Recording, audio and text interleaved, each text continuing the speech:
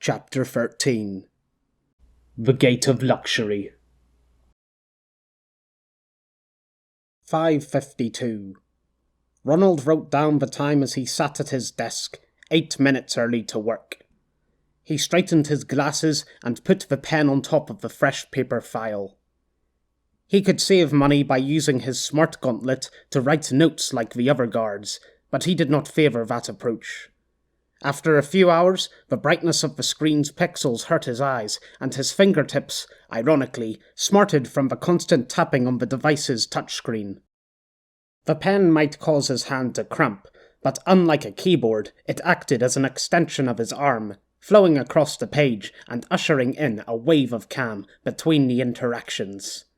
Between the questioning and leering, and the eventual shouting. 5:57.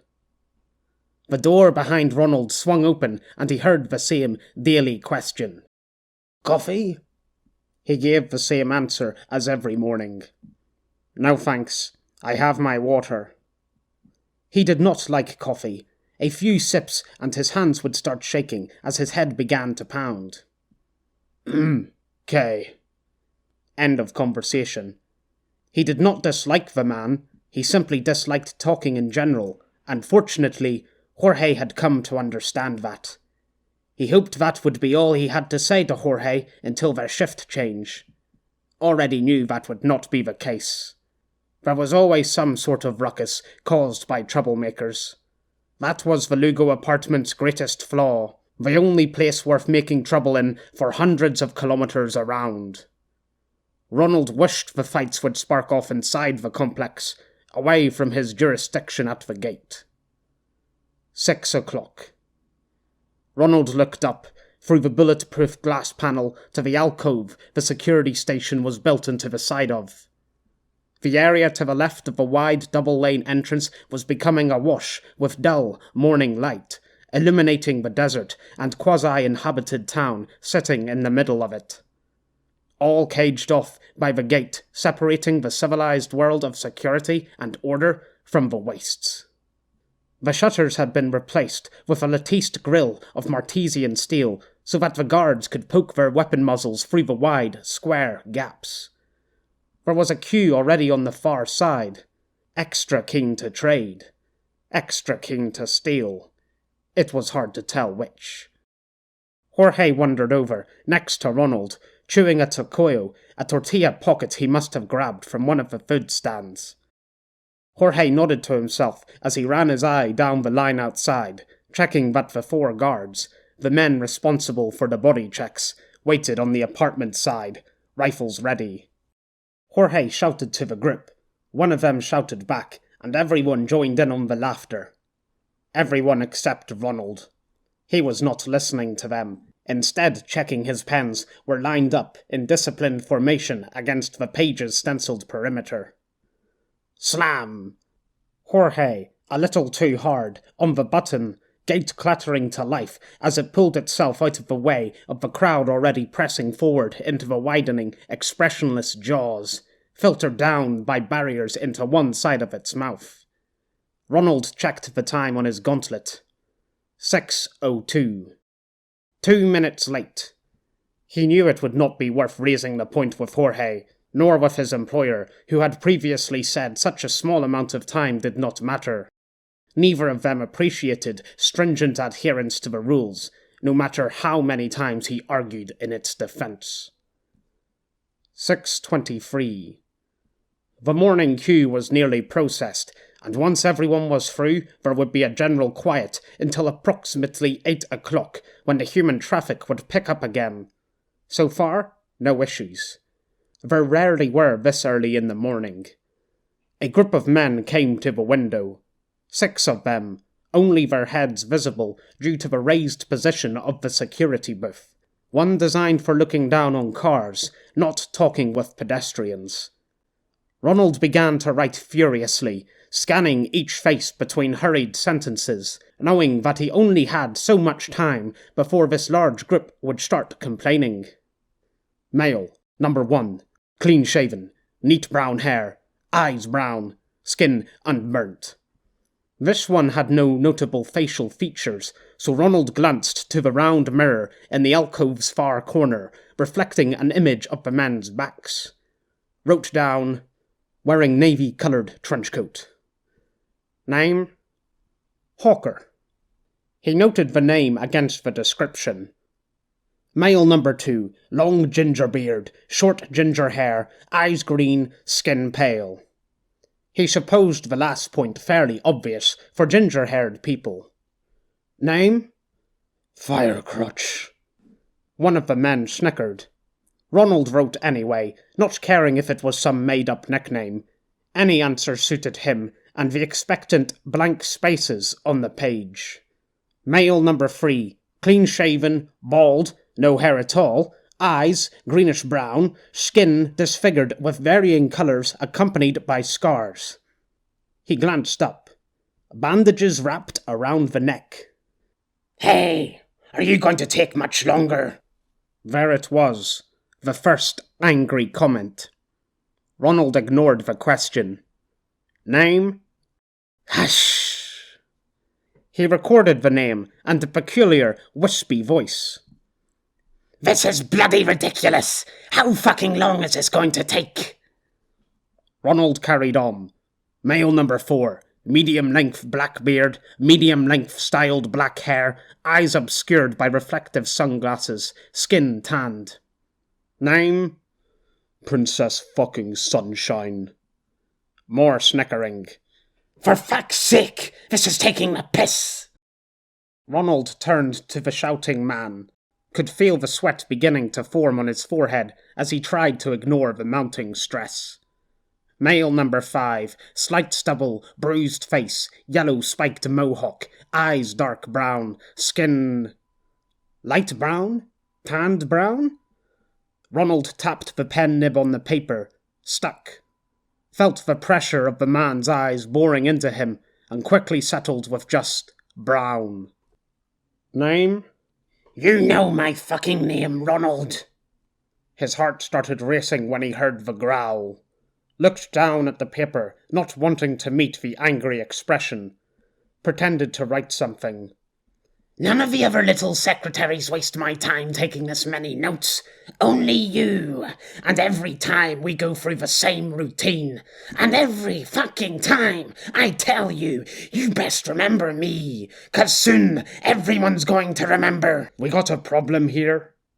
Ronald let out a sigh of relief as Jorge stepped to the window, arms crossed with bulging forearms, mustache set tight against his lips.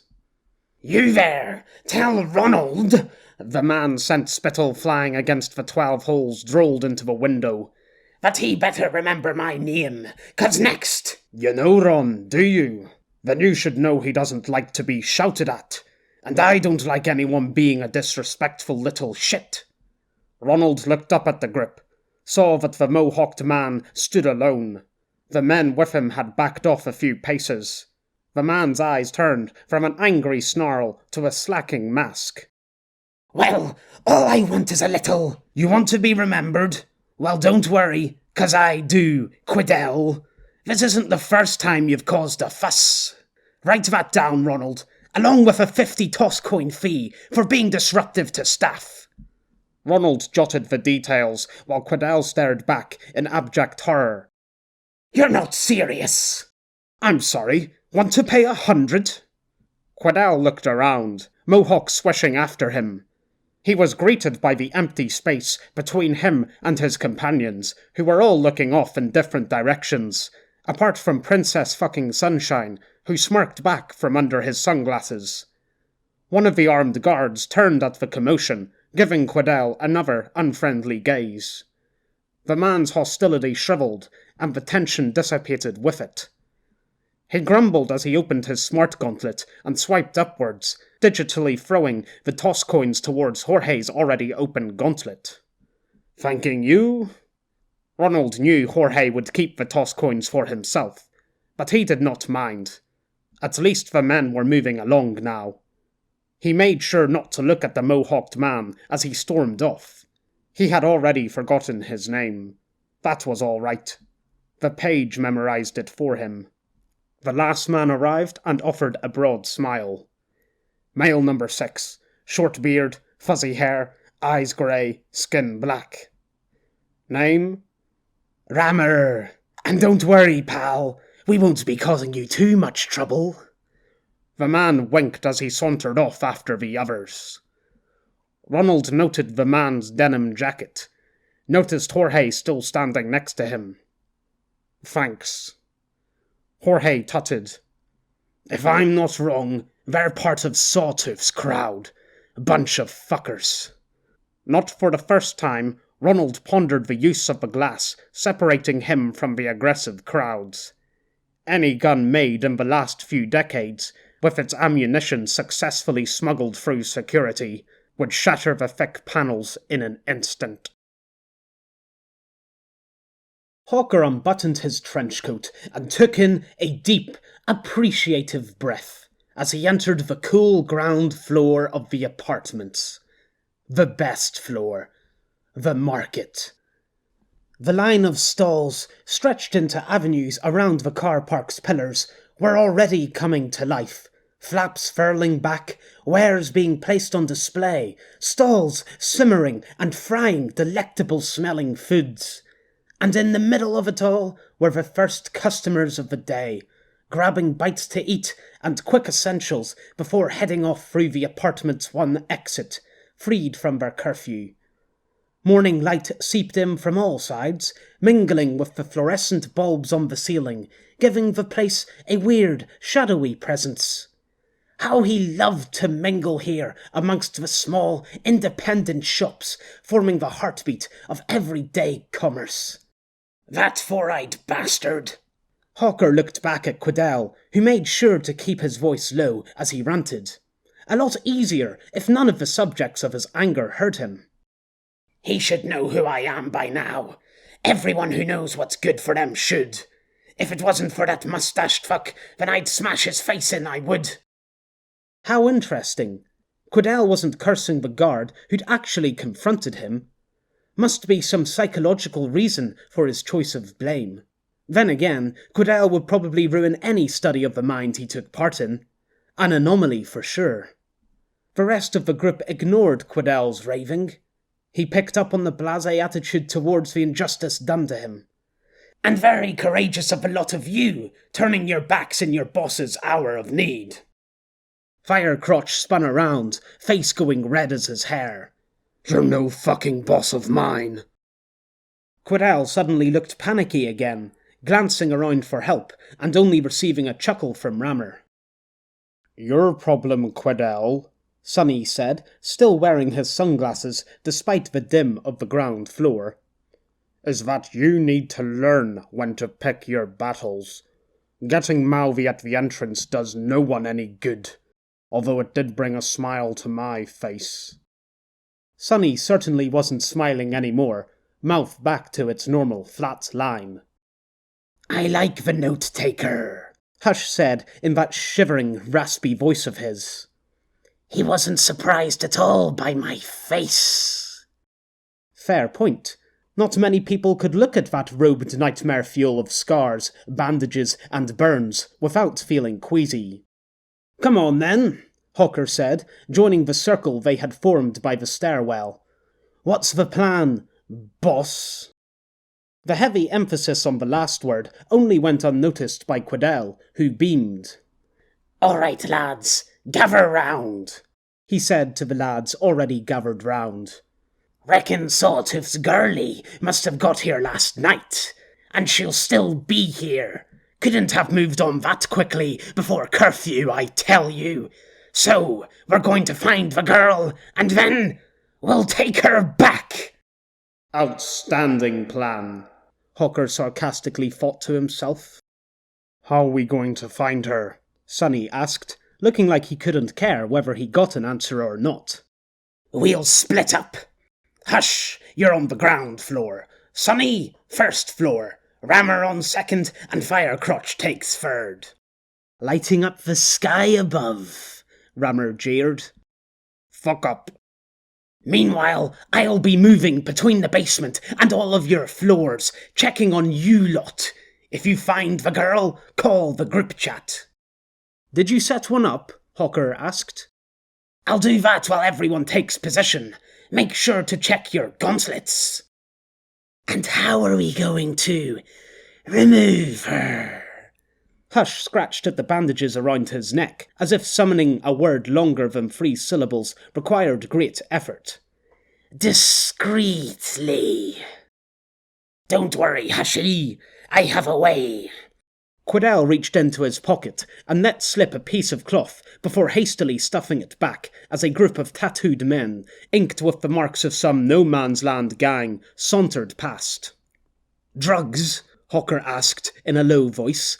"That's the plan? Stroll out the front door with an unconscious girl draped over your shoulder?" "Hawky, don't assume so quick." Quidel had used E at the end of his name too. Seemed to be doing it to everyone he considered beneath him. "It is a drug, but don't worry. It'll only make the girl drowsy and stumbly-like. We'll walk her right out the gate with us. I did my research, see? They check us on the way in, but on the way out, barely a glance." "Maybe towards people who aren't already on their radar, you irritable moron." Someone else would have to escort the girl out, away from the mohawk fin swimming out of the crowd's surface. "Drowsy, eh?" Rammer licked his lips. "Sounds like we could have some fun with Sawtooth's prized possession before she goes to the riders." Quidel grinned.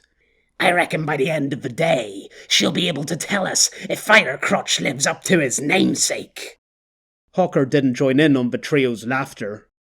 "Why am I hanging around these sorts again?" His business-minded riposte came back instantly. "Because they're the easiest bunch of simpletons to sell to north of the apartments." "All right then," Hawker said, clasping his hands together. "Let's get this over with. I have an eye on some punters I want to talk to while we're here." Quidel's hand placed itself on his chest as he made to move. Hawker had to stop himself from smacking the owner. "Not so fast, Hawky. Someone needs to stay here and make sure the girl don't leave." He nodded towards the entrance. "Keep an eye out."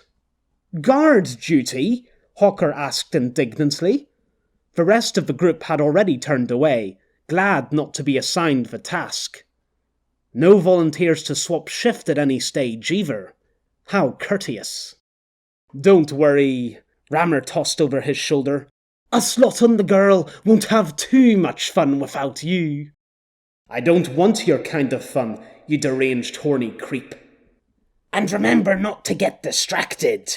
Don't want you trying to hawk anything, Hawker," Quidel guffawed. Hawker spat on the concrete floor as Quidel and his posse swaggered off, cursing the crap joke and the nickname that had enabled it. He remembered when he used to have the name Hawkeye, suitable for the man with the best eyesight in the rock. Better than a friggin' fighter pilot's, although he was too tall for that kind of career. And too ambitious. You can't make much money flying kilometers above the customers. But that had been his curse as well. His love for haggling, that initial build-up of the purchase and then the rush of a good sale. He'd pursued that thrill wholeheartedly during the demolition derbies at Sawtooth's Rock, building himself a customer base and a reputation to boot. He still remembered the day, boasting in the stands as 2 trucks with ridiculously oversized tires made unsuccessful attempts at bashing the other to pieces. He'd sold some idiot no-man's-lander a box of coffee filters, telling him they could clean even a Baltharian's piss into fresh drinking water. Charged 120 toss coins for them too. Always memorized a good sale. He had laughed with the rest of the lads as he told the story, before that imbecile, Fuse, blurted out, "They shouldn't call you Hawkeye, Hawkeye. They should call you the Hawker." He had spluttered out his iced tea, laughing at such a ridiculous name. Realized, a fresh seconds later, not so many men were laughing with him. "That's not a bad name, you know." "Aye, drop the V, though. He's certainly no hero, or Hawker." And with that accompanying chorus of laughs, his fate was sealed. That's the trouble with nicknames. You never get to pick your own. And at the Rock, the only men without nicknames, at least to their face, were the disliked type. Like Quiddell. Fortunately, he wasn't in the same category as that mohawked psycho. Hawker took position by the entry gates, leaning against a concrete pillar pockmarked with ricochet wounds. And what a pleasant coincidence! From here, he saw down the lengths of both the stalls in front and to his left, goods being flogged on either side of the lanes. Recognised a few of the people on either side of the stalls, especially the duller ones. He only hoped they didn't remember him. He had an easier time selling to new customers, ones he hadn't ripped off. Then again, old customers could be willing to make another transaction to show him they'd learnt from the last time. Reclaim some of their self-respect. For them, a little money came second to the pride at stake. Hawker was fine with that. Their money was much more useful than his pride. He glanced at the gates, entry queue now vacant. Glanced back. Did he really have to stand here all day as potential profit fluttered into the hands of less deserving peddlers? 9:45. The line outside heaved and bustled as the lengthening column was herded by the guards, trying to keep some semblance of order amongst the organised criminal types, desert ruffians, and poor souls just looking for accommodation or basic supplies at the very least. Men pushed and women yelled as they all boiled under the sun. There used to be a canvas pavilion sheltering the queue, but it had been removed due to the constant fights that broke out as people clung to the precious blocks of shifting shadow. Now there was no shade, and still as many fights. A woman dressed in a frumpy shirt and trousers broke from the line and made a run straight for the gates. One of the guards stepped forward and rammed the butt of his rifle into her stomach, making her collapse and convulse amongst the dirt and jeers. Ronald shook his head. He hadn't appreciated thorough regulation and structure before he saw what happened in its absence. It had all become an all-too-rare resource since the APOC. Behind him, Jorge talked on his smart gauntlet. "You say it was a cruiser that passed by? You sure it wasn't some ferry headed to Shankmora? Alliance? Doubt they were out this far." Ronald's right hand began to cramp as he finished recording the details of the latest visitors. A man and a woman who walked into the apartments holding hands, a ribbon twined in the woman's hair. A romantic coupling. Weird sight out here. He swapped the pen to his left hand. The writing would not be as neat, although Ronald was becoming better at ambidexterity. It was not a common skill, especially in this digital age, which only made it more appealing to Ronald. "All right there. How are we keeping?" Ronald studied the new pair of faces. Wrote, "Male number 1, greying goatee, greying short hair, eyes brown, skin pale." He thought of something more distinctive to note. Shirt, floral. Name? "Ah, he speaks! It's Billy. Do you need my second as well?" "Is that bloody Billy Croover?" Jorge had finished his conversation and sauntered over to the window.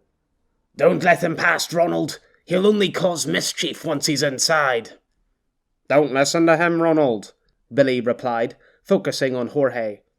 "I could rob every man in here and still be less of a nuisance than our Jorge back in the day." "You're never going to let that go, are you?" "And finally let you live a carefree and content life? Not a chance." A pause as the pair glowered at each other from separate sides of the glass. They suddenly burst out laughing, drowning the shouts from the line behind them. Ronald relaxed. Sometimes it took him a while to clock these social contexts. "How have you been, Billy?" Jorge sat in the chair next to Ronald, a position he rarely bothered to take. You know, same as usual. Shame the usual part changes on the daily." "You're preaching to the choir there." Ronald dislodged himself from the conversation and studied Billy's companion. Male number 2, clean-shaven, short blonde hair, eyes blue, skin fair. He glanced in the mirror to double-check before writing, very tall stature with matching frame. Name? Oscar. Deep-voiced, one-worded response, the way he liked it. Seemed Oscar was more akin to himself than the pair of men still talking. Any trouble today? Billy asked. Jorge nodded towards the thrashing line outside. No more than normal. Here, friend, have you heard this? Just got a call from some of my boys. There's reports of an Alliance cruiser in the area. A Stratus class, headed north. That wouldn't have anything to do with your lot, would it? Alliance? Well, someone's been sniffing around our doorstep. Wouldn't be the biggest surprise in the world if it was them. Thought so. I've heard rumours about Arminius's... Jorge trailed off, and to Ronald's surprise, shifted his eyes awkwardly. Billy grimaced. Aye, since it's you, Jorge, I'll admit, the rumours probably aren't far off. That's a real shame. He was a good man. Let's not start using the past tense that quickly. Billy smiled again. There's still hope for him. Good way of looking at things, I suppose. So, what brings you out here? Here to pick up a new recruit, or at least that's what we hope. He's not signed on yet. She isn't. This time, it was the tall man, Oscar, who spoke. But it's been a long time coming. Well, good luck to you, and especially good luck to the woman. God knows, spending time with you lot near caused the death of me more than once. Billy laughed as they walked off. That's what makes it so fun. Jorge chuckled. Be wary, Ronald. With Billy about, it's only a matter of time before the fireworks start. Ronald gave Jorge a critical stare. Was he joking? If that was true, then why let him in? Hawker pocketed the tubes of lip balm back into his trench coat, muttering as his latest failure of a sale waddled into the strip of crowd thronging between the stalls. He had spent half his time trying to act the arms dealer, selling various holsters, stands, and detachable sights, while the other half he spent playing the looky-looky role, offering sunscreen, sunglasses, and even novelty fans to passers-by. Didn't matter to him what he sold, as long as it was in demand.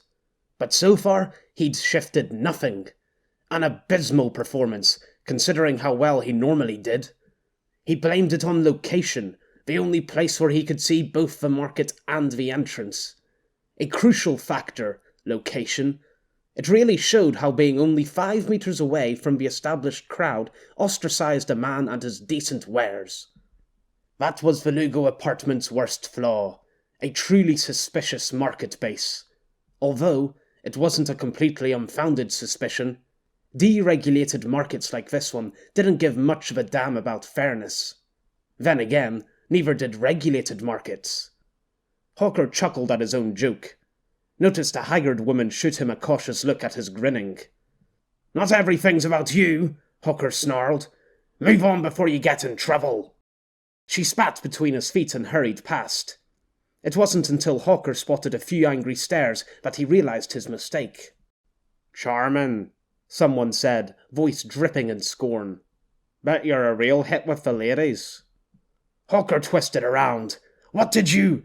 He stopped mid-utterance as he was confronted with a derisive look from a man with a goatee and his expressionless blonde body, head nearly brushing the ceiling. The man's escort made an intimidating package indeed.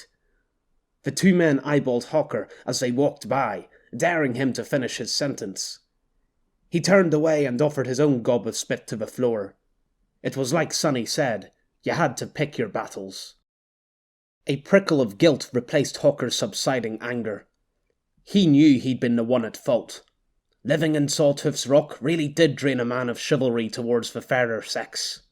Could he be blamed when he was used to being surrounded by women treated worse than dogs? And now here he was, trying to drag one of them back to the kennel. 12:11. Ronald pushed the glasses up his glistening nose, sweat dripping despite the fan blowing next to him. A radio played softly behind him, foreign lyrics accompanying the trumpets and viola. Universal translators didn't work on songs. It was something about the lyricism that made it hard to convert the words into the user's language. The queue had quietened, and a steady trickle formed as more people left than entered the complex. The entrance might have calmed down, but it would still be busy inside for hours. Ronald swapped his pen back to his right hand and looked up at the woman whose head barely reached the window. Young female, brown messy hair, eyes brown and scared. Ronald went back and crossed out the last two words. He did not normally describe visitors' emotional states, but the girl's eyes were so wide and rimmed with white that he had done it automatically. Skin. He guessed she was slightly tanned, although he could not spot a clean patch on her to confirm the fact. Indiscernible due to dirt, potentially several bruises. He checked the mirror, and it took him a moment to discern her clothes through the filth. Wearing shorts, top, sun hat, and backpack. Name? The only response he received were the echoes of sizzling and haggling from the stalls. He glanced up to make sure she had heard him. The young woman just stared back with wide eyes and a quivering lip. Name? More silence. We need your name, dear. Jorge had closed his gauntlet and approached the window, always a keen ear for situations requiring a defter approach than Ronald could manage. Can't let you in without one. Everyone has to be registered. And before you say it, I agree. It's a load of shit. His chuckle filled the silence, followed by more silence. Ronald did not mind gaps in conversation, but Jorge was a different kind of man. Listen, sweetie, we can't let you in without a name. Jorge bent closer to the window, his voice soft. The frightened woman, Ronald guessed she could be no more than 20, was having quite the effect on the hardened security veteran. Can you not speak? We can't exactly hand you a piece of paper through this window, but if you write out your name on your gauntlet... Oh, you don't have one. Jorge straightened, scratching his head. Is she all alone? Not many folks have parents knocking about these parts. Surely she's travelling with friends. Ronald shrugged. He had been working here for nearly 3 years, and was no closer to understanding how people from no man's land operated. Well, I guess we'll just have to... Emilia. The woman took a step back as they both looked around at the quavering voice. Emilia, she repeated, in a louder voice, a smile starting to pull at her sun-dried lips. Is this the same woman that ran at the gate last night? Something ain't right, Jorge muttered under his mustache. You stay right there, Emilia. I'll come out and take you to our staff room. We'll sort you some tomato juice and find where your friends are. Jorge left through the back door as Ronald bent down and recorded the name. Where'd she go? Ronald glanced up to see Jorge standing on the other side of the window, peering around. Ronald shrugged. Did anyone just run past you? Jorge shouted at one of the guards by the entrance. He shook his head. Shit, she must have run inside. Jorge moved into the complex. Ronald did not care where she had gone. His job was done. The details recorded. Well, you could buy that scope. Hawker paused, glancing at the thermal scope on the stall to his right, and back to the man, giving him a sympathetic shake of the head. But honestly, 3 times magnification isn't going to get you far. Not in an environment as open as a desert. You'll need a minimum of 5 times magnification. And luckily, that's what I have right here. The thermal capability is another bonus on top of that. The man studied the scope proffered into his hands, eyebrows raised and lips twisted in that inquisitive expression people adopted during a sales pitch to mask their confusion. The stall owner next to them continued to boom. Currency conversion over here! Best rates for digital marks to toss coin! Oh, do I really need that much zoomage? What you really need is a dictionary so you can start using proper words. Of course! I mean, you could use 3 times the zoom, but... that is risking it a bit, especially during these times. But 5's safer. How the hell should I know? All I know is, there's no way I'm talking up the competition's goods. Before he replied, a voice behind him rasped, "Hawker!" Damn! An interruption in the middle of a sale was never good. Gave the punters a few more seconds to apply logic to the situation. He turned. "What is it, Hush? And what on earth are you holding?" Hush showed his brown teeth, but without the assistance of any lips, came short of a smile. "Churros.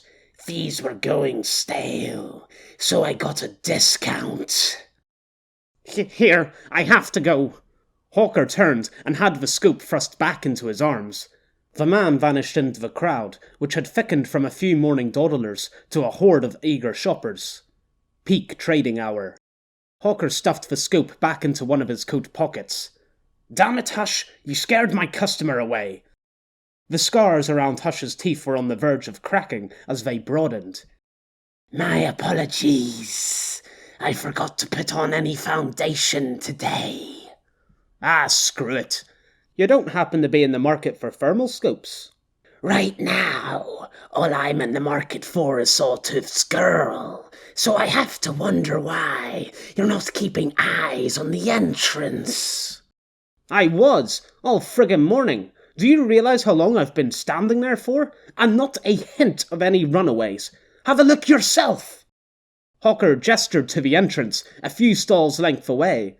Froze as he saw a young girl, covered head to toe in filth, run past his all-too-familiar pillar.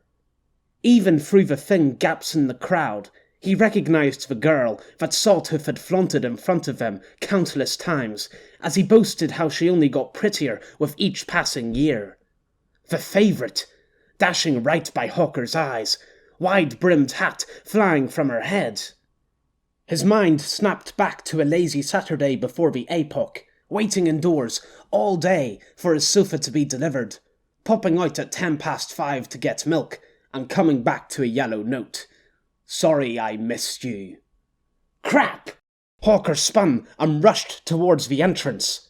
He shoved a dark man draped with necklaces out of the way, dodged a nasty-looking brute riddled with piercings, and scattered a group of chattering ladies as he burst through them. Was the girl not meant to be leaving? Why was she running back into the markets? He hurtled into the open space at the end of the stalls, just as a beefy man appeared to his right, running at a fair pace too. Hawker couldn't stop himself in time, and neither could the beefcake. He slammed into the man with his shoulder, and they both went tumbling, smacking onto the filthy concrete. A chorus of shocked gasps rang out, and a circle cleared around the two of them, floundering on the floor. Hawker rolled onto his back, wheezing and clutching at his side, where the accursed thermal scope had dug into his ribs. Through watery eyes, he recognised the white shirt and black trousers of the man in the booth at the entrance that morning. Hoped he didn't remember him, or the companions he'd been with. The man clambered onto one knee, brushing dirt off his shirt, apparently unhurt. Right then, Hawker wished he had more protective flab of his own. "What's the big idea, running around like that?" The mustached man accepted a hand from a nearby security guard as Hush appeared, silent as an apparition. Hawker spotted a sun hat lying on the floor, the one the girl had left behind. He snatched it, stuffing it inside a trench coat pocket before the onlookers noticed. Be ashamed to let a random passer-by get their hands on such a valuable item. "Thanks for the hand," Hawker grumbled, stumbling to his feet as Hush stood and watched. He rubbed at his side. "That's going to bruise." "Where'd the girl go?" Hush whispered. Or maybe he was just trying to talk like normal. "She went, Oi, you two!" Mustachio marched over to them as the crowds resumed their flow past the confrontation, bar a few stragglers, wondering if further excitement was to be had. Only now did Hawker see the blaster pistol holstered to the man's belt, and the badge pinned to his chest. Jorge, head security. He'd landed in quite the predicament. "Why were you running?" Hawker wanted to ask the same question. "Sorry, Chief. I thought I saw a long-lost love from my past. Couldn't let her slip through my fingers again." Jorge snorted. "Next time, just yell. You may not know the rules, but running's not allowed in here to avoid scenarios exactly like this. You're on my radar, so don't be at it again. I'll remember your face next time." He glanced across at Hush. "I'll definitely remember yours." Hush's mouth parted once more. "Don't I feel special?" "Sorry again, but we really must get going." "Hold it!" Hawker stiffened as he wondered how to get out of his situation.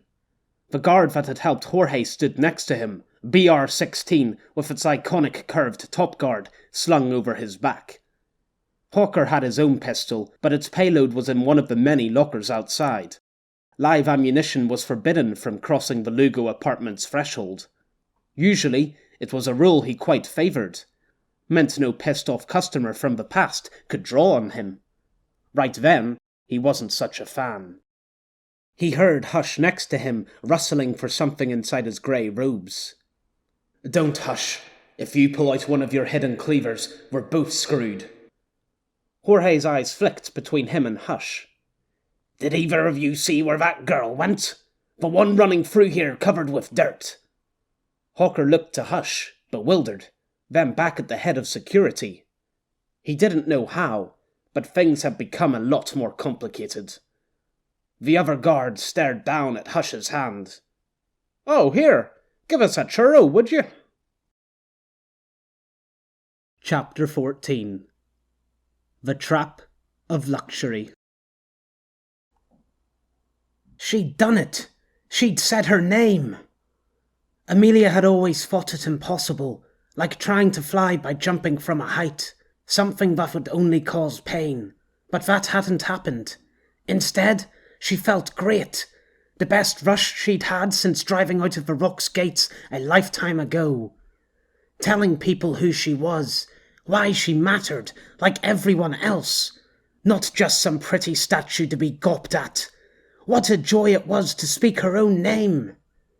Amelia darted between the gaps in the shouting crowd and down a line of stalls flanked by shopkeepers selling faded medicine packs, loose electronics, ragged clothes, and stacks of trinkets and shiny fake jewellery. She passed a few plates of strange food with scents that made her stomach seize. She wanted to keep running forever, take this giddy feeling of triumph and transform it into glorious, joy-binding movement. She also knew it was time to stop. Now she was on the inside and needed a proper plan. Headache, hunger, burns, bruises and aches. The pain and fatigue of the last few days was beginning to catch up. Amelia slowed to a halt next to a staircase of large concrete steps. There were lots of paintings on the wall here, bubbly words in her own language and others she didn't understand. Drawings of glowing city skylines and green landscapes, scribbles of men and women dressed in rugged attire, with offerings of flowers and 2 upheld fingers. They were brightly coloured and cartoony, but the strangest thing about the made-up people were their big smiles. No cares or worries. Amelia guessed that's why people drew them. A comfortable sight of what could have been. Or maybe still existed. Chai. Amelia jumped back from the question, reached for her pistol before remembering there was no ammo in it. She spun around and saw a shriveled elderly woman with brown skin and strange colours on her head staring at her. She stood next to a set of large bubbling pots that shook her tiny stall like a witch's collection of cauldrons. Amelia couldn't see any chains or handcuffs on the lady. No men standing to the side, keeping an eye on her. Completely alone. She'd seen women like this one in Shankmora, but she'd never had the chance to speak with them. Find out how they managed it. This freedom, when there were so many men around to stomp it out. Chai, the woman croaked again. What a strange word. Maybe it was a secret code amongst the free women. Chai? Amelia repeated. The lady nodded and turned, bustling with the stall and its pots. Was she preparing something to help her? A set of heavy-booted footsteps thudded down the stairs above Amelia, and she heard a voice that struck her like one of the rock's winter icicles. Inside? Why did she go inside? If you'd been at the entrance like I told you, this wouldn't have happened. It was him.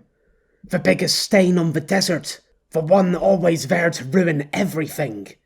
Amelia saw him now, turning the corner from the stairs above, mouth twisted, narrowed eyes scanning the floor from beneath yellow spikes. She couldn't wait for the mysterious chai. The frail woman would be powerless over him. She had to sprint, flee, hide, anything that put distance between her and that monster. Amelia turned and ran.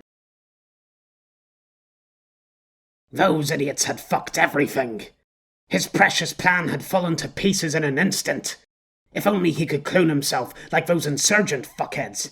That would be the best way to ensure these missions were carried out to the letter. Then people would truly respect the name Quidel. His family and tribe had never respected him, but he'd show them too. He'd go back to the grounds and show each and every corpse exactly how. A woman's shouts rattled his thinkings. Hey, you have to pay for your chai! He turned to look at the commotion. Probably some low-life thief who deserved the girl! Despite the caked-on sand and tattered hair, Quidel still recognized Amelia's slender arms and smoothed legs, shrinking frame slipping into the crowd. One of the prettiest girls in the world. The one he'd brought back to the rock, and the reason Sawtooth had allowed him to stay so close to the core of power for all these years. Had to return her and secure his reign. He sprinted forward, shoving the shouting chai lady out of the way. Amelia had slipped between the mingling shoppers, sliding past legs and skipping around loitering clumps. Quidel was too big to copy her. He pushed the impudent fools out of the way, snarling at disgruntled faces and kneeing the backs of legs. A few tumbled to the ground. A few shouted. He ran on. Let them try and stop him.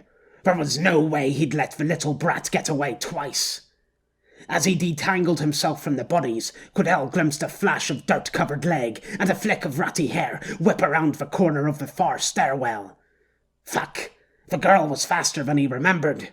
He jogged forward, furiously tapping the Bluetooth earpiece connected to his gauntlet. Now he could talk and run at the same time. Another fantastic precaution he'd foreseen for this very situation. A receiving click. Sonny, the girl's moving to the first floor. Which stairs? I don't know, the one with an exit sign. They all have exit signs, you. Just find her. Quidel ended the call and started running up the stairs, 3 at a time. Which stairs? Sonny had asked. What's the plan? Quidel, what do we do? Why did he have to spell out every detail to these disrespectful underlings? His legs burned alongside the glares he was receiving by the time he reached the top of the second step of steps. He stood on the landing, swivelling his eyes between the trucks, vans, and buses where the better-off residents slept. Corrugated iron shacks filled the gaps between the brick-dim vehicles and awnings, giving the girl ample room to hide. Then again, it was the middle of a sweltering afternoon, and there weren't many people around for the girl to mingle with. If he hurried, maybe... Well, if it isn't Quidel, the man of the hour. Man of the hour? Quidel wasn't sure what that meant. Almost sounded like a compliment. He turned to look at the man coming his way. He had a greying goatee and thin hair, but what surprised Quidel was the floral, pastel-coloured shirt and brown shorts he wore like some idiot tourist. He really ought to push this imbecile aside and look for the girl. Although... How do you know my name? Quidel asked, making sure to stand straighter and push his shoulders back to remain imposing amongst the squalid setting. Let me tell you, the man replied with his strange accent. I've done my research on all the big players in No Man's Land, and it would be hard to miss that you're the biggest among them. Billy, by the way. He offered his hand. Quidel gave the outstretched hand a long look. It had been ages since he'd shook anyone's hand, the concept alien out here in the sands. He supposed he could go back to old habits for someone who recognized him as a big player. Quidel. I know. Fuck, of course. Someone had finally glimpsed his potential, and here he was making a fucking fool of himself.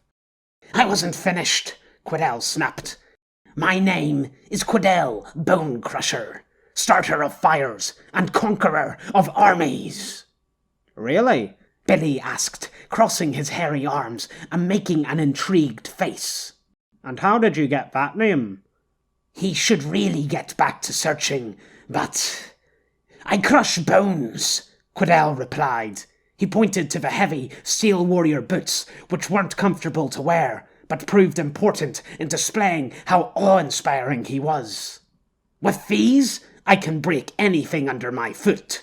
Hopes, dreams, even bones. All right, mate. Got that bit. I meant, how did you get the other name? Quidel hesitated, thrown off by the interruption and the man's dismissive attitude towards his fearsome descriptions. Starter of fires? He asked, cursing himself for how weakly his last words came out. Not sure he was prepared to answer that question. No, Billy said, waving to swat the question away. I meant the other one. Conqueror of bullshit. Armies, Quidel corrected eagerly. This was a speech he'd practiced and iterated to himself many times. One day I will rise to a height even more formidable than my current one. All beneath who do not serve will quiver in fear at the slightest mention of my name.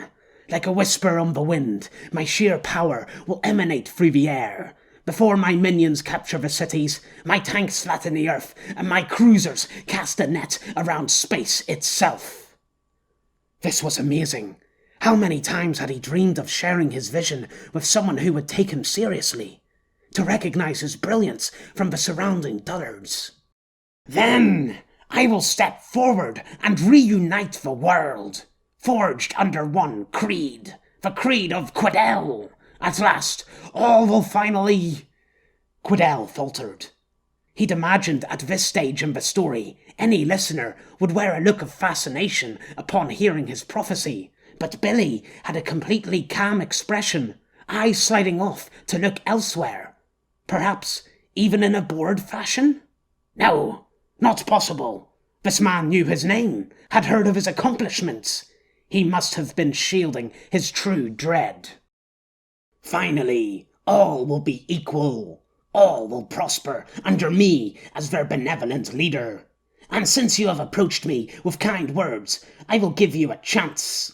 Join me, the first of my followers, and I will let you watch the evolution of the world from a prime position under my care. Quidel took in a well-earned breath. His speech had gone magnificently. You done, big man? I can see someone likes the sound of our own voice. But mockery? Derision? Where was the awestruck reception he'd pictured so many times in his head? Billy glanced at his gauntlet. Do you want to know something, Quidel, talker of shite? He looked up and placed a hand on Quidel's shoulder. He felt ready to collapse under its weight. Usually, a man has to accomplish something before he's able to boast, but I don't think you can do even that. Billy leaned close and spoke right into his ear. You're a dirtbag, Quidel. A delusional, stupid dirtbag. That's it. You're not even worthy of a good fucking swear word. And by the way, you've already risen. Far as you'll ever go. Enjoy the top while you can. Billy squeezed Quidel's shoulder for a brief second, thumb and forefinger forming a hard pincer with surprising strength. Then he let go and was gone, down the stairs and away as quickly as he'd appeared. Had that really just happened? Quidel stood there in a daze. A buzzing on his gauntlet pulled him out. His team. They were still looking for the girl. He'd completely forgot. He opened his gauntlet to see who was calling. Bit back a tear. Amelia slipped under a low awning attached to an egg-shaped van and clambered through a circle of empty plastic chairs arranged around a tacky table. Tumbled onto an alleyway, or maybe better to say a thin strip of empty space between the parked vehicles and their decorations of canvas and wooden boarding. Of course Sawtooth's goons were here. She'd been stupid not to expect them. She had to outrun the pack now and work out the rest later. A stench hung around this place, one that proved not everyone bothered going down to the ground floor to use the apartment's toilets. A few people walked along the strip in a slow, detached floaty way Amelia wasn't familiar with. It was dark amongst the jumble of immovable makeshift walls, trapping her in a maze of shadows and filth. She stared about with wide eyes, head throbbing with every beat of her racing heart. The joy she'd experienced earlier had disappeared very quickly, as it usually did. She'd been somewhere familiar on this floor of the apartments before, on a mission at night time. She'd preferred it then. The interior lighting of the vehicles and the strings of light bulbs hanging between the trucks gave everything a buzzing, yellow atmosphere. Now the bulbs stayed dead, swinging their own shade onto the grubby floor. Amelia's head continued to pound, the lack of water clawing at her throat. Heat radiated from the sunburns, the bruised eye stung, her hair stank, and the top and shorts were scratched all over, stiff and crusty from days of built-up dried sweat. Her stomach clenched in protest, and at that moment she glimpsed 3 sets of dinner-plate eyes, belonging to a trio of thin children draped in ill-fitting rags, staring at her from a bus doorway. All she felt towards them was jealousy. Dizzy, Amelia clutched her torso and staggered forward, other hand trailing against a cold metal truck side, drifting through foul-smelling vapours and distant shouts.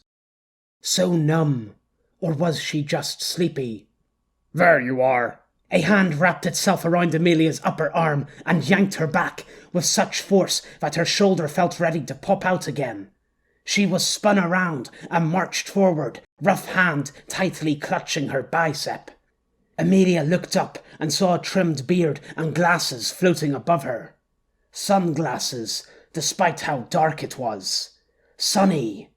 He dragged her onwards, past a van with all the windows smashed in, and by a converted container. Amelia's tired feet nearly tripped over themselves as they were mercilessly told to keep up. "Let me—" Who gave you permission to speak? Sonny growled, refusing to slow the relentless pace. Do you know how much time I've wasted looking for you? I don't want to hear another word. Silenced, muzzled, back to normal. A few people glanced towards them as they walked, outlines of their faces turned towards Amelia and her captor. Curious, but none stopped to ask questions. Amelia hadn't spent much time outside the rock in no man's land, and even she knew it was best for people to keep to their own business. Asking questions could prove fatal. Sonny tugged her into a clearing at the end of the strip, harsh sunlight filtering in through the chain-link fencing of the apartment's open walls. It was busier here, a constant flow of residents using the stairwell. There were paintings on this wall too, though not of peaceful, smiling men and women. Instead, 3 big figures were sketched against the flaking concrete wall, all with tiny bodies and ludicrously sized heads. The first man had a blue suit and a chalk-white, drooping face, every fold of skin sagged with wrinkles, layers of it covering his black-rimmed eyes and frowning mouth. The second was a lady in an orange suit with brown skin and massive pointed ears sticking out of a face containing wild, bloodshot eyes and fangs sprouting from the mouth. The final man between them wore a black uniform with red trimmings, face dominated by a vulture-like nose and tiny thin lips, cock-shaped scar scrawled across his stretchy neck. Above the heads were words scrawled in angry, sharp lines. Sons of bitches. Sonny stopped next to the drawings and let go of Amelia to open his gauntlet. Quidel, where are you? Not him! She took a cautious step away. The hand whipped to her arm like a viper, jerking Amelia back to its owner's side. Don't you dare! The sunglasses hid the eyes above Sonny's hard-set jaw. She could see her reflection staring back in the glasses. Dirty, scared, and lost. A stray separated from its owner. Be a good little bitch and stay put. She felt the new desperation gripping her. Back in the men's grasp, all she could think about was getting away. She'd made it too far to end like this. Emilia cast her eyes about the clearing, seeking a different path. A young boy met her eye, lowered his head and hurried on. A gaggle of shabbily dressed women talked in hushed tones, huddled together and glancing her way, none leaving their protective circle. A man with tattoos covering his face leant against a pillar, smoking a cigarette, gazing at nothing in particular. A group of 4 older men sat on stools next to their truck, had lowered their playing cards and stared over at the commotion. Emilia clung on to their gaze, silently praying for a bigger reaction. Sonny's grip loosened, uncomfortable with all the attention. Hurry, Quidel. I'm by the eastern stairwell. How could you not know where that is, you fucking idiot? A tension filled the air, the same as when Sawtooth was about to give a sentencing in his chamber. Longer gaps between people's conversations, stiffer body movements, awkward glances. Still, no one moved. She'd have to do something other than stare. Could she risk saying anything out here? Was it possible for someone to overrule one of Sawtooth's own men? "Help," she whispered, only loud enough for Sonny to hear. He immediately leant close. "Shut up!" He seethed into her ear, tightening his grip. That was all. No beating, no hitting. "Help!" Emilia shouted, her voice nearly cracked. She hadn't yelled in a long, long time. "Help! Help me, please!" "We're going!" Sonny pulled on her arm and started walking her back the way they'd come. "Just wait until we're back at the rock, you little—" "Wait up. What are you doing with her?" "None of your business," Sonny snapped back. "I want to hear her answer." Sonny stopped, teeth gritted. He turned, painfully twisting Emilia around by the arm. "How about you mind your own business before you make trouble for us?" "Are you all right?" It was the tattooed man. He'd dropped his cigarette and squared his shoulders in the fashion Emilia recognized as a man preparing for a fight. "She's fine." The tattooed man ignored Sonny and looked at Emilia, waiting for her answer. Weird being asked a question, but not a bad weird. She shook her head. "You fucking—" Sonny was cut off by the man's shove. He let go of Emilia's arm and stared at the tattooed man, mouth agape. One of Sawtooth's own had been pushed back. "Now," the man said slowly, "how about we—" "Fucker!" Sonny took off his glasses and flung them to the side. That only meant one thing. Emilia took her chance and dashed for the stairwell, passing the group of card players, advancing on the confrontation. She started to climb. On the 3rd step, heard the first smack. Hawker ran up the stairs, hems of his flapping trench coat racing his legs to reach the top. Hush had fallen behind. The disfigured man was no distance runner, but Hawker wasn't lacking for company. A torrent of curious shoppers climbed the stairwell with him, towards the shouts and scrapes coming from the floor above. They wrestled with the stream of residents running in the opposite direction. Women and children bustled apart by the oncoming flow of bodies. The 1st floor was Sonny's responsibility. What on earth had he done? Hawker was in no doubt his crew were to blame for the ruckus. If not responsible for starting it, then definitely guilty of exacerbating it. Violent thugs, all of them. He rounded the corner, and before he could assess the situation, was pushed forward by the crowd into the bodily pandemonium. Spittle, sweat, and blood flew in the cramped space as men yelled and shouted, hurling fists wherever they could, aiming at no one in particular. Tents were trampled on, and vehicles shaken as people were thrown against their sides, leaving large dents. The cavernous layout of the floor gave every whack and scuffle a faraway noise that resounded under the returning screams and swears in the semi-darkness to make a second, invisible crowd, copying everyone's movements. Hawker was pinned in with the side participants, struggling to keep his head above the crowd, inhaling the stinking, sweat-damp air. He and the immediate people around jostled to keep away from the centre as they were hemmed in by more spectators joining the ring, like trying to avoid a violent mosh in the middle of a packed concert. No, even worse. Like the crush of an old arrival day shopping spree, except there were no bargains to be had here. Hawker remained calm as he could in the circumstances. He'd been in this situation before. Panicking only made it 10 times worse. Punches and kicks were thrown all around as the thin veneer of no man's land civilization slid away for a brief, liberating set of seconds. Most people hated their lot in life out here. Probably needed this kind of release, finding it worthwhile despite all the injuries it brought.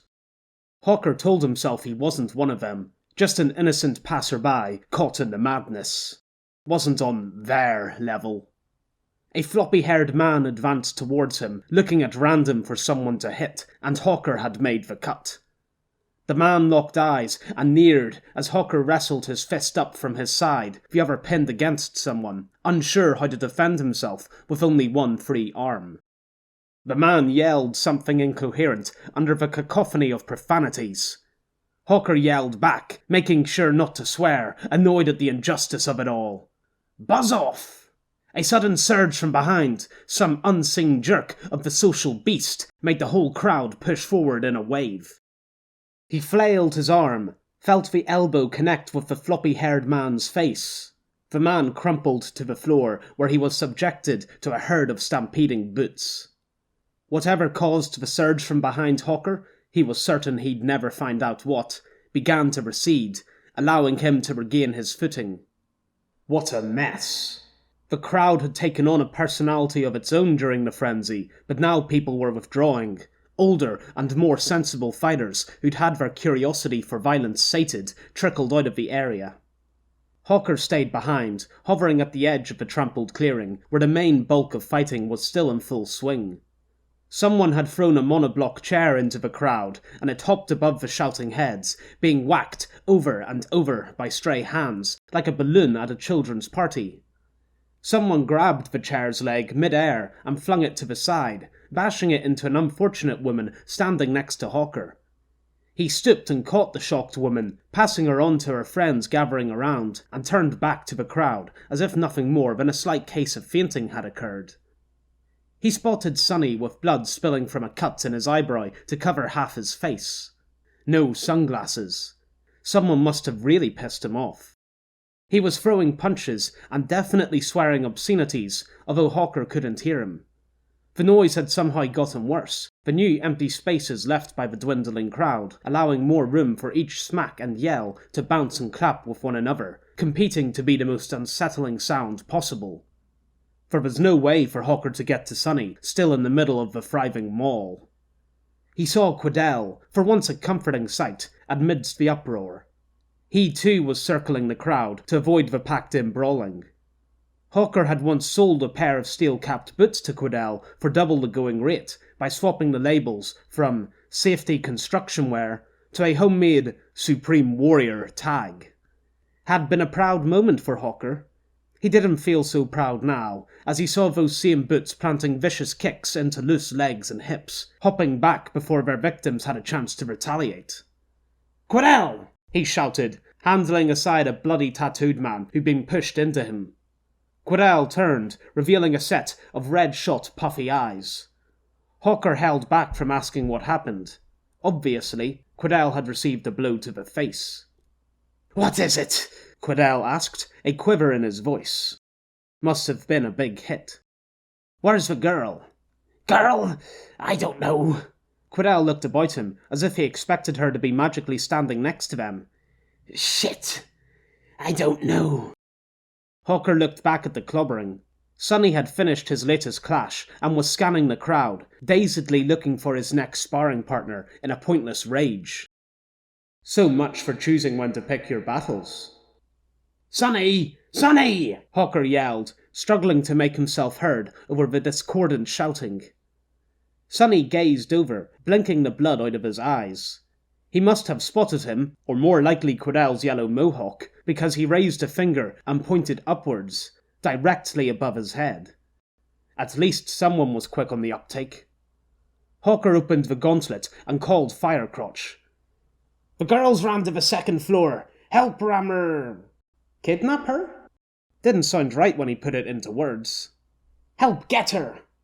A large presence shifted behind him, and Hawker turned to see a huge blonde man, the same from that morning, move towards the stairs. Even someone that big couldn't see the appeal in the mindless bloodshed. Sonny had already turned back to fight in the increasingly ugly squabble, where every remaining participant was covered in their fair share of splattered blood. Quirrell stood to the side, fists clenching and unclenching. "Risen, risen, I am far from risen." Seemed yet another screw had been knocked loose in his head. "Come on," Hawker said, elbowing the muttering man. "Do you want to let her escape?" That didn't sound right either. Quirrell blinked, clearing the wetness from his eyes. No, let's go." Hawker and Quirrell turned, right into the flourishing front of Jorge's belly. Ah, not good. Not good at all. "You again?" The head of security turned his mustache to Quirrell. "And you? Why am I not surprised?" A file of white-shirted guards began to stream in from the stairs, whistles screeching and batons out to decorate a few more heads with grisly wounds. "Fine mess you've caused. We practically have a riot on our hands." "Why me?" All Hawker had wanted from this outing was a chance to make a bit of cash and get rid of some junk in the process. Now, being stuck with an abundance of dodgy thermal scopes seemed the least of his problems. "It wasn't us," Hawker replied, copying the same upheld hand gesture from 10 minutes ago. "We just arrived to see what the fuss was about." Quirrell didn't chime in, mercifully quiet for once. Jorge glanced over at the crowd, slowly stroking his mustache as 3 guards ganged up on a skinhead, beating apart his weak defense of cringing arms and twisted legs. "He one of yours?" Sonny was being dragged out of the crowd and across the floor by 2 guards. "I swear he walked in with you lot."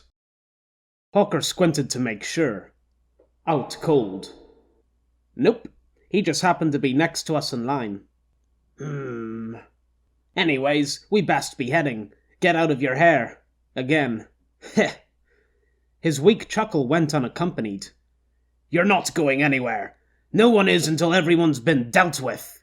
As he spoke, a second set of guards began to arrive, ushering drug addicts out of the dark corners of the stairwell and onto the floor, sealing the floor's exits and trapping fighters and onlookers alike. Looked like they were going to be stuck here a while.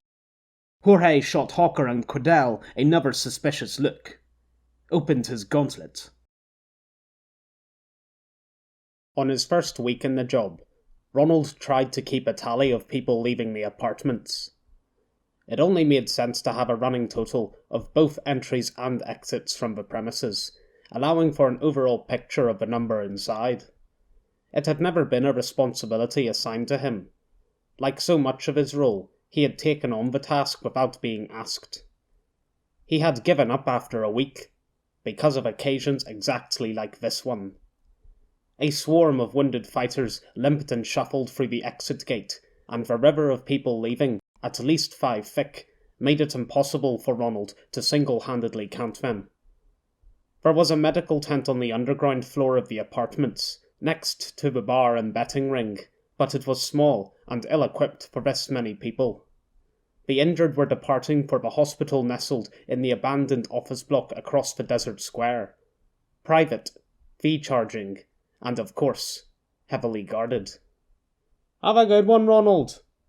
Ronald straightened his glasses and saw the goateed man, Jorge's friend from earlier, waving at him. He'd forgotten his name. Ronald raised his hand in a stiff farewell to the man, who had a beaming smile despite the groaning men and women surrounding him. His gauntlet buzzed a second later. "Ronald!" came Jorge's voice, set to the background track of cursing, scuffling, and the kind of commotion he liked to avoid. "We've got fights spreading to the other floors here. Put everything in lockdown immediately." "Okay." Ronald hung up and hit the appropriate button. Noted the time in the incident log. 12:27. Alarms blared, and red rotating lights began to flash as the gates were lowered. Jorge's goateed friend, the one responsible for the fireworks, was one of the last people to slip out of the exit as it was sealed. Ronald ignored the protesting shouts from both sides of the gate and flicked a few pages back in his incident log. Impressive. Only the second emergency lockdown this month. Chapter 15. The Abandon of Luxury. The sirens in the ceiling screamed, each wailing for attention, echoes crying for more. The noise came in waves, making Amelia's head shudder with each pass. She shoved her fingers in her ears, trying to give her pounding skull some peace. It didn't work. Ghostly shadows floated by, spilling into the rotting cardboard shacks and meagre tents that inhabited this level, running from the floor that continuously swayed to either side. The apartments were trying to move, rip themselves from their foundations and away from the alarms, tearing its insides apart. That was certainly what she wanted to do. She'd come looking for freedom, the gateway to Shankmora, and an escape from this life. Instead, she'd found a swirling labyrinth of chaos, even worse than the savage desert engulfing it. The noise stopped, so suddenly that Amelia nearly tripped over her feet in surprise. Or maybe that was because of how exhausted she was. She took a deep breath of damp air through sun-raw nostrils, unplugged her ears as the world became solid and still again. She'd never been so relieved for the sound of silence, quiet except for children's cries and whistles screeches on the floor below. Whistles. It had been years since she'd heard their shrill song. Where had she used to listen to them? Football, during games on the street when an eager kid brought props to play as referee. Back before the sickness and the protests started. Before the streets shut and the shooting began. Maybe she should go downstairs and play with them. One last game. No, she had to keep going. Had to get to Shankmora and find the free women and discover their secrets. She needed to find another chai lady to help her, but as she looked around, Amelia realized there were no ladies selling chai. There were no ladies or men at all. The floating figures had all made it back to their lairs, and an eerie quiet settled. Surrounded by distant noise from both above and below, the gap between the tents only seemed more deserted. Laundry hung on lines overhead, crowding the space above with hole-torn shirts, frayed trousers, and yellowing sheets. No wind passed to rustle the motionless fabrics. The backpack was getting heavier. Amelia pulled it off. She winced as her blaster pistol inside whacked against the thin, soiled cardboard covering the concrete floor. She'd put it there after running from Sunny to save the weight on her hips. Her hair swung in front of her face as she bent down, and a dirty clump of twisted strands tried to crawl into her mouth. She flung the hair back, flopping the greasy heap against her back, unzipped the bag and pulled out the remaining near-empty water bottle. Even that was heavy. She gulped the last of the sour water. Couldn't tell if it brought any relief. So numb. She bent to return her empty bottle. Footsteps. Fast ones. Running. Amelia looked up. A head was popping in and out between the curtains of washing. A bald, black one. Rammer. He was coming towards her, face turned over the tops of the tents. A bad man. A very bad man. She still remembered the night he'd cornered Amelia during a feast. Had drunkenly grabbed both her arms, hungry smiles spread wide and evil. Men dragged him away, growling how Sawtooth could never find out about his touches. That was Sawtooth's power, utterly feared by others, and she'd abandoned it. Amelia shuffled backwards down the strip, as quiet as possible, back bent and dragging her pack on the floor. Where to hide? She could tell she was thinking slow, hoping her feet would be faster than her head. A blue one-man tent sat open to the side, snapped pole giving it a lopsided shape. She pushed back the hanging flap. A set of discoloured cotton blankets were the only occupants. She hurled her backpack in, not caring any more about its clunking protests, and crawled after it, pushing the flap back into place to cover as much of the yawning hole as possible. She lay there, feet and eyes pointed towards the entrance, heart beating, breathing too hard. The tent was stifling, a shrinking blue coffin that got closer and closer to suffocating her as Rammer's footsteps neared. She heard him running nearby, slowing down. Amelia clutched her pack to her chest, ready to throw it, sat stone still, trapped in the stench of soggy blanket. Another set of footsteps, coming from the opposite direction, crossing Rammer's path. Was another man with tattoos coming to help? She should have stayed downstairs, the first person in this place to help her, and she'd run away like an idiot. Any luck? That voice! Amelia held a hand over her mouth, muffling the scream that wanted to rip out of her throat into a faint whimper. Tears brimmed in her eyes, chest jerking with silent sobs. She hadn't thought it could get any worse. Fire crotch, right outside the tent. Him and Rammer, two of Sawtooth's worst. Firecrotch never approached her as directly as Rammer, but she wasn't stupid. She'd seen his stares, heard the comments to his friends when passing her. Firecrotch had been sinister enough when Sawtooth was nearby, his iron-cast law stopping any foul acts against her. Now Sawtooth and his rules were far, far away. Not a thing, Rammer said, almost singing the words. You? What do you think? Firecrotch snarled back. Waste of my fucking time this is. Like your time is valuable. Rammer's horrible, echoey laugh followed his own comments. Besides, how often do you get a chance at Sawtooth's golden girl?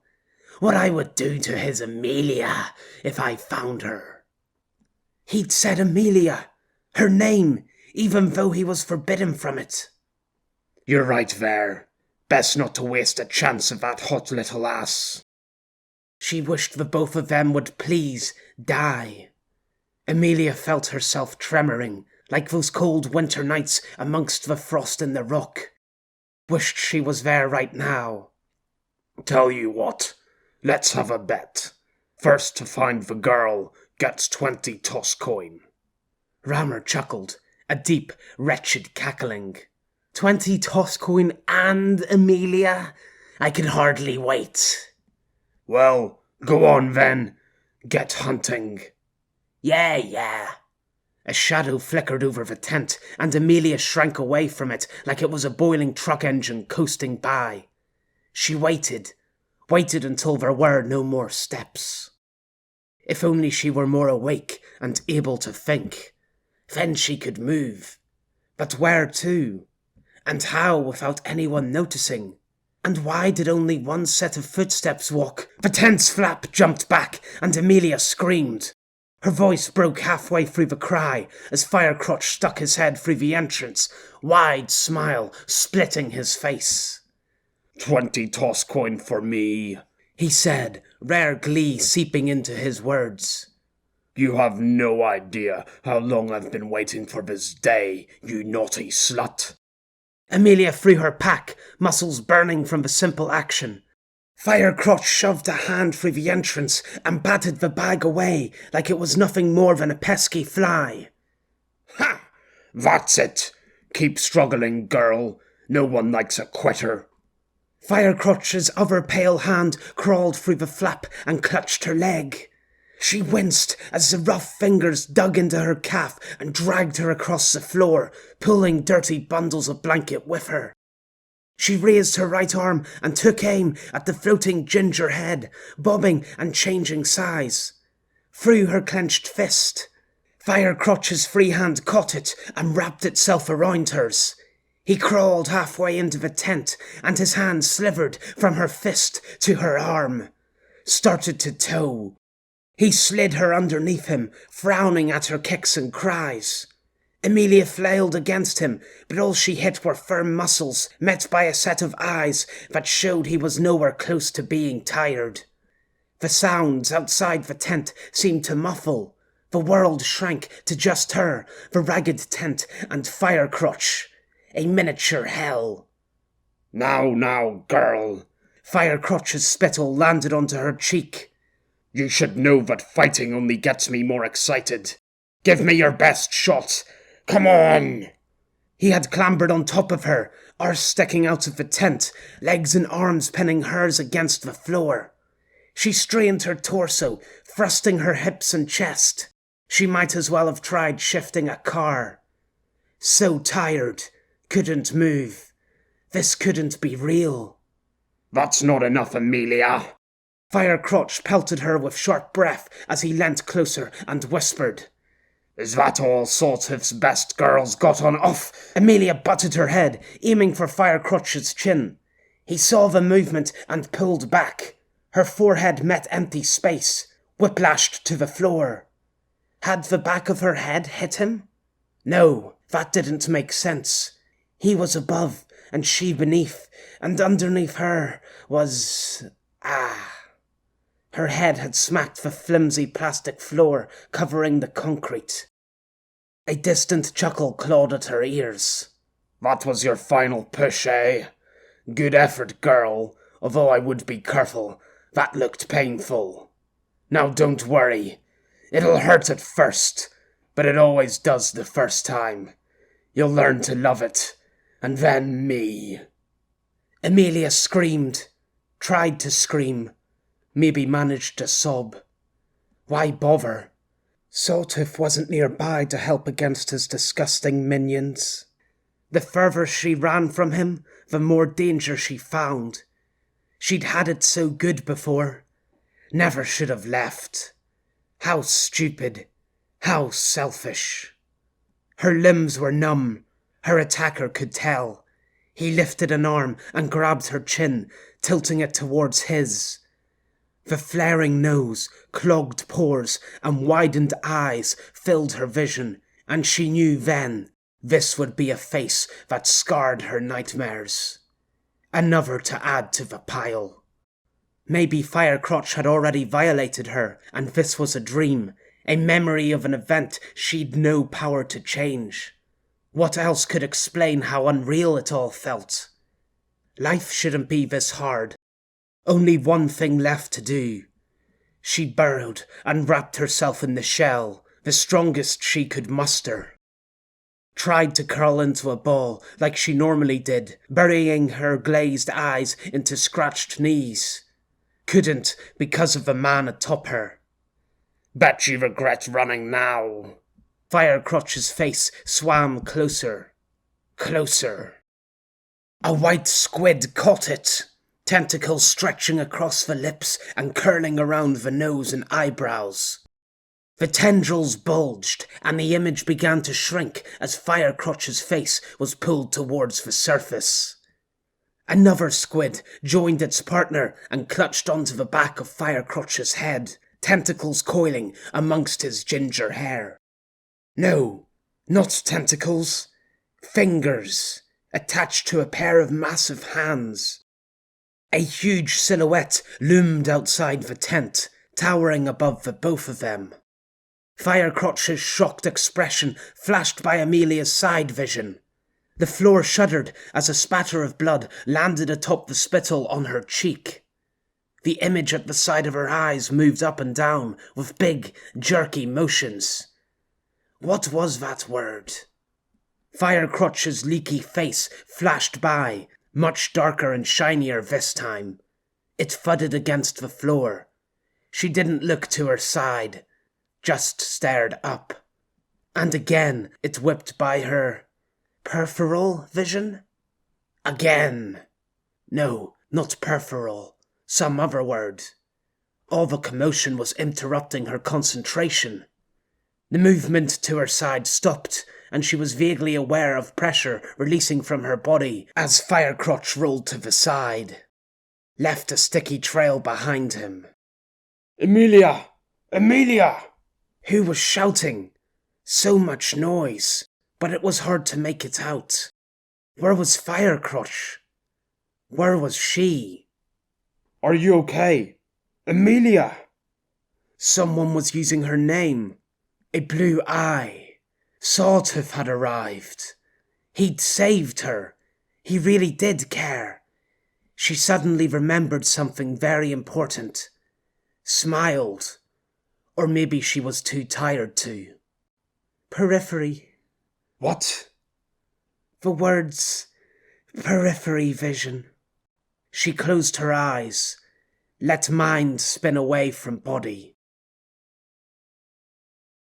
Hawker was tired of waiting and fretting, especially after the morning he'd had at the apartment's entrance, so he took a wander around the bloodied clearing where the scrapping had finally ended and the guilty culprits were getting a handcuffing by security. Unfortunate day for whoever lived in the wretched, destroyed tents sprouting from the sides of the vehicles around the clearing. He absent-mindedly gave the graffiti next to the stairwell a look over. A lot of the residents had an artistic side to them, and the drawings on the wall got covered over every few days by new layers of paint, chalk and crayon. Every time he came back, there was something different on these walls, and this time was no exception. Someone had stenciled and sprayed in 3 grossly oversized caricatures of the main faction leaders. No complimentary features to be found on these monstrously disproportioned depictions. Unsurprising, considering street artists' universal hatred for the political elite, although Hawker had to admit there was little to like about these 3 particular figureheads. A phrase was written above their oafish portrayals, although it meant nothing to him. Universal translators were implanted in the ears. They couldn't convert written words, although he guessed that Hios de puta meant nothing good. He moved on from the sketching and saw a stray guard blockading the stairwell. Hawker couldn't let the opportunity pass, and was soon halfway through a sales pitch with the man.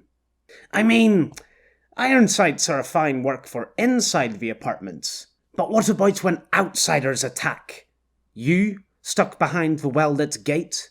Them, hiding amongst the dark alleyways across the square, taking their leisurely time to pick you and your buddies off.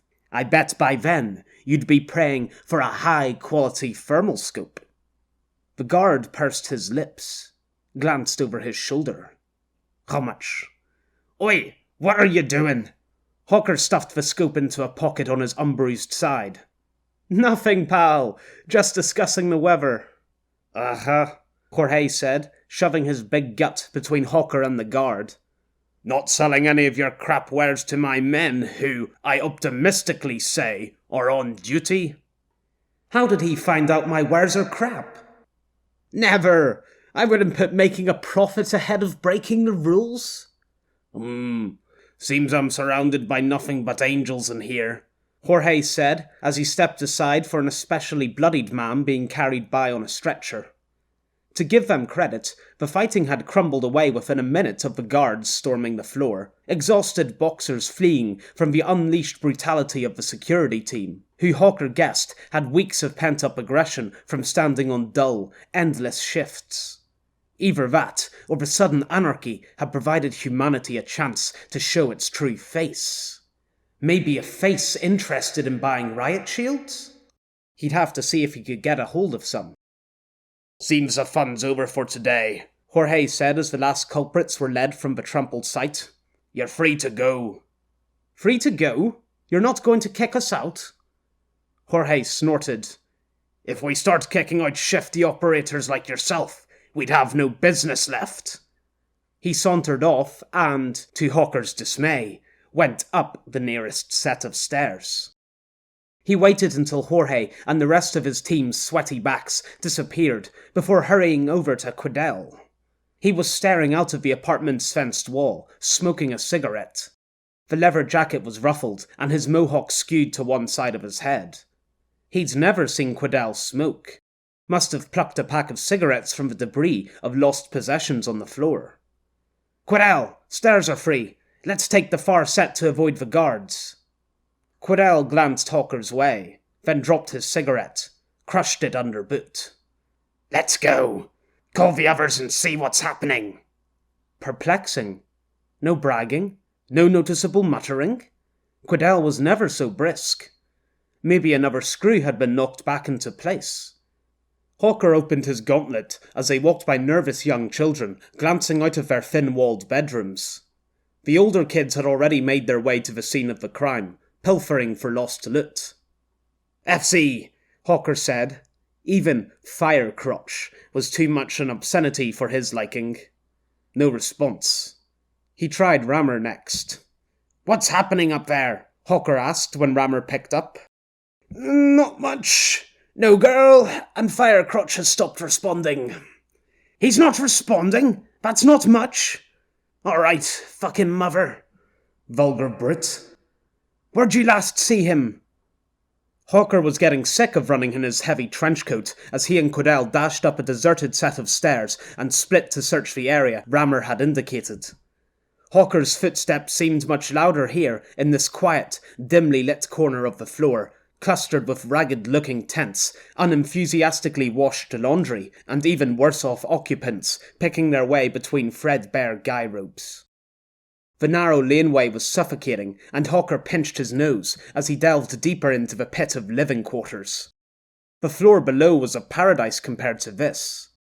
He scanned the ground as he walked.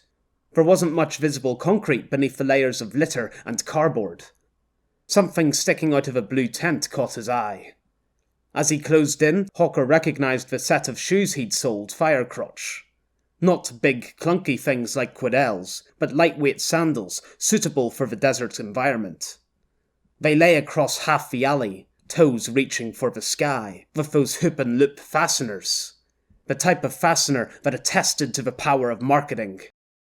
Hawker had never met anyone who didn't use the old, trademarked name Velcro for those kinds of fastener.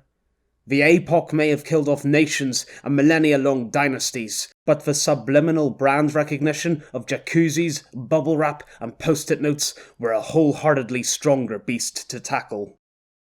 He rushed to the entrance of the tent and pulled back the flap. Resisted the urge to pull back with it. Firecrotch's body was there all right, but his head seemed to have been spread across the floor, condiment on toast style. Hawker swallowed, forcing the bile back into his stomach. Weak bellies made for weak business, and life after the APOC had given him plenty of training for this sort of thing. Still, it was tough to take in the blood and brain matter seeping out of the cracked bone that he was certain, based on placement alone, used to be a skull. Someone had introduced Firecrotch's face to the concrete multiple times, and it seemed the floor had come out on top of negotiations. Did the attacker really have to turn Firecrotch onto his back when he was done? Hawker could have lived without seeing the head's contents. Hush called! Quidel had doubled back to find him. A lot of the guards are headed to the roof. Is that Firecrotch? What shape is he in? Hawker had never seen a deader man in all his life. Not great, but he might be okay. I'll keep an eye on him. You go ahead and see what's happening. Shit, all right. Quidel ran on. Hawker waited. Then he started digging through Firecrotch's pockets, glad their contents had avoided the gore spattered about the tent. No point being respectful to this particular corpse. Firecrotch had never been nasty to Hawker, but he'd still given him the creeps, and the rumours of what the man got up to in his spare time weren't hard to believe. Besides, Firecrotch still owed him 35 toss coin, and there was no way Hawker was letting something like death stand between him and his debts. Floating some more, carried through the air by a mysterious force. She was human no longer, only a bundle of thought gazing at the blurry realm of light and shadow sliding by. Shifting some more. Heat, a light breeze, voices, all in a separate world. She didn't know what was happening, didn't care. She was tired of running and fighting, tired of thinking and struggling, tired of surviving. Why resist when it's so much easier to do what you're told? She'd do anything Sawtooth asked, without question or hesitation, like he'd always wanted, so long as she got some rest. She'd trade the world, her entire existence, just for a chance to sleep. Quidel gazed at Amelia's sleeping form, curled up in his arms, head nestled against the blonde man's massive chest. He carried Amelia towards the landing gunship, bombarded by blazing sunlight, deep, contrasting shadows cast beneath it. Quidel could only stare, trapped behind the chain-link fence, topped with concertina wire that separated the worst-off residents, those exposed to the full force of the elements, from the landing pads and generators that filled the other half of the roof. "I don't get it," one man commented to the woman next to him, a few steps away from Quidel and the other onlookers. "Why is that insurgency gunship landing here and making such a racket? I thought it was only traders allowed up here, but that sure ain't a cargo ship, eh?" "Isn't it obvious, dear? It's one of the freelancers' stolen ships. They must have bribed the guards." Quidel closed his eyes and concentrated on the accents, calling on ancient memories. "Bribes? How about that, eh?" "Canadians. From before the APOC, when Canada was still a country, when countries were still a thing. That had been the first time in years he'd concentrated on such details." "Looks like the big guy with the mustache is in charge. You should make friends with him." The man snorted. "Why bother? We've already got everything we could ever need. Ain't that right?" A replying sigh from the woman. "So true, honey." The last sentence. It hadn't been honest. A heavy sense of irony had been placed on it. Another detail he hadn't thought about in years. What was wrong with him today? He was focusing on too much nonsense, starting to hurt his head. "That must be the rich man now." Quidel looked in the direction the couple indicated. The fat security guard, the one who'd stolen from him. He shook hands and joked with the man who'd just stepped out of the gunship. It was him. The man with the stupid tourist shirt and beard. Quidel felt his teeth grit together, the skin around his eyes tighten. Billy, that liar. He hated him, everything about him. His accent, his rudeness, his lies. Liar. Already risen? Not possible. Lies, all of it. He was jealous, that liar. Liar, liar, liar, liar. "Who's a liar?" Quidel didn't respond to the Canadian man. He chewed his bottom lip and started clenching and unclenching his fists, giving him something to focus on and stop his accidental muttering. And now Amelia was being carried past Billy, the liar, in the blonde man's arms and through the gunship's doors. All of them oblivious to Quidel's boiling rage. So they'd been after her this whole time? Had that bastard Billy been trying to distract him? Get into his head?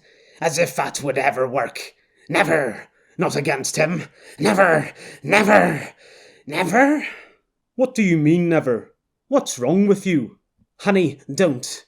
The woman, falsely thinking her whisperings were going unheard. He's not right in the head. He should be hitting that man for insulting him. Beat the woman for her mockery. So why wasn't he? Quidel stood there, biting his lip and staring at the gunship's shutting doors, engines accelerating. Leaving with Amelia, Sawtooth's favourite, the best, escaping again. How? The plan had been perfect, hadn't it? The black gunship slowly turned in the air and tucked its legs underneath itself, tilting its four engines sideways. It pushed off through the sky and towards the distant sea, the opposite direction from the rock where Sawtooth would be waiting for Quidel to personally report to him. Quidel felt a tear roll down his cheek. His second cry of the day. He took out another crumpled cigarette and put it between his lips. His second cigarette of the last 5 years. The world gently hummed, a constant purr in the background like a nearby fridge. One that actually worked. She'd missed that kind of continuous, predictable sound. The world was also tilting, ever so slightly, from side to side, the soft motions rocking Amelia awake. She lay on something hard with a blanket on top, which reached around and swaddled her, so tight that her sleepy arms could barely move from its embrace. She twitched her nose, numb from the chilly air. The only place this cold was the depths of Sawtooth's rock, although why would it be moving around like this? She should open her eyes, but didn't want to. Then life would resume, and this slice of peace would be over. She'd woken without any sighs, small yawns, or stretches, which she used to do in the morning without realizing. She'd trained herself, consciously and not, to be as still as possible when waking. To act like a wooden board sitting overlooked in the corner. Anything for a few more moments to go unnoticed. A creaking hinge, a swishing through the air, and a small shift of pressure. A door opening. Lord Almighty, this is a fine mess. Amelia lay still, hoping the owner of the voice wasn't talking to her. How many alliance we talking? Where had she heard that strange voice before? It wasn't any of Sawtooth's men. She'd recognise them instantly. Just a gunship? That can't be. There's always more than that. Here, Jorge told me an Alliance cruiser was spotted in the area not too long ago. Give you a bet on where it's headed. It was that man, the one with the weird shirt and accent. What was he doing here? She slowly opened her eyes, curiosity overwhelming her urge to be left alone. There was no dirt or sand, no stones and no red. Not a hint of anything normal, except for the yellow lights illuminating the humming room in a soft glow. There was a bench, made from sheening metal like everything else, built right into the wall. She must have been lying on an identical one on her side of the room. A set of what looked like giant hangers hung from the ceiling, swaying and clinking against one another, trapped like her inside the tiny metal space. It was how she imagined the inside of her shell looked. Cool and unfeeling, but also hard and tough, impossible for outsiders to break into. Except there were 2 intruders inside the shell. The 2 men from the desert. She glimpsed the next room, clouds whipping by a darkened square of window before the door closed off the sight. Flying. She must be inside the men's ship, the black one, with the large engines and claw-like legs. Actually flying. She hadn't even noticed. All right, Tonkai, we'll try not to burn the place down before we come back. The bearded man talked on his gauntlet, pacing up and down between the benches, shorts level with Amelia. A cold panic gripped her for a moment before she spotted her backpack on the bench opposite her, the bulge of the blaster pistol inside obvious. The blonde man sat next to it.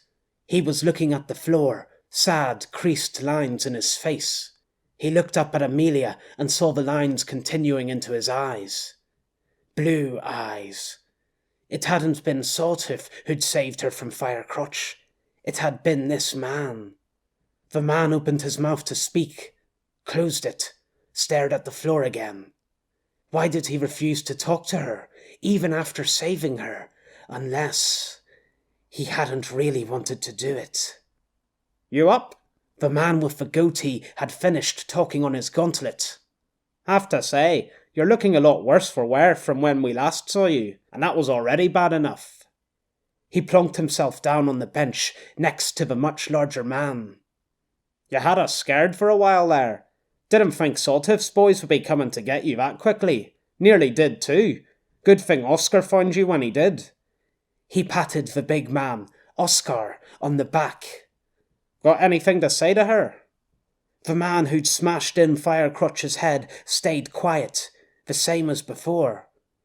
Maybe she could risk speaking. You're not with Sawtooth? She shrank back slightly as Oscar gave her a fierce stare.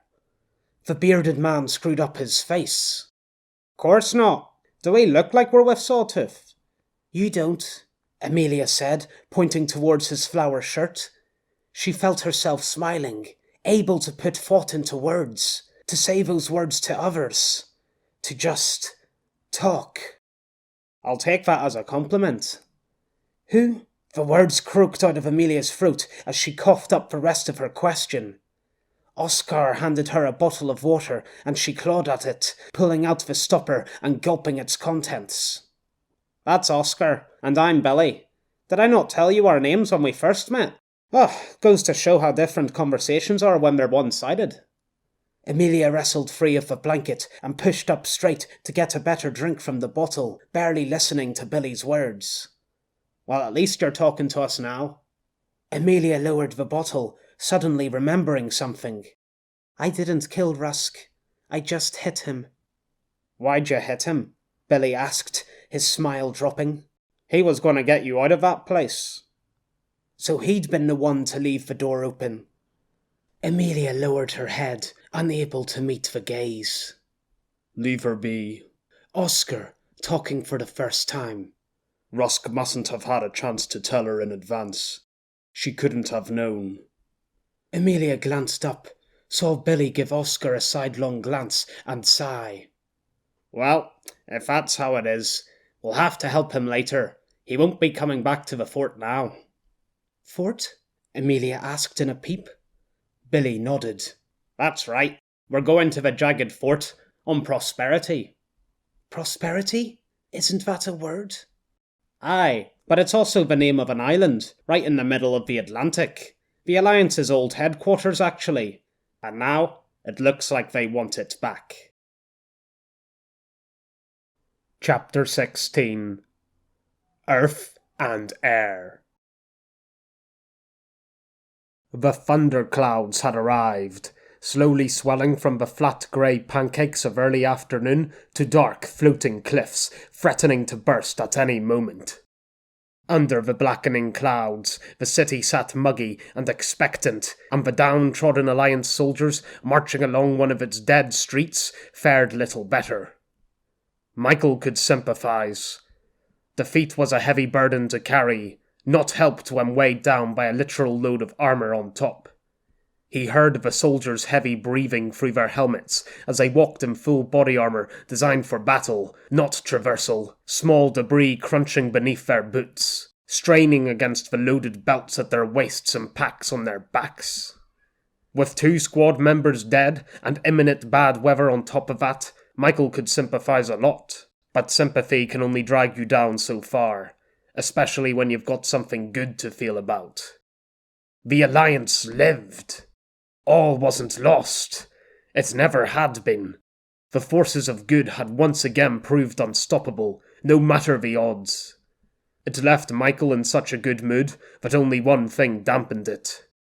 Needless to say, it was always an unrealistic stratagem to have the Alliance headquarters on this island, a hopeless position to defend in a wartime scenario. Like an unrelenting, dreary news reporter, Flicker continued his speculative commentary, forcing his words upon the only person who could hear. Michael couldn't interrupt Flicker's comments and question how much he knew about the Alliance, not without talking aloud in the presence of the 8 soldiers surrounding him in a tight-knit grip as they weaved down the streets away from the main square and its crashed gunship, heading deeper into the tangle of ruins on the eastern side of the city.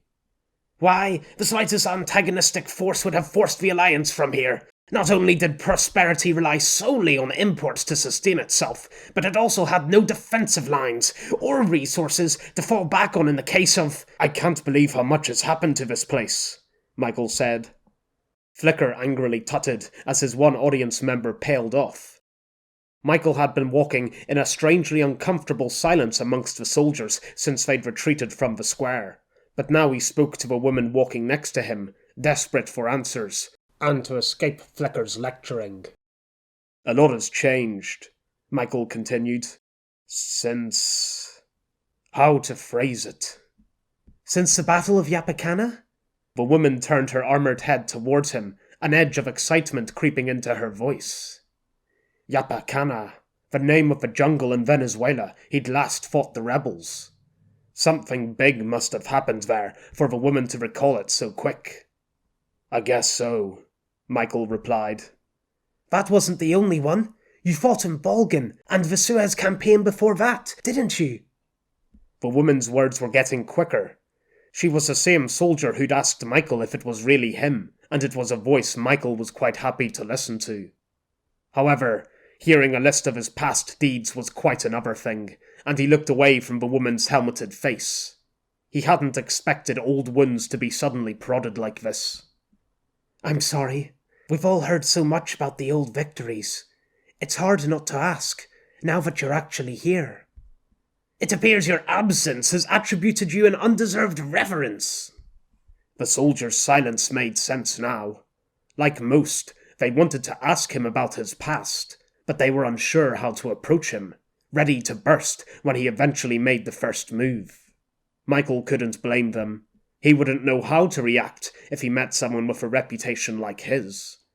Didn't know how to act as the person carrying it. Something else bothered him. Old victories. How old? Did he want to discover that in the middle of this retreat? What's your name? Michael asked, steering the conversation down an easier path. Mayers, sir. I meant your first name, and please, Michael is fine. She hesitated, taking her turn to avert her eyes. Lisa, sir. Michael. Another pause. Thanks. The visor only revealed the strip over the eyes and the bridge of the nose, obscuring the rest of her face in blushed, grey, black and white metal, although he didn't need to see her to enjoy the conversation. You could tell a lot about someone from their voice. Increased heartbeat, flared nostrils, widening of walking stance. Incredible! You've met one female and you already want to copulate with her. I suppose it should be expected from a young, testosterone-fueled male such as yourself. Michael clenched his jaw, more annoyed than ever he couldn't tell the college professor in his head to shut up. I'm Chase, the soldier on the other side of Michael suddenly said, further trampling the mood. It was taking you a while to ask, so I'll save you the trouble and introduce myself. Chase, Lisa said. Don't be rude. Don't you know who this is? I'm sure he doesn't mind. We're not attending a ball. He can forego the manners out here.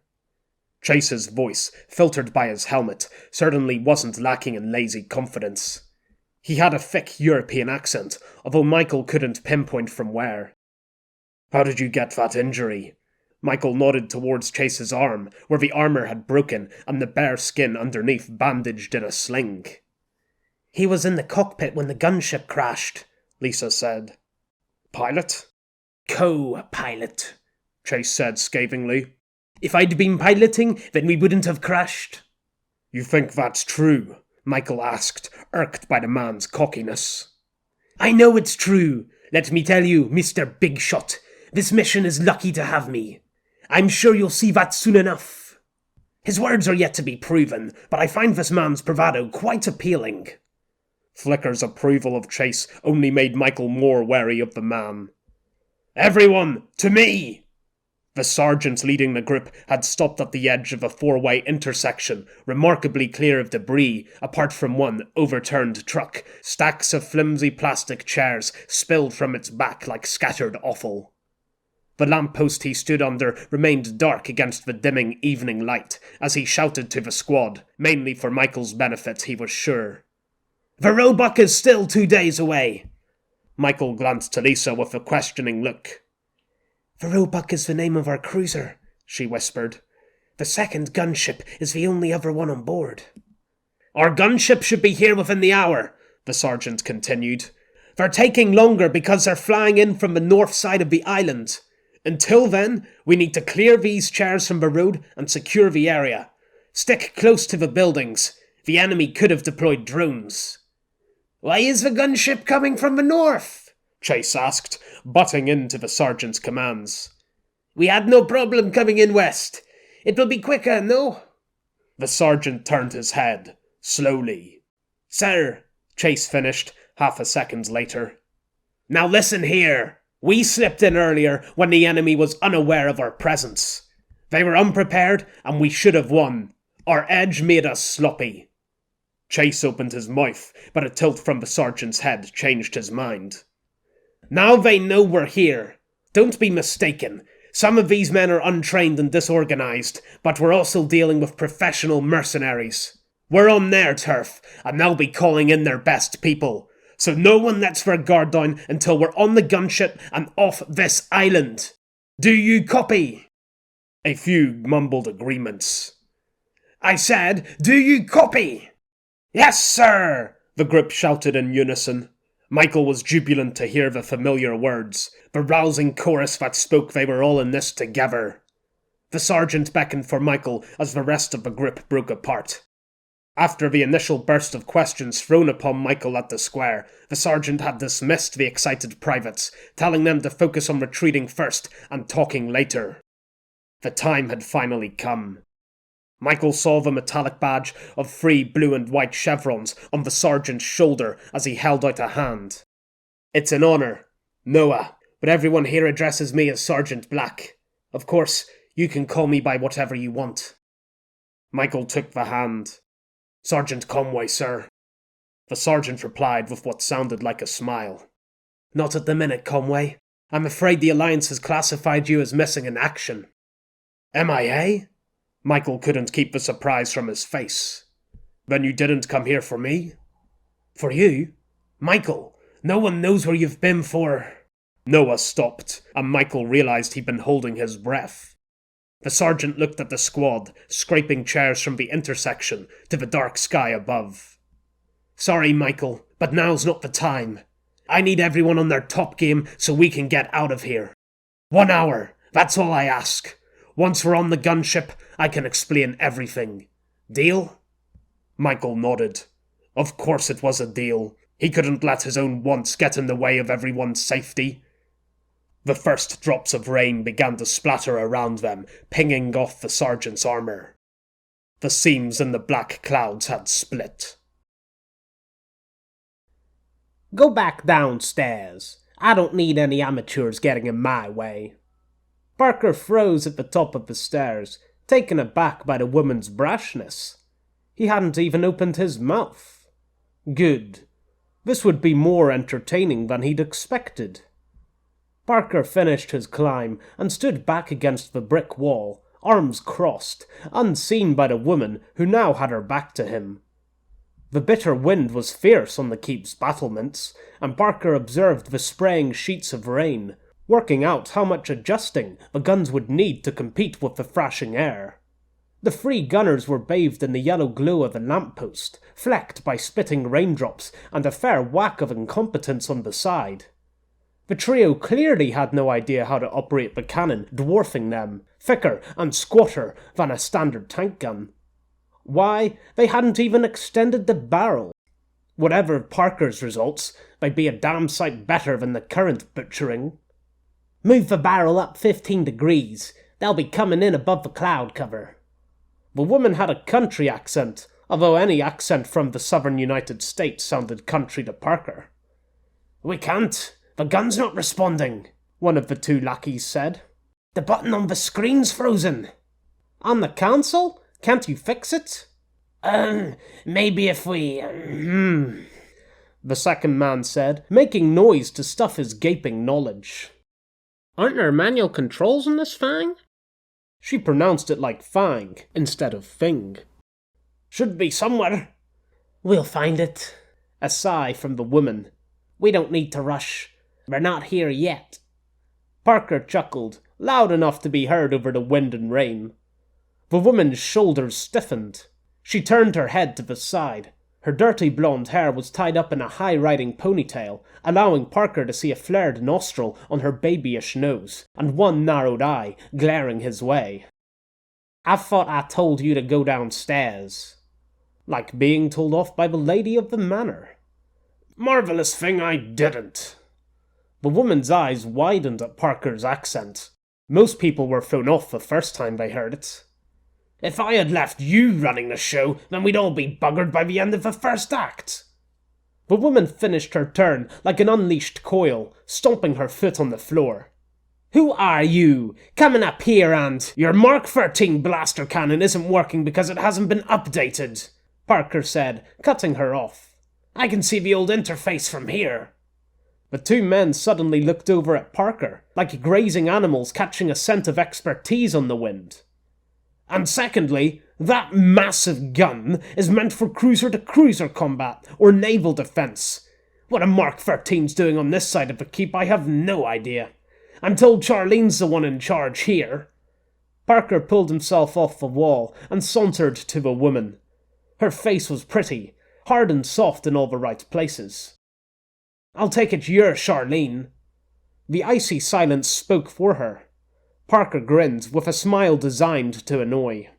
What's life without poking a little fun at people? And pretty ladies were especially fun to mess with.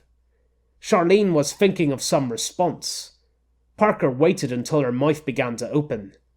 Now that gun, Parker said, walking past Charlene and towards the next weapon along the battlements, is where I need you chaps to be. Charlene snorted. Like they're going to listen to... Hey! The men abandoned the blaster cannon and jogged to the Legionnaire anti-aircraft gun, a Type 35 quad mount, its 4 barrels already pointed to the sky. Ideally, it should have been folded and draped until needed, instead of sitting idly in the open. No big issue, though. Like all modern weapons, the cannon was made from Martesian steel, much more durable than the old stainless stuff. The blaster cannon had been mounted directly to the wall, but the rubber wheels on this gun stood out sleek and wet against the lamplight, the outrigger feet and levelling jacks on each corner already fully extended. Parker just hoped the gas canister strapped to the cannon's underbelly was full, otherwise they'd be flinging uncharged rounds into the air. Now then, turn that wheel and point her more towards the north, Parker said, with the proper post-haste of a good gun operator. No, left. No fancy console on this weapon to tell you which way to shoot. Why are you pointing north? Charlene asked to the new leader of her mutinous crew. The gunship this morning came in from the west, you idiot. The southern accent sounded even better when it was pissed off. That was this morning, love. Parker drew out the words, like talking to a silly child. Right now, they're coming from the north. Parker tapped the strip of metal embedded into his right eyebrow. A green tint filled the right side of his vision, giving everything a ghostly haze. He tilted his face to the night sky, letting the Balfarian monocle do its work. A handy piece of tech, worth more than both guns in front of him. A hollow circle appeared, dark green in the central rim and fading to a lighter shade on the outside, swirling and drifting across the clouds. Parker turned his eyes, slowly dragging the circle across the sky. Suddenly, it jumped, from the middle of his vision to a lower point. Parker turned his head, focusing the circle into the center of his gaze again. It shrank until the clear interior of the circle was no longer visible, just a green dot that flashed 3 times. Pardon me? Parker pushed one of the men aside and climbed into the gun's wet trainer seat, making his trousers go soggy. He grabbed the pointer's handwheel and started turning the cannon's rotating base. It was stiff, a result of being left out in the rain for too long, but after some initial resistance, it began moving. Parker kept his eyes pointed upwards, lining the gun's training sight to the left of the green dot. A strong gust bashed the gun's 4 barrels, shuddering Parker's seat. There was no way they'd get an accurate hit at this range, but that wasn't the goal. Parker gestured to the men to start loading the cannon. They ran inside to fetch the ammunition. At least something had been properly packed away. You look ridiculous. Parker gave an exasperated sigh, despite being secretly glad Charlene had spoken. Are you referring to this? He asked, turning in his raised seat to reveal the glowing square above his eye. Charlene's face, illuminated green by the monocle, scrunched up like he'd shown her a cock and ball scrawled on his forehead. I wasn't talking about your little toy. I meant those. Parker followed Charlene's disapproving gaze to his high-visibility orange jacket, complete with reflective strips. These are exactly what you should be wearing instead of that silly jacket you've got on. Charlene bared her teeth, her pointed front canines catching the lamplight. It's black. Camouflage, since you've never heard of it. Camouflage? Parker repeated in astonishment, as if she'd just suggested sausage rolls as a healthy snack. We're not soldiers on the front line. We're gunners, manning a bloody castle. They already know where we are. How are you meant to fire a cannon safely when you can't see each other? You and your men are more of a danger to yourselves than the enemy. I've never had a problem before. You've never shot these guns before. You have been sitting around pretending to operate these things, but you don't have a bloody clue. A problem waiting to show itself. Charlene's face slackened, rage crossing into the realm of disbelief. Who do you think you are? She'd walked right into his setup. Parker gave a beaming smile. You're in luck, love. I'm the solution. Parker climbed out of the seat as the two men returned, struggling to carry a large metal box between them. Parker smiled, shook his head, and motioned for the men to put the box on the other side of the gun. He opened it and grabbed the ammunition belt, a massive one loaded with charger rounds.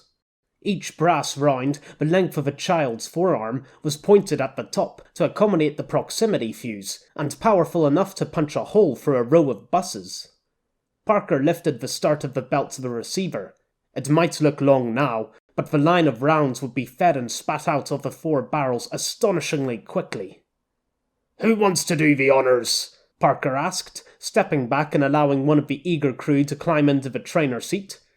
They might think him gracious, foregoing the glory in firing, although in all honesty, Parker was too old and too experienced to put up with the cannon's bone-rattling vibrations. Parker took 2 pairs of ear protectors out of his jacket's large pockets, handing them to the men. He offered a third set to Charlene, who huffed and turned her head away. Stubborn to the end. Parker snapped the protector's muffs over his damp ears, glanced back to the sky. The monocle's circle popped up in roughly the same position. Good enough. Ought to scare them shitless. Parker nodded to the man in the chair, but didn't bother looking at the gun as it readied to fire. Nothing new to see there. He looked at Charlene's scowl instead, staring suspiciously at the sky. The man held down the trigger, and Parker could just make out the faint whirs and clicks through his muffs. It was a track Parker was very used to, and he counted the seconds before the first shot. 3, 2, 1... Charlene winced when the first ground-trembling, sky-splitting, eye-blinding charger shot snarled into the sky. 2 seconds later, as the 4th round was being fired, Charlene's fingers were plugged firmly into her ears. Thud, thud, thud. The sounds of cannon fire rolled through the city, each discharge punctuating the rainfall on the street outside. Michael stuck his head through the doorway of the old burger joint, craning his neck to see orange streaks zipping across the grey-black sky. Flicker had adjusted his eyes for the dark urban surroundings, and the cannon fire burnt orange scars into his vision. He recognized the colour instantly. Rebels! Boom, boom, boom. Puffs of light flared as the distant charger rounds exploded amongst the choking storm clouds. Rebels? The soldier in the shop with Michael repeated. Oh, we used to call them rebels, didn't we? The soldier stood next to the doorway, wearing a suit of armour identical to the others. The only thing to differentiate him was his voice, slightly more dejected than the other men. You don't call them rebels anymore? Michael asked. Have they been defeated? That's a Legionnaire weapon they're firing. That's what they're called now, the soldier said to Michael's puzzled face. The People's Legion. The People's Legion. The rebels had appointed themselves that name, so Michael was surprised to hear one of the Alliance's own using the treacherous term. Time survived in opposition lends legitimacy to one's enemy, Flicker said, reflecting Michael's thoughts. But how much time? Is that who did? Michael paused and gestured around himself. All this? The soldier looked over. Then, to Michael's great surprise, the man leant the unfamiliar rifle against the doorframe, hooked both thumbs around the back of his head, and pried the helmet off. His black hair was combed over his forehead, and a few pimples covered his chin. A navy blue turtleneck hugged his neck, the suit's thermal underlining. I can't speak for this burger shop. The man smiled weakly.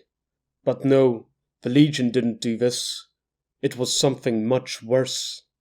The bandits? The man gave Michael a dumbfounded look. The ones from the castle, here on the island. The freelancers? No way. They're tiny. They just happened to move in here after— Lockhart! Sergeant Black had appeared from the storm outside, armour dripping. He must have been travelling between the soldiers' outposts, dotted about the intersection. Why is your helmet off? The enemy could be on us at any second. Sorry, sir, Lockhart mumbled, fumbling the helmet back on. Michael felt strangely sheepish for not having his own helmet at that moment. Don't drop your guard, soldier. Black turned his attention to Michael. I don't know how, but the freelancers spotted our gunship. They've stopped firing for now. Sure enough, Michael no longer heard the charger rounds roar. What do we do now, sir? The sergeant paused for a second. Our gunship's still approaching. They're going to fly low, use the mountain and the city's skyscrapers as cover from the keep's gun emplacements. Come over to the truck. We need to be ready for evac the instant the ship arrives. Why do I sense it's not going to be that easy? Down, down, down. The gunship dove quicker than a stripper on her pole. The green circle tracked the descent for Parker through the layers of whistling rain and leaden cloud. Truly, the only thing as exquisite as a beautiful woman or a top-of-the-range sports car was a well-functioning gun. The Alliance and snobbier experts would never admit it, but the Legion possessed the best anti-aircraft cannons of any faction. The fragmented bursts of superheated charger rounds, combined with the rapid fire rate from multiple barrels, always sent aircraft scurrying from the orange hailstorm of flak. The Type 35 had certainly earned a break. The smell of burnt gunpowder wafted from its smoking barrels, hisses of steam rising from where raindrops kissed its body. The operator gingerly climbed down. His body had taken 32 seconds of constant abuse to fire every round in the belt. What do you think of that, love? Stop calling me love. At least one thing works around here, Parker said, brushing past Charlene's complaint. Their gunship is making for the sea as if the sky itself is on fire. How can you tell? Don't worry, love. That's for me to know and you to— It's Balfarian tech, isn't it? That stupid green thing on your face. Impressive. Parker hid his reaction from Charlene. Couldn't risk giving her the satisfaction. Besides, most people could have guessed the answer from the colour alone. Balfi tech? Parker asked innocently. I have no idea what you're talking about. Parker wiped some rainwater off his smooth head, regretting, not for the first time, that his jacket had no hood. Charlene's was up, only half her frowning face, and one pointed canine, visible in the yellow lamplight. Bullshit. Doesn't matter anyway. Now they'll use the buildings for cover. You've ruined everything. But don't worry. I'll let Arminius know exactly whose fault it is. Parker smirked. Oh, ye of little faith. He plucked the VHF radio hanging from his belt. Copy, Veer? This is Parker. A crackle of static and a replying voice jumped out of the radio. Yo, copy, Parks. This is Broseph. Damn it, not this again. Stop calling yourself Broseph. You said I could have a code name. No, I didn't. In fact, I distinctly remember forbidding it. I'm not giving orders to someone called Broseph. It sounds bloody daft. What are you doing? Charlene suddenly marched over, so close that Parker could smell her overly sweet perfume through the drape of rainfall as he was forced to step backwards. She was shorter than him, but compensated by standing on her tiptoes, literally getting up in his face. Broseph and Parks? Seriously? Arguing about nicknames on the radio? Is this a joke to you? The only joke here is you. Parker laughed at his own comment in the face of Charlene's death stare. Sorry, love, you make it too easy. Charlene dropped back onto her heels. I want you off my cannons, now. If you don't go, then I'm calling the guards. 1 second, dearest. I still have a date with a gunship to attend. Parker pressed on the radio before Charlene could respond and looked back to the sky. Veer, the gunship's descending northeast from me. You should be able to see it any second now. The green circle in Parker's vision dropped from the clouds and hit the top of the city's skyline, breaking into fading green lines as it disappeared behind the first building. Parker didn't know why his monocle stopped tracking vehicles through solid masses. Not many people could explain the science behind Balfarian tech. He pressed the piece of metal in his eyebrow again, turning it off. A few seconds of expectant silence sprinkled with pattering raindrops and whooshing wind followed. The two-man gun crew joined them at the wall's edge. Even Charlene was quiet, frantically darting her eyes to try spot what everyone was looking for. The radio crackled. Yo, bro! I can see it! It dipped out of the clouds right in front of us! Charlene let out a small squeak. Oh man, this is gonna be so easy! We can hit it in one go! Do not fucking shoot it, Veer, Parker said, back into the radio. Warning shots only. I want them running scared, not pissed off and fighting back. Okay. Roger that. Broseph out. How can he see them? Charlene asked, the aggression deflating from her voice. We have no gun posts on that side of the city. Boats, Parker replied. Veer took one of the patrol boats out there with a cannon. A second set of charger rounds began firing as he spoke. Their flashes lit the horizon in a translucent orange, punctuated by the gun's screaming barrage. Veer was using a Type 12 Gatling mount, perfect for a closer-range target. The bangs were quieter and the fire rate slightly quicker than the Type 35, although Parker doubted anyone else would notice. Another noise accompanied the cannon fire. It pounded through the sky, crashing down and clapping along the city streets. Chopper blades. Parker identified the sound instantly, because he'd been expecting it. The group collectively turned their heads towards the helicopter hovering through the sky, its main and tail rotor blades cutting dissolving circular swathes out of the rain as it went. One set of main blades? Charlene asked, leaning forward, hands pressed between two metal spikes on the wall. How old is that thing? It'll never last against a gunship. It doesn't have to. Veer's handling the gunship. That chopper's for the soldiers. Soldiers? Charlene smirked at him. It isn't even armoured. Blaster rifles will take it down in an instant. Are your ears painted on? Parker asked, swapping out Charlene's condescending smile for one of his own. We're scaring them, not bloody fighting them. There's no way we'd last against the Alliance with a bloody 21st century helicopter. What do you think I'm trying to do here? I don't know, Charlene shouted, spinning around and getting right back in Parker's face. Why are you here, getting in the way? Isn't it obvious? Charlene's stubborn glare made it clear it wasn't. Parker was almost sympathetic for her obliviousness. Almost. You're done, Charlene. You fucked up. Big time, letting that first gunship dancing shit all over the island like it owned the place. That wasn't, and Arminius was royally pissed off. Enough so that you're out, and I'm in. Charlene's teeth were completely hidden now, her mouth forming a perfect O shape. But the Creevers have this contract. Not anymore, love. Hollowcloaks are taking over. Check your gauntlet. I suspect you have a few messages on it. Now, if you'll excuse me, the new defense manager has a job to do. Parker turned from the dumbstruck woman to the two men. Don't worry, chaps. I currently have 2 positions available, and you'll be glad to hear that experienced past bosses aren't an entry requirement. The distant gunfire ground to a halt. Yo, bro! Veer called through the radio. The gunship's out of here. I never seen one scram so quick. Excellent news, Veer.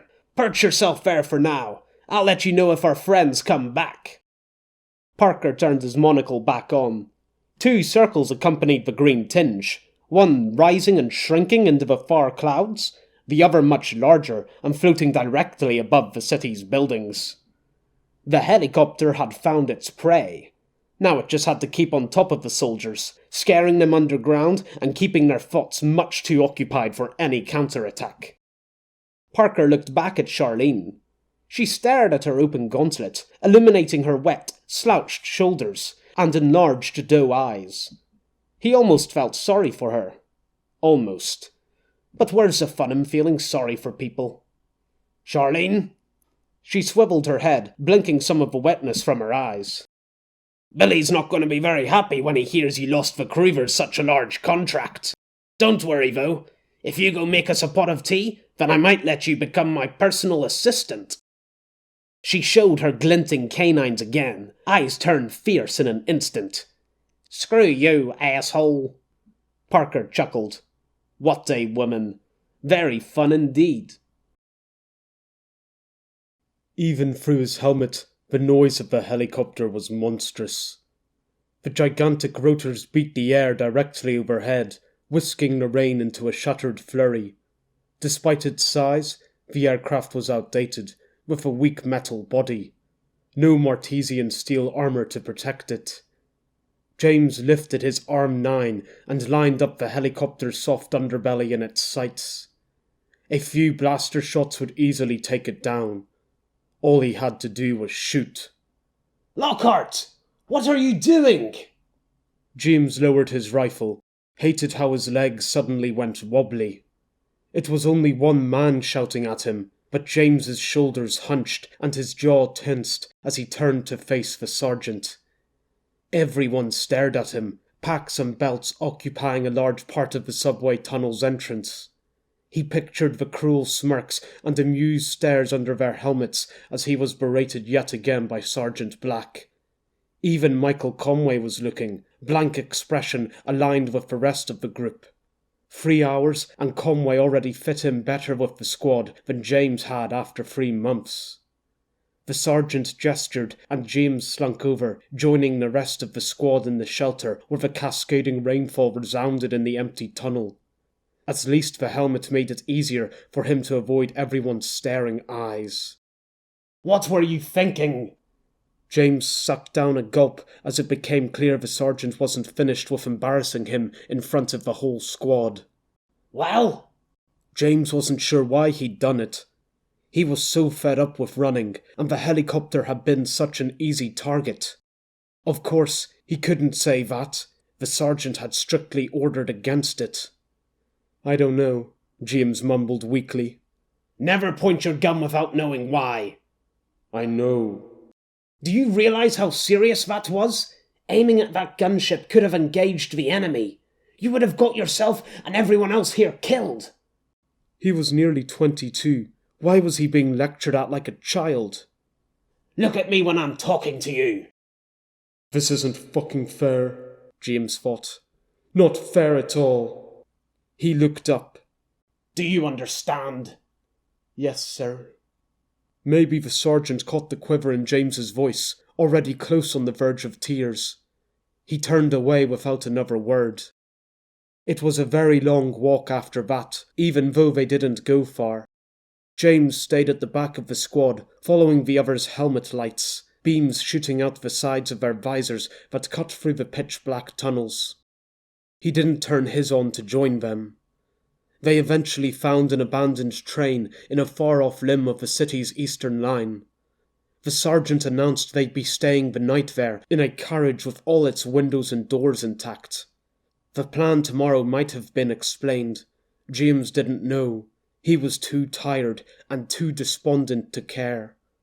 All he knew was he wasn't on the first guard shift, so he took off his armour, stripping down to the navy blue thermals underneath, and sat on a carriage chair next to one of his pack's portable lights, staring at the shadowy floor. He should have expected this. Why did he think things out here would be different from being on base? He was still with the same people, and the same attitudes. Only now, he had no escape for time to himself. None of them did until their gunship or the cruiser arrived. Hey, are you all right? James smiled at the voice, like clouds making way for a rain of sunshine. Lisa! The only good thing about this whole situation. James couldn't believe his luck when he'd heard she was coming on the expedition, making the whole mission seem 10 times better. She stood in front of him, dressed in her skin-tight thermals, and James made a conscious effort not to let his eyes linger. He looked up and met her eyes, looked away again. Even looking at her face felt indulgent. Yeah, I'm fine. Why wouldn't I be? James said, straightening in his seat. Lisa laughed, and James wondered how such a simple note could cheer him so. He would do whatever it took to hear that sound again. All right, tough guy. Lisa sat next to him, and James shuffled in his seat, unsure how close he should be to her. Come on. Anyone would be shaken after being scolded like that, and I know how sensitive you can be. James stiffened at the word. He'd convinced himself he'd gotten stronger, that she wouldn't see him like that anymore. Out here, he had to be a man of actions, not emotions. Honestly, I'm fine. I can deal with the telling off. Besides, it's my fault for being an idiot. And the sergeant's for being a dickhead. He wasn't going to say that. He'd show her he could own his mistakes and not be petty. He risked another glance in Lisa's direction and saw her giving him a long look as she undid the net atop her head. It came loose, and so did her long blonde strands of hair, cascading over her slender neck and toned back, releasing a wave of, well, James couldn't tell what, but whatever it was, it smelled nice. Well, if you insist, she said in a playful voice, smile pulling at her lips. Had she made a light-hearted comment, or was it more than that? But can you do me a favour? Anything. Don't hold it against the Sarge. James couldn't stop his eyes narrowing at the man's mention. He's not trying to single you out. He's just stressed. He lost Oban and Jeff today, and wants to make sure everyone else comes out of this alive. You get he's not a bad guy, don't you? He's one of the most arrogant, dictatorial, rude wankers on the planet. Course not. James forced a smile. Everyone's got to have an outlet. I only happen to be on the receiving end of it. Lisa smiled and suddenly gripped his wrist. James's heart leapt. Everything today, the fighting, the walking, the fucking shouting, it had all been worth it. Maybe he should reciprocate and... Lisa lifted her hand and stood. The moment gone. That's great. Rest while you can. We don't have long until we're on the move again. You too. James instantly regretted how high-pitched his voice sounded. She's so great. He snuck a look at Lisa as she walked to the other end of the carriage, the blue thermals hugging tightly to her rear. Really great. Enjoying the view? What? No, James quickly said, cheeks flushing with blood. I was just... Don't lie to me. He recognized the accent and relaxed.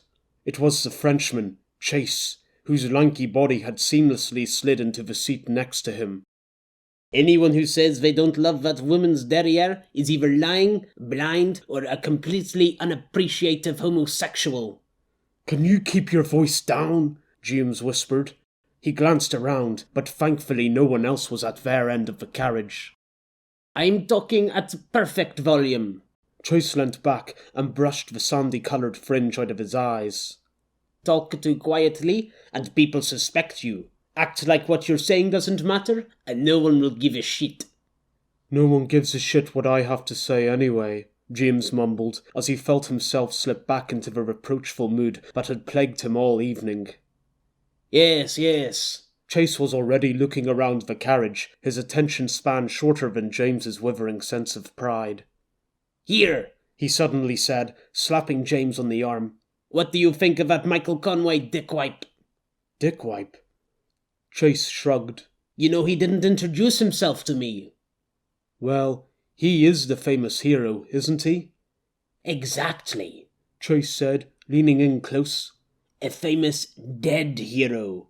What the fuck is he doing here? Back to life? Looking the same as all those years ago? A little suspicious, no? James tried to casually look over at Conway, sitting on the far side of the carriage. He hadn't taken his khaki jacket off, although his muscles were obvious regardless. And Chase was right. His chisel-hard features and good jawline from the old interviews and posters hadn't changed, and James couldn't stop a twinge of jealousy from prickling. Conway was staring at the floor, lost in thought. Nothing suspicious, and besides, Conway's body had famously been lost after being placed in cryogenic storage. It had always been a popular theory that he'd be discovered again one day. You're being paranoid. If he looks and talks like him, then why wouldn't he be the real thing? Robots, Chase said, nodding at his own reply. He's a robot in Michael Conway's skin. Trust me, James, I know a lot about robots. What? But you're a pilot. Think about it. That Michael has a plan. He got into Sergeant Black's good book straight away, didn't he? James ground his teeth. True, he had connected instantly with the sergeant.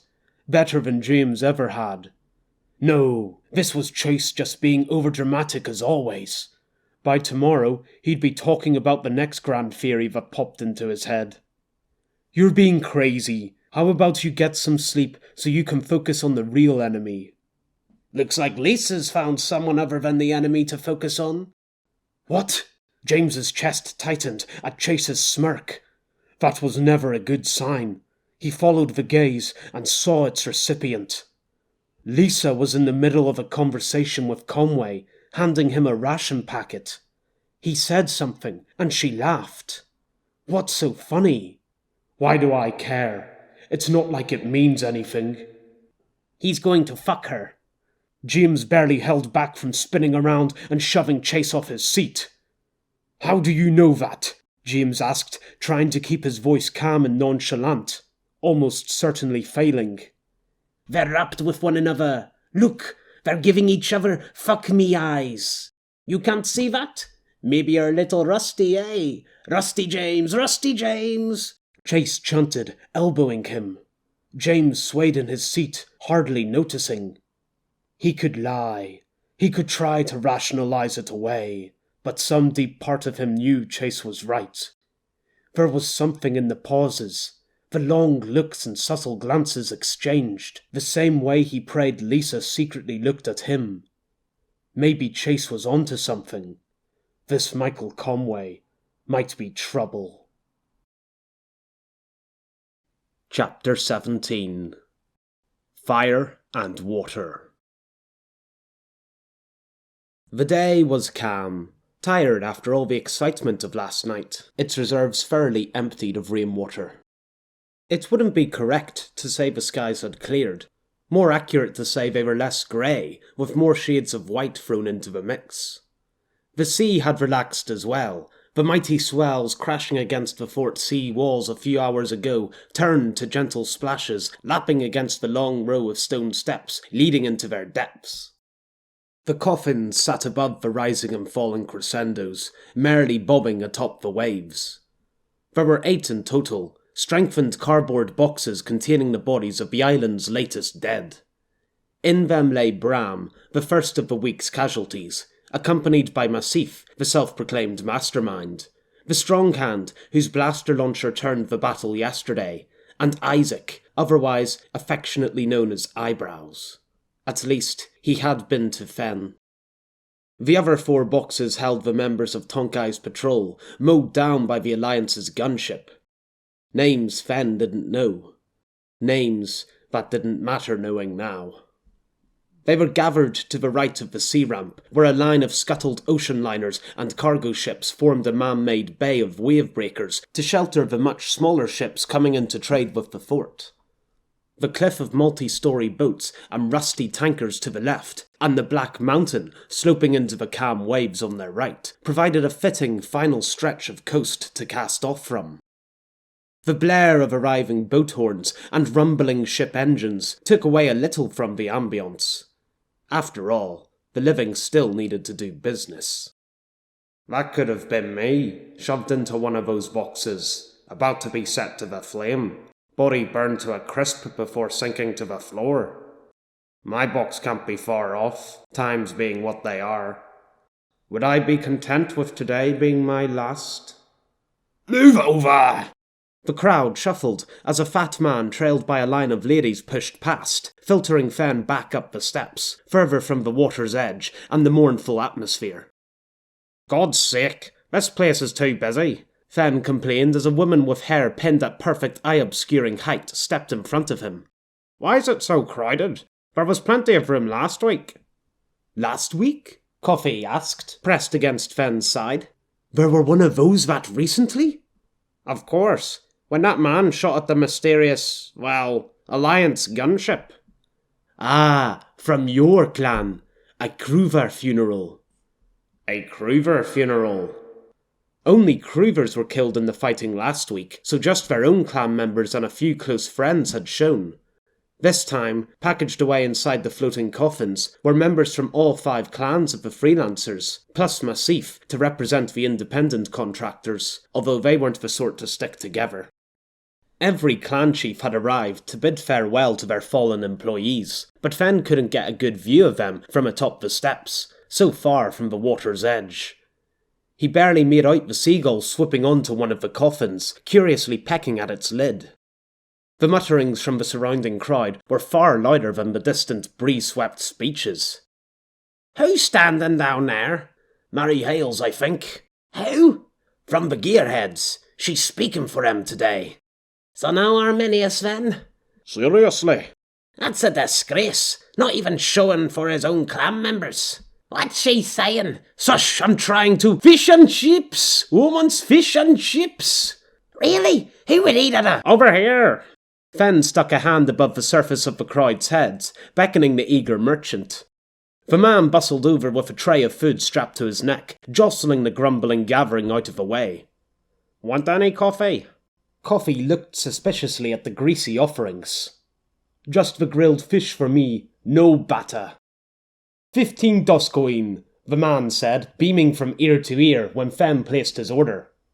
15? But these are tiny portions. This is daylight robbery. No, sir, not robbery. How could someone try taking advantage on such a sad day? Squeezing a captive market would be a good start. Whatever. What is that? Coffee asked, as Fen pulled a plastic card from his faded leather pouch in his pocket. My wallet. Fen held the card against the man's gauntlet until it emitted a loud beep.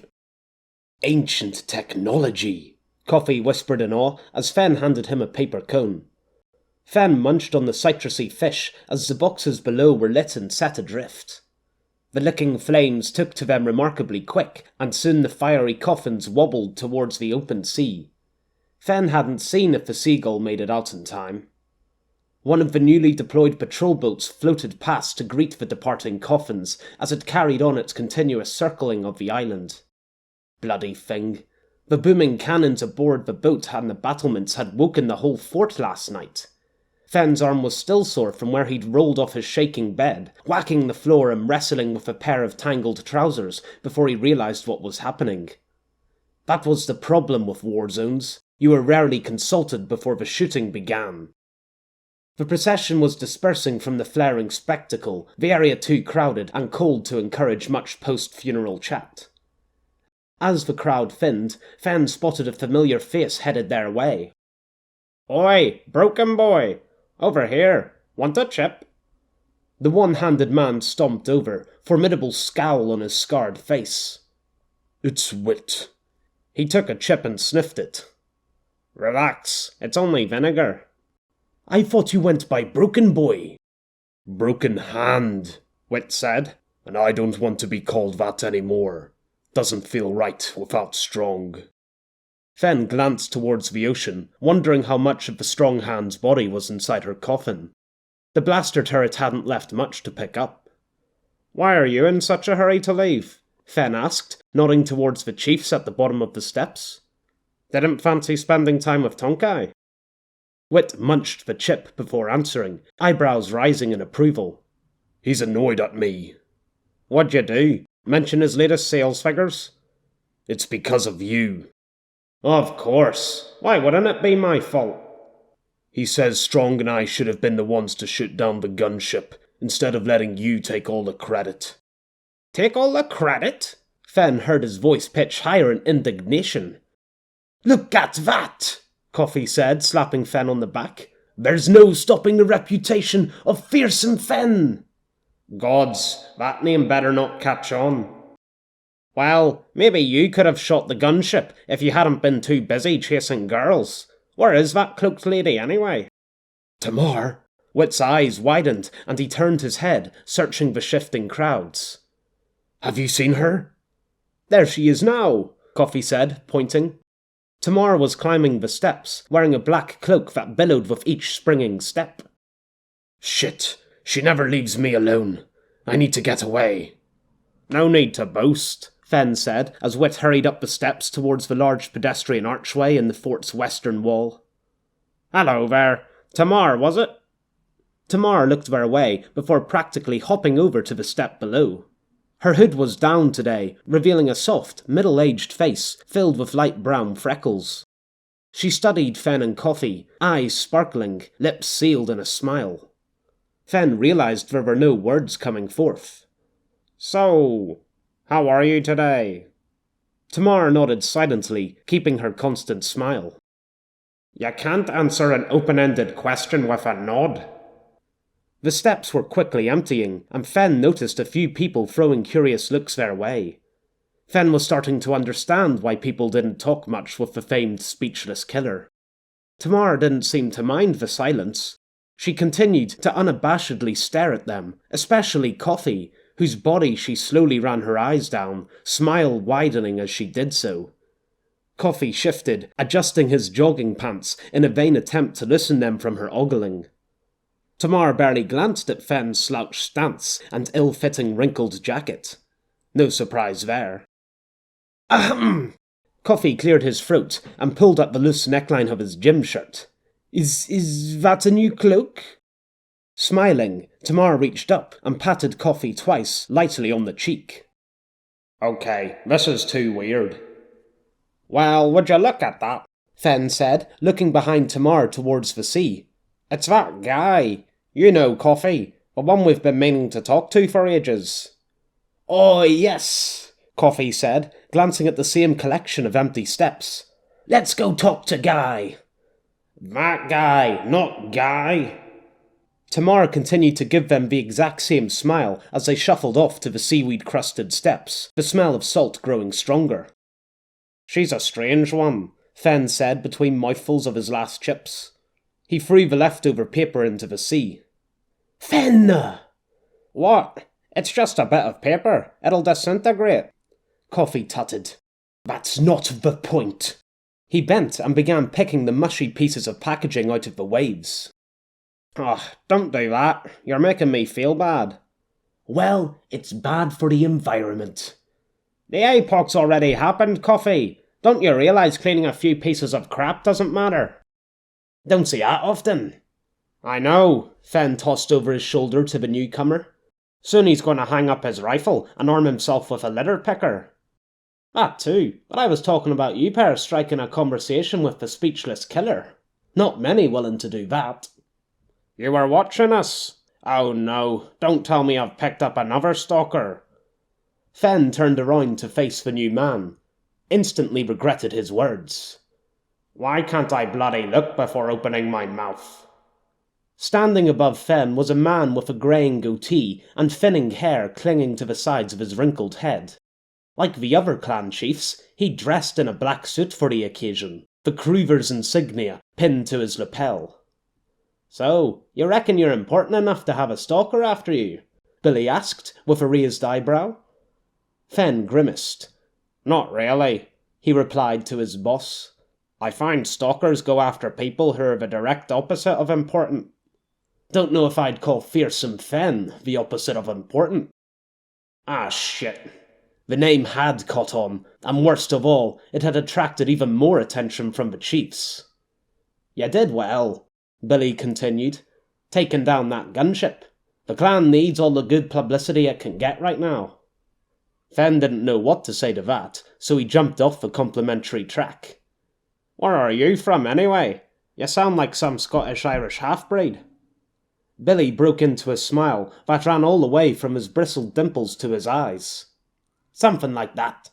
Got a good ear for accents there. You Chinese?" Fen shrugged. "Something like that. I've spent a lot of time abroad. Seeing the world. Avoiding work." Billy laughed. "Just the sort of thing I want to hear from my own clan members." "Whoops. Keep forgetting he's the boss."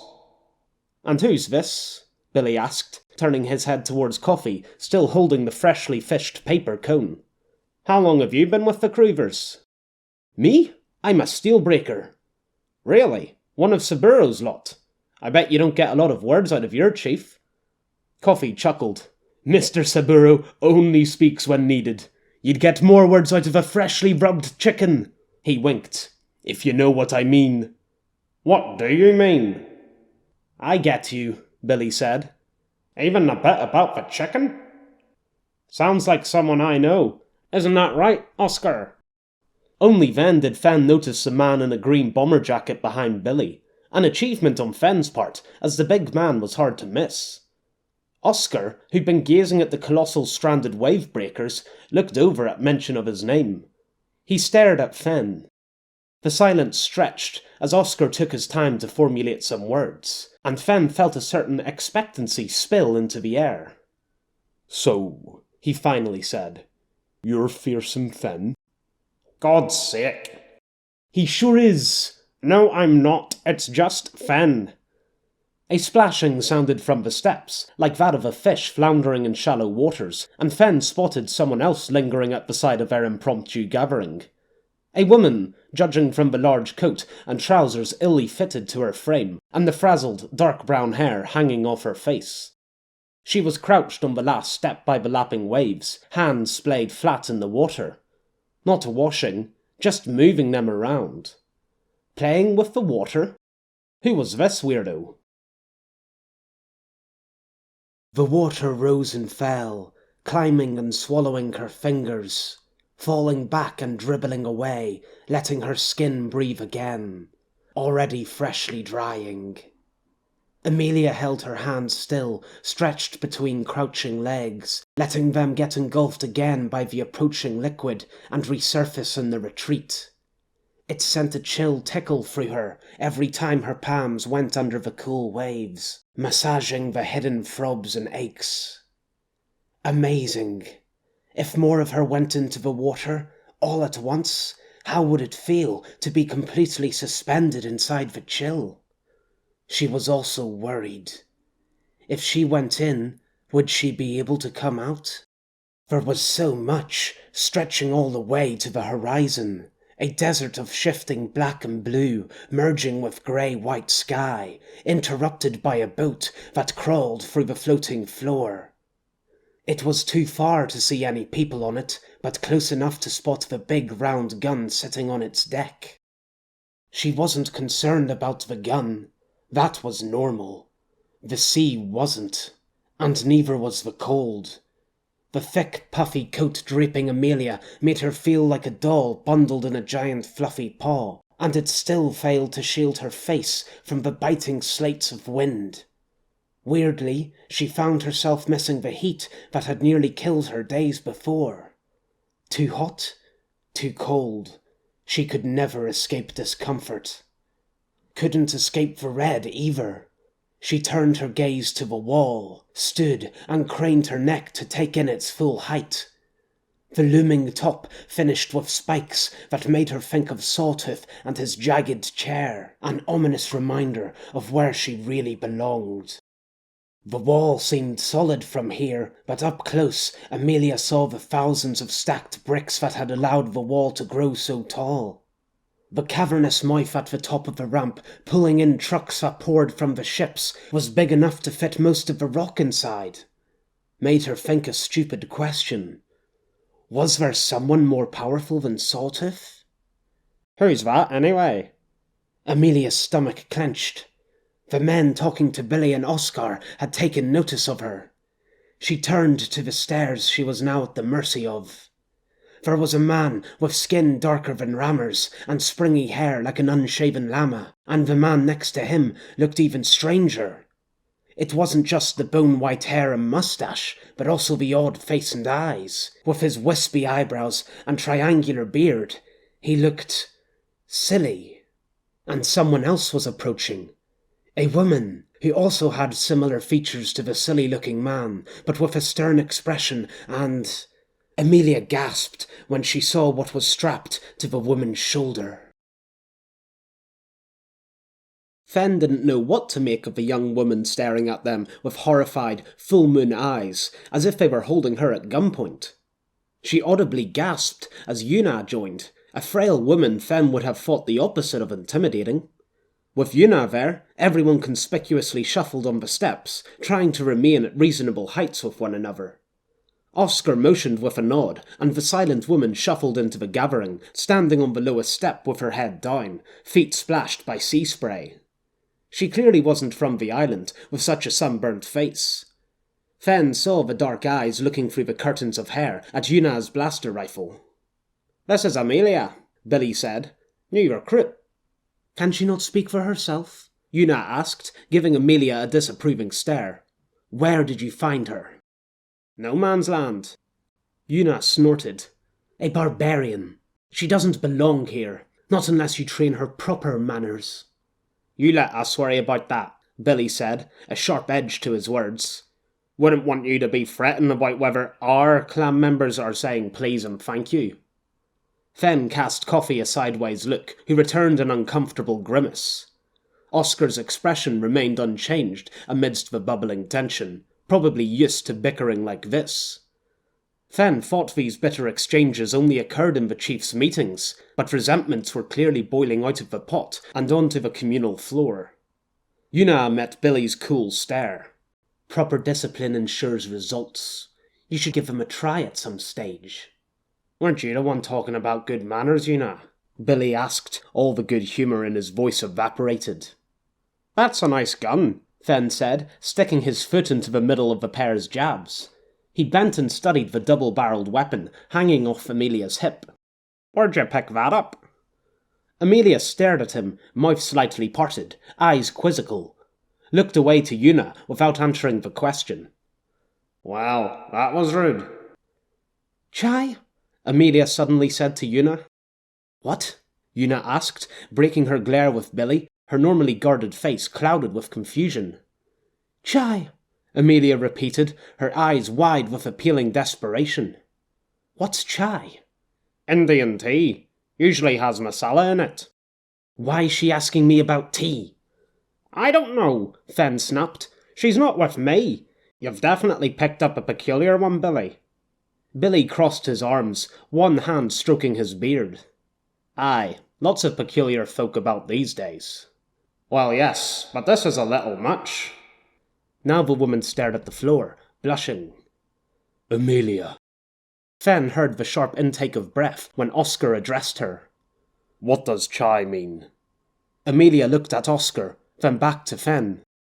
"The free woman." "Way too peculiar." Billy laughed. "Hear that, Yuna? She thinks you're some sort of suffragette." "Am I supposed to be honoured by that?" "Probably the best way to take it," Billy said, returning to a more casual tone. "What brings you our way, Yuna?" Him. Yuna nodded to Coffee. The piece of paper Coffee was still holding had begun to dry and flap in the breeze. "We need you to come to the early strategy meeting tomorrow." "Have I been honoured too?" Coffee asked. "What? No, you need to explain how you took down that gunship." "Good on you, Coffee," Fen said, putting his chilly hands in his jacket pockets and swaying back and forth on his heels. "You can talk for both of us, and I'll get you a drink afterwards." "You're coming too. The other chiefs requested your presence." Fen stopped his swaying and looked over at Oscar's stony face. It didn't sound like a request that could be turned down. He sighed, already knowing this was one argument he wouldn't win. "And on a Saturday, too." "Did Yuna say it was an early meeting?" Billy grinned. "Dawn." Of course. Arminius himself will be there to make it worth your while. Who knows? Maybe he'll want to talk to Fearsome Femme personally. Even better, a date with a crazed quasi-despot to brighten my morning. Amelia gawked at him. Fearsome? Chapter 17 Cerestean Steel. They're remarkably trustful of your intentions, handing you a new weapon and letting you guide half the remaining forces outside of the sergeant's supervision. Michael took aim and let loose against the link-encrusted wall. Then he remembered that Flicker saw everything he did and quickly looked up. Why do they respect you to such a degree? Flicker continued, undaunted by the sight. What have you done for the Alliance to earn such respect? You tell me, Michael said, keeping his voice low under the splashing. You seem to know so much already. If you want to query the extent of my knowledge, then come out and say it. Fine. How? I don't know, Flicker interrupted. It is most perplexing. I am aware of the various events and contexts that shape the world, at least it appears to the same point in history as you. How things came to be in such a deplorable state, I cannot say. Michael could feel he was close to finishing, but he forced a little more out. This had been one of only 3 breaks he'd managed to grab since joining the Alliance squadron. And what about you? Where do you come from, and why are you in my head? Alas, that I cannot answer. How I came to learn about the world and my function in it, I have completely no idea. Right, and I'm guessing you can't tell me how you've been able to heal me this whole time. The repairs? That's actually quite simple to explain. Conway! I can't hear any more pissing, which means it's time for more walking. It was Chase, shouting from the street, uncaring of any enemy that might hear. Michael cursed and zipped his pants. He lifted the new weapon he'd been given, an Alliance Rifle Model 9.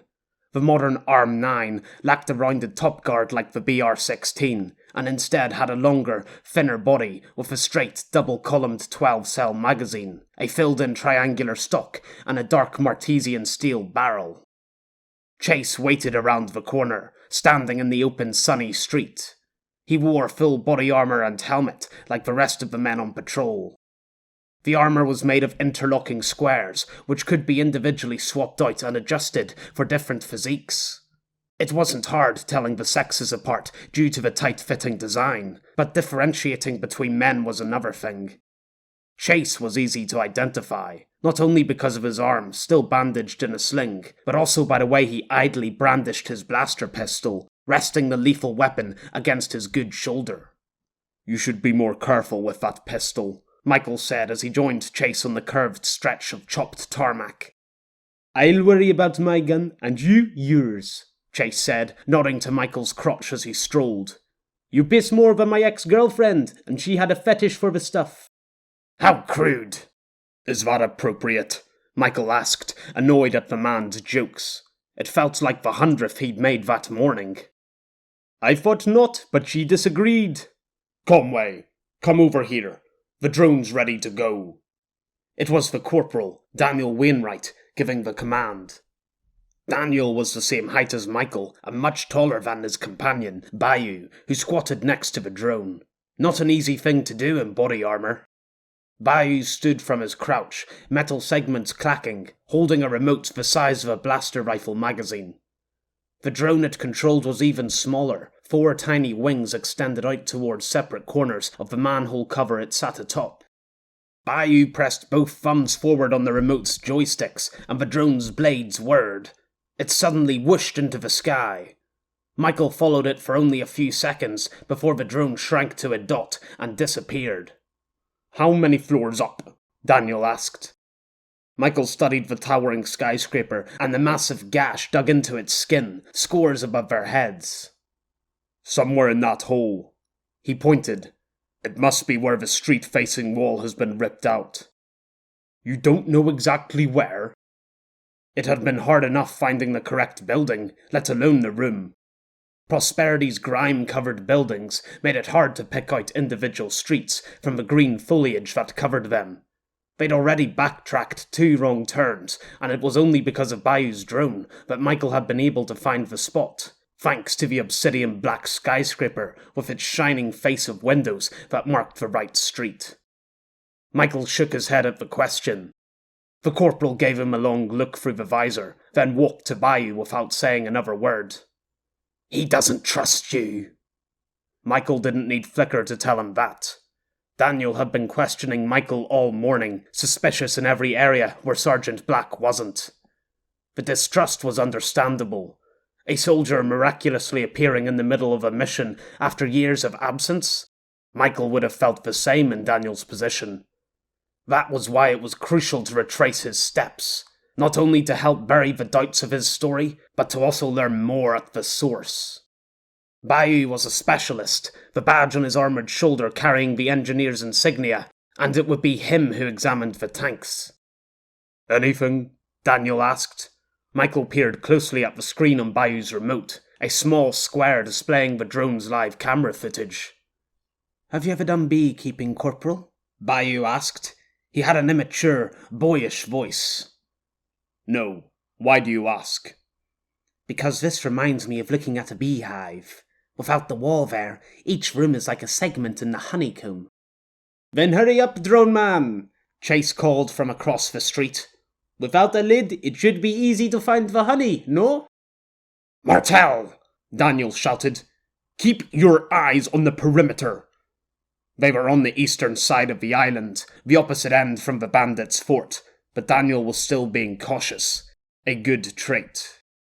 There's the room, Flicker said. It was strange for Michael, having someone else notice the spot first, using his eyes. Michael pointed to the screen's right-hand side, and Bayou tilted the drone to match. The afternoon sun cast the room's interior in deep shadow, but the outlines of 3 large tanks were still visible with a keen eye. Daniel raised a hand to his helmet, pressing the inbuilt button at the back of the jawline. Lockhart, regroup at our location. We're going in.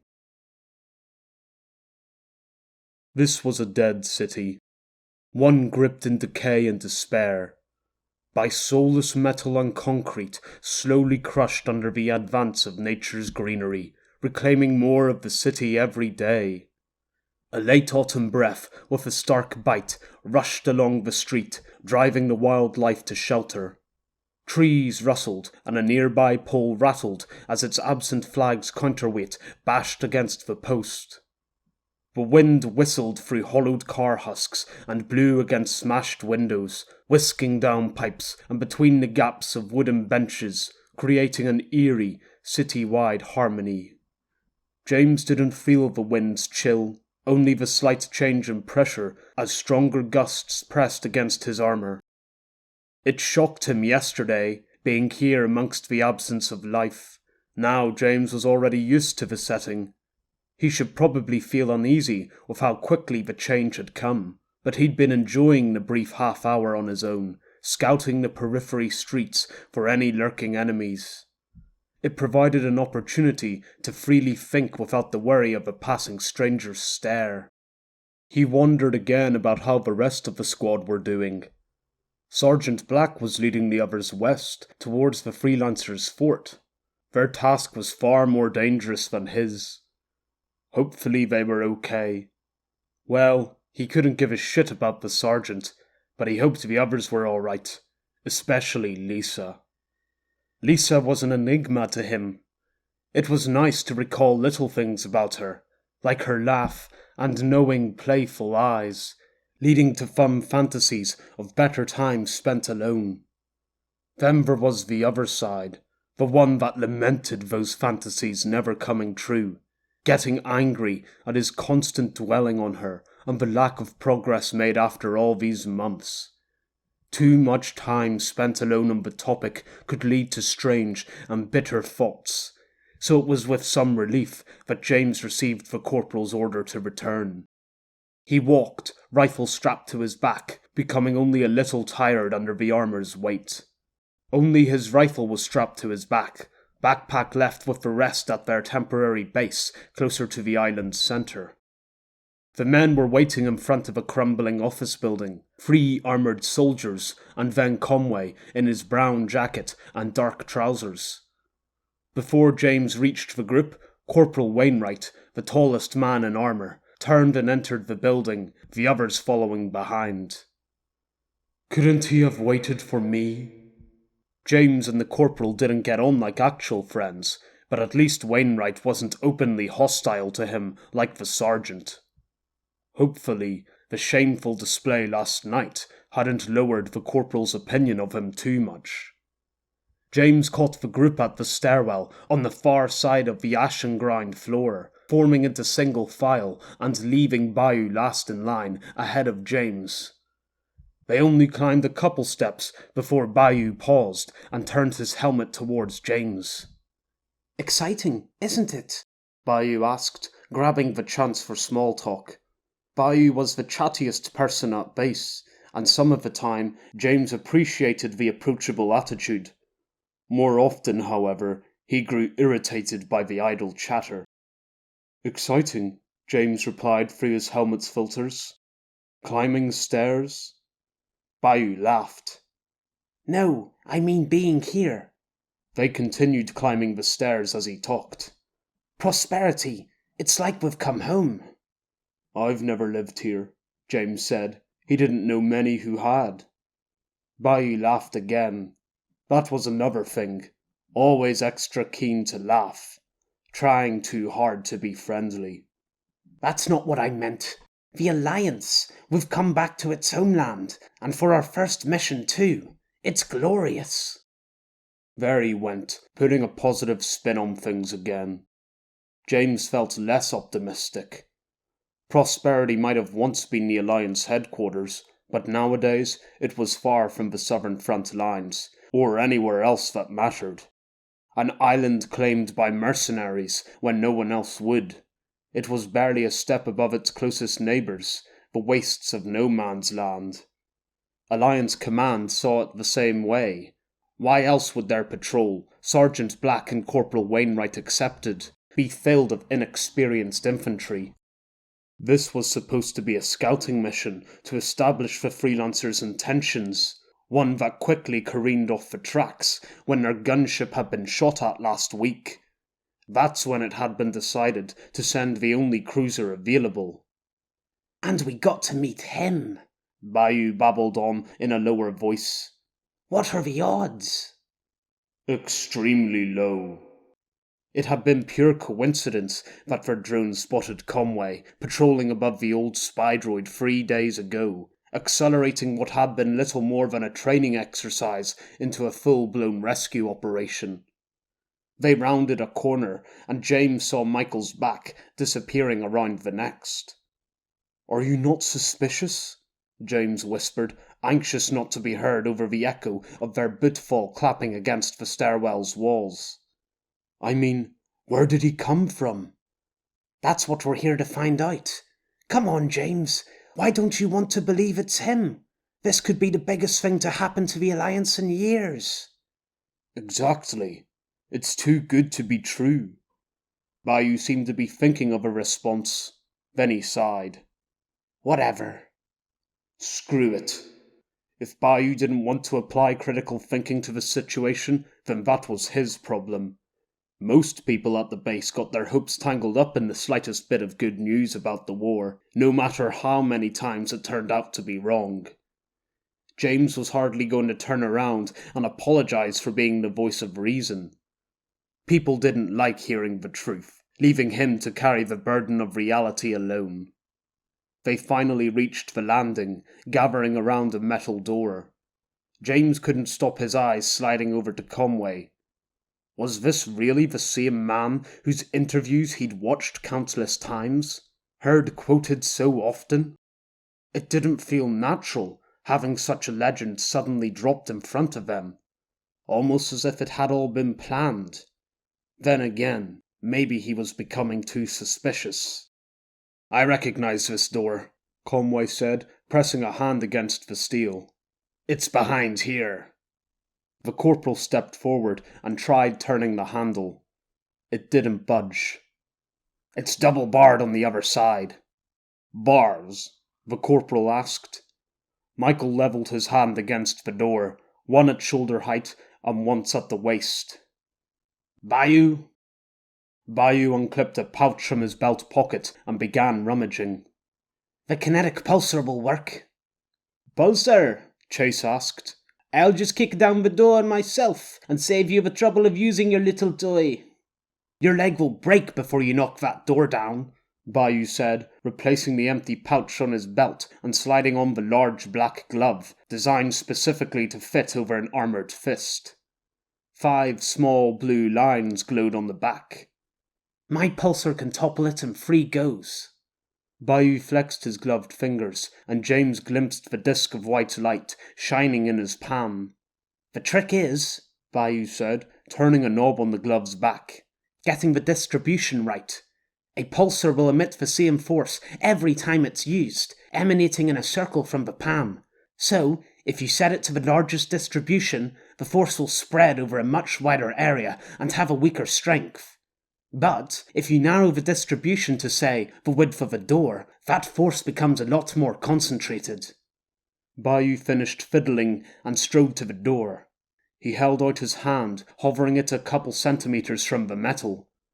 It was halfway open, white light spilling from amidst the gaps in his fingers. He took a deep breath and fully splayed his fingers. There was a loud crack as a flash of light burst from Bayou's palm. The door rattled against its frame, and the air whooshed backwards, making James and the others stagger. Bayou's arm had only moved a morsel, one of the 5 shining lights gone out. The pulsar made a whining noise, like a recharging defibrillator. Once the noise stopped, Bayou put his hand back into position. He stretched his fingers. The instant they were fully open, the pulsar flashed again, and another bang whacked the door. The hinges snapped, and the door's top end thrust back, ripping the higher bar out of the wall. The lower half barely clung on, last bar ready to be popped from its bashed bracket. That's enough, the corporal said as he swapped positions with Bayou. We don't want to throw the door in there. Bayou packed the pulsar into his belt, using his other hand to hold up 2 fingers to Chase. Little toy, he mocked. Weapons ready, the corporal said, glancing at Michael. Just in case. James unstrapped the arm 9 from his shoulder, feeling like an idiot as he tried to figure out how he should stand for a room breach, and settled on copying the corporal's slightly crouched stance. Corporal Wainwright lashed out with his leg, armoured boot catching the door where it lay propped on the bar. The door crashed into the room, bar clattering. Wainwright stormed in, James and the others surging behind. He swept his rifle through the air in a few short arcs before lowering it. Clear. The light flooding through his visor momentarily blinded James, the wind howling around his helmet, confusing him more so. Then he saw the missing wall to their right.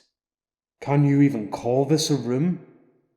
Large sections of the floor had crumbled into the debris pile below, while rubble of all sizes were strewn about the remaining wall's edges, dark patches of mould clinging in the damp corners. At least the view wasn't bad. From this height, the missing wall displayed a commanding lookout of Prosperity's remains. The nearby skyscrapers so large and tall that James felt in some ridiculous way he could reach out and touch them from where he stood. What's this? James turned. The corporal knelt next to a rectangular pile of rocks on the floor. I found him when I woke up, Michael said, striding over. It was the best I could do for a burial. You did it for him, but not the other guy? The corporal asked, nodding his head. Only then did James notice the 3 graphite-coloured tanks, so dark that they easily hid against the dim inner wall. 2 of them were already open, one emptied, and the other stuffed with a skeleton. I have my reasons. Michael spoke as he had to James last night, reassured and confident, as if each word was selected in advance. It was unsettling how calm he was with the whole situation. Wainwright tilted his head. James couldn't see his expression, although he was sure it wouldn't have been friendly. Let's see what we came for. Bayou walked by the pair and studied the tanks. May I, Corporal? Bayou tapped the visor of his helmet. The polarized plastic adjusted to most outdoor situations, but objects became blurry and dark up close, eroding the finer details.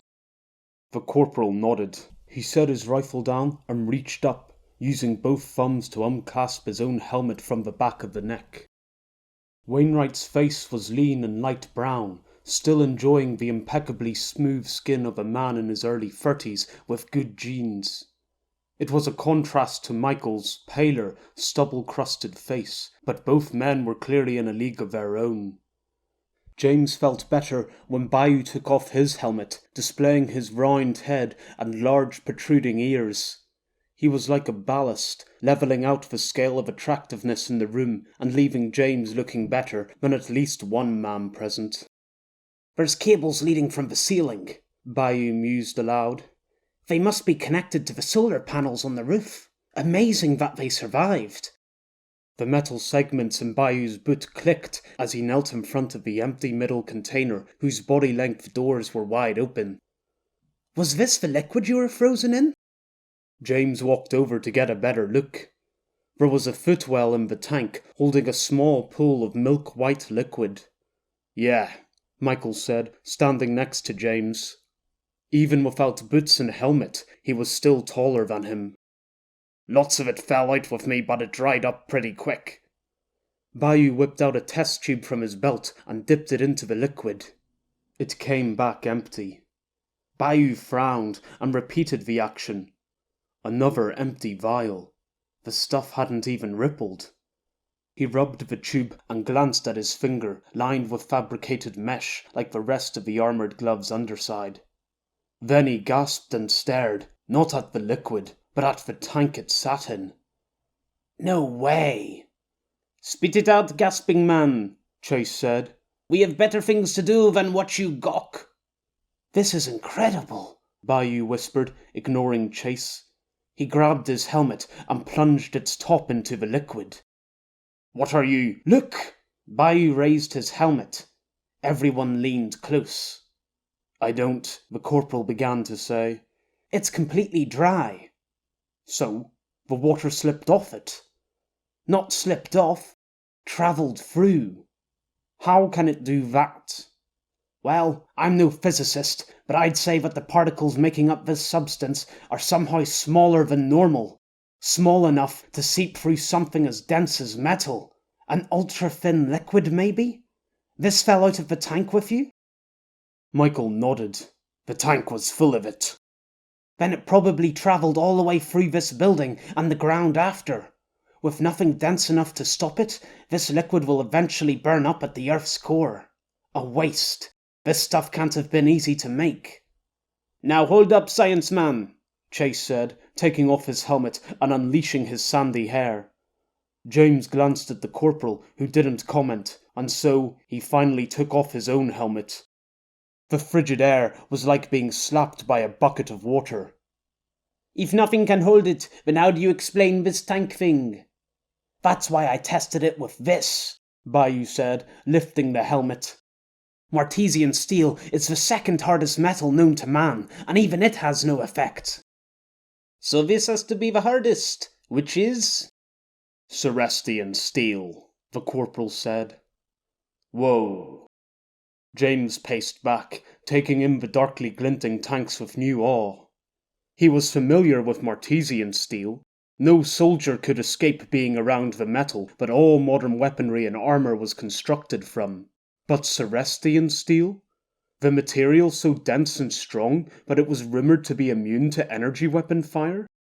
James didn't believe those stories, although before today he wouldn't have believed he'd ever see some of the legendary metal in person. These 3 tanks were a strategic fortune. How did they get them up here? Wainwright asked, staring fixedly at the steel. They'd be too heavy to lift. Bayou shrugged. Cranes? When they built this place? The corporal stepped back, looking over the 3 tanks. Why's this one closed? It's still running, Michael said. I think there's someone frozen inside like I was. Don't touch it. It's cold. The corporal made a face. This time there was no helmet to hide the radiating suspicion. Cold. Very. And you have no idea who's in there? Like I said, the last thing I remember is fighting in that jungle. The corporal turned back to Bayou. Can we open it? Bayou sucked through his teeth. If we were to try to open it early, whoever's inside might end up like this guy, he said towards the skeleton sprawled in the first tank. Why don't we just force it open anyway? James asked, desperate to be heard saying something, rather than stand there next to the conversation like an observing mute. He realized his mistake in the pregnant pause that followed. That could have been me you're talking about. It was the first time he'd heard Michael talk with anger in his voice, and James's gaze was suddenly drawn to the crumbled floor, far from the angry stare. We're not here to make decisions, Wainwright said, putting his helmet back on. Stay here. I'm going to contact the sergeant. He walked out to the stairwell, hand already going for his helmet's comms piece. Why go to all this effort with these fancy boxes? Chase asked, kicking the middle tank. Easier to use normal water, no? Bayou jumped on the question. Think about it. This stuff is so thin it can travel between body cells. When someone is frozen in one of these, every part of the body is treated equally.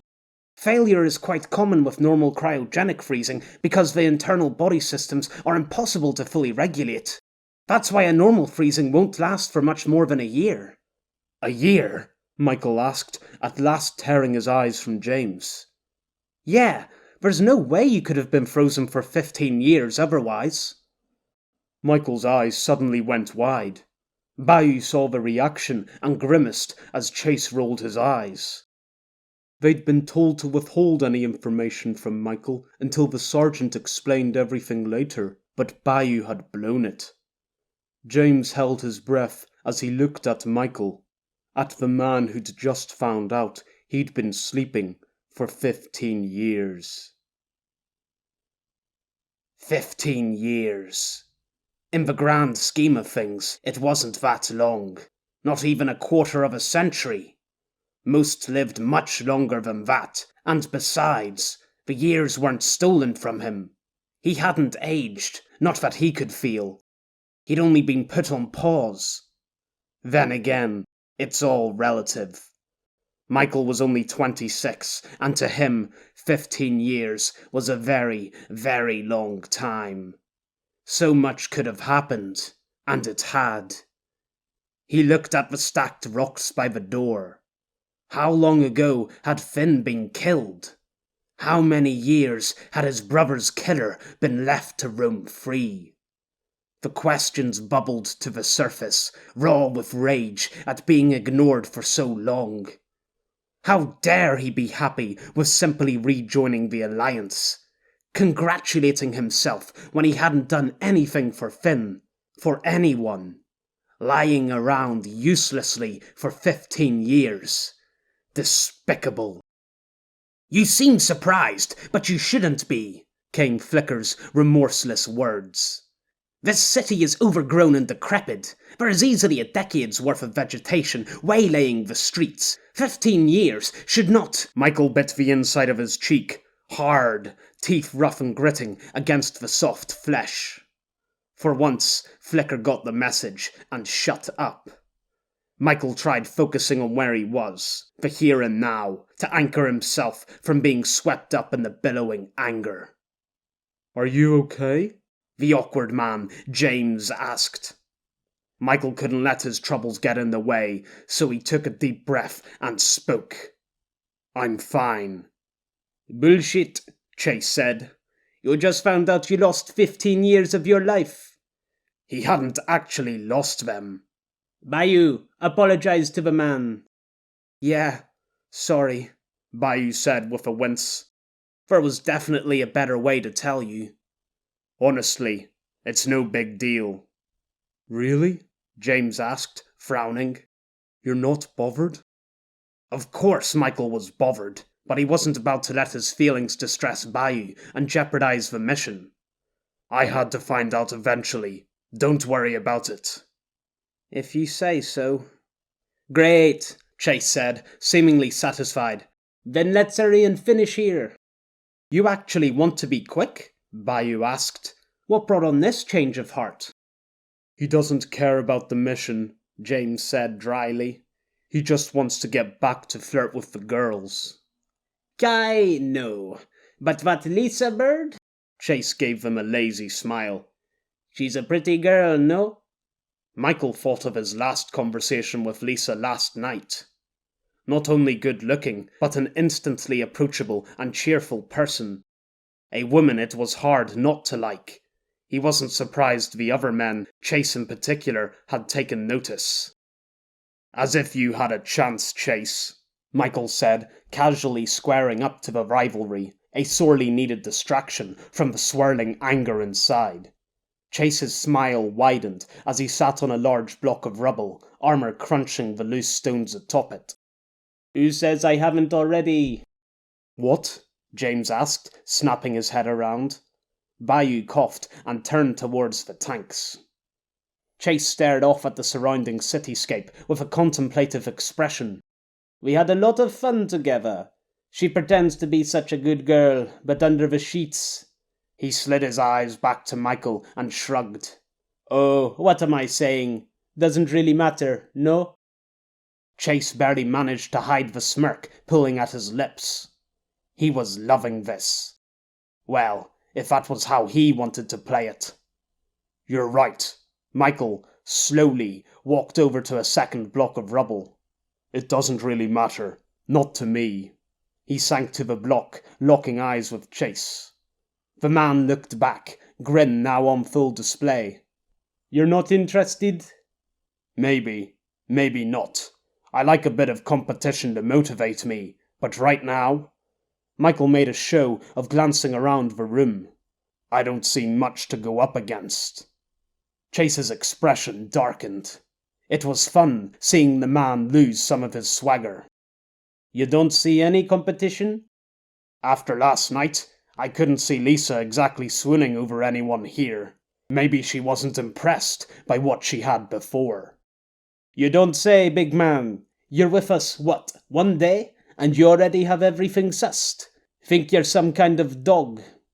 Seemed the terms bird and dog hadn't left in Michael's absence. If you feel that strongly about it, then you'll just have to prove me wrong. Michael copied Chase's earlier smile. No? Chase slipped into a sly grin, a grin that said challenge accepted. So, in your moment of distress, you sought comfort by quarrelling with your fellow soldier. Interesting. That was hardly a quarrel, and Chase started it. Well, if you insist on this bullish behaviour, then I advise caution. Chase is not the only one seeking that woman's approval. He couldn't mean Bayou. He'd avoided the entire conversation. Only then did Michael realize James was staring at him. How long had he been doing that? Michael turned his head, and James quickly looked away. Seemed Flicker was right. All 3 of them were interested in Lisa. Michael wasn't too surprised. In his experience, there was only one thing that men fought over more fiercely than money, ideology, or politics. And right then, he'd just thrown himself into another ring. Chapter 19 Return of the Chief. Waking before daylight. Fen couldn't remember the last time he'd done it, like some feudal peasant rising to toil the fields with the first rays of dawn. At least the peasants didn't have to care about petty squabbling amongst their overlords, much less actually attend the proceedings. Fen took another sip of his coffee and grimaced as he climbed the stairs. He'd been taken for a ride by the man at the stall. He'd asked for an Americano, but the watery coffee tasted like it had come straight out of a filtered flask. Plus, Fen doubted the barista was Italian as he claimed. Gigor Manio sounded made up. There he is. It's fearsome. Fen stopped in his tracks to stare at the smirking guard at the meeting room's door. What did you call me? Careful, the other guard called. You'll make fearsome angry. It's too early in the morning for this shit, Fenn grumbled, pushing past the laughing guards. An angry wave of dismay crashed over him as he entered the room. It's only a quarter full. I could have stayed in bed for at least another 10 minutes. Men and women were gathered around the long conference table, a soft light creeping in from the easterly-facing windows where the city stood watching beyond the wall. Fenn could see the courtyard below starting to come to life with the traffic of morning deliveries and breakfast food stalls. It was quite nice seeing the world wake up. Shame Fenn had to sacrifice his own sleep to glimpse it. He shimmied by the people stuffed around the tableside, some engaged in loud, eager greetings, and others amongst hushed tones of secrecy. He plonked himself under the first empty chair he saw and let out a deep sigh, rubbing the gunk from the corners of his eyes. Why did simple actions get harder the earlier in the day you did them? What the fuck do you think you're doing? Fenn looked to his right, at the deep, thick voice of the woman questioning him. Her huge face carried a hanging set of jowls, the whole packaged framed by a slice of willowy hair on either side. The woman peered at Fenn through normal-sized glasses, made tiny by the laws of relativity. Am I doing something wrong? Fenn asked, bristling at the harsh address. Yep. The woman smiled, revealing a long set of teeth. Fenn suddenly felt like a foolish trout being eyed up by an amused shark. You're in the wrong seat, an old man on the other side of the woman said. He leant forward with his shaved head and a greying beard that trailed all the way to the table. These seats are for wielders only. The wielders, smallest of the freelancer clans, Fenn recalled, although the same couldn't be said for its members. How was I meant to know that? The bearded man jerked his thumb, and Fenn looked at the banner hanging from the wall he disdainfully ignored before. 2 silver gun silhouettes, a blaster rifle and shotgun, sat atop one another to form a tilted cross. Oh, I didn't see that before. The woman chuckled. Now you have. Fenn looked back, unsure how to respond. The bearded man motioned with his hand, as if shooing a bird. Go away. Fenn cursed his slow uptake on the situation as he grabbed his coffee and shuffled off. Not even 7 o'clock and I'm being told off by Santa Claus. Fenn forced himself to study the banners as he walked, mapping out the clan's seating positions. On the opposite side of the table hung a banner with a side-on profile of a military tank, a yellow flame in the background. The Steel Breakers. Coffee stood underneath the insignia, Saburo and Yuna seated in front. Coffee spotted Fenn and grinned at him with a wink. Fenn briefly waved back, too groggy to offer a convincing smile. The Hollowcloaks were next on his side of the room. Bingo wasn't here yet, but Hilda Roth was already sat at the table, deep in conversation with the bald man next to her. She shot Fenn an angry glance through her red locks as he passed. No chance he'd try sitting in that seat. The gearhead's skull and cog symbol was strung above the empty head of the table, and finally, the Crouvers directly across from the Hollowcloaks. Fenn shook his head at his own clan's banner. A green tortoise. That was all. What's intimidating about that? No Crouvers were here yet, so Fenn sat and took another sip of coffee. He received a small tingle of caffeinated energy, not nearly as strong as he'd have liked. The room's chatter grew as more people entered, and Fenn overheard mention of Arminius's name a couple times. They were getting excited. The head chief hadn't made an appearance in quite some time, but Fenn had bigger things to speculate on. Why had the 2 guards called him fearless? Was he becoming well known? He'd have to talk with Coffee and find out who was spreading the awful name. With notoriety came hassle, and Fenn had no intention of repeating his younger days. That's my seat. Can never ruminate nowadays without being interrupted. Morning, Tonkai. Tonkai's mouth remained hard set, determined not to indulge in any conversational formalities. Only executive members of the clans sit at the table during fort-wide meetings. The rest stand at the side like they're supposed to. Executive member, I'll need to see your business card before I can verify that. Fen, Tonkai squeezed out the word through his obvious rage. I don't want to make a scene in front of the other clans. Fen didn't either, but the man's constant rudeness pissed him off. He'd rather play the part of a spoiled brat than give in straight away. If you insist on staying seated, then I'll have the broken hand remove you by force. Tonkai stepped aside to reveal Wit fidgeting with his clamp as he averted his eyes from the confrontation. He glanced from Tonkai to Fen, stepped forward and cleared his throat. Fen, can you stand next to me at the wall, please? Sure thing, Fen said, spotting his opportunity to piss off Tonkai even more. It worked. He heard Tonkai seething at Wit as he left. You call that a forced removal? Wit winced as he joined Fen. Sip of coffee? No thanks. Too early in the morning for caffeine. Too early? I think you've got it the wrong way round there. Why'd you have to piss him off? Wit asked as he leant against the wall, crossing his arms and resting his clamp on top. You'll take that one out on me later. Well, what's with him calling you Broken Hand? I thought you weren't going by that name anymore. Wit let out a long sigh. He says it suits me too much to drop the name. Really? But your arm with the clamp still technically works. Maybe you should go by Too Strong a Grip Hand instead. Might be onto something. What? Oh dear, I was joking. That name's not very catchy. I'm not talking about that. Wit paused, then let loose another, longer sigh. I meant Tonkai might be right about calling me broken. You know, for a long time, something hasn't been right with me. Something I can't pin down. I've noticed it for a while, but now, with this name, maybe others have started to see it as well. Uh-huh, Fen said, checking his watch. What in the world am I meant to do after this? The tavern won't be open for hours, and I'll be too awake for a snooze.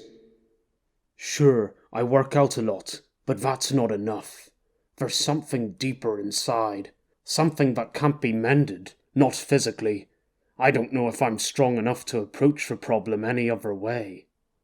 God's wit, would you let up on the self-pity? It's too early in the morning for this.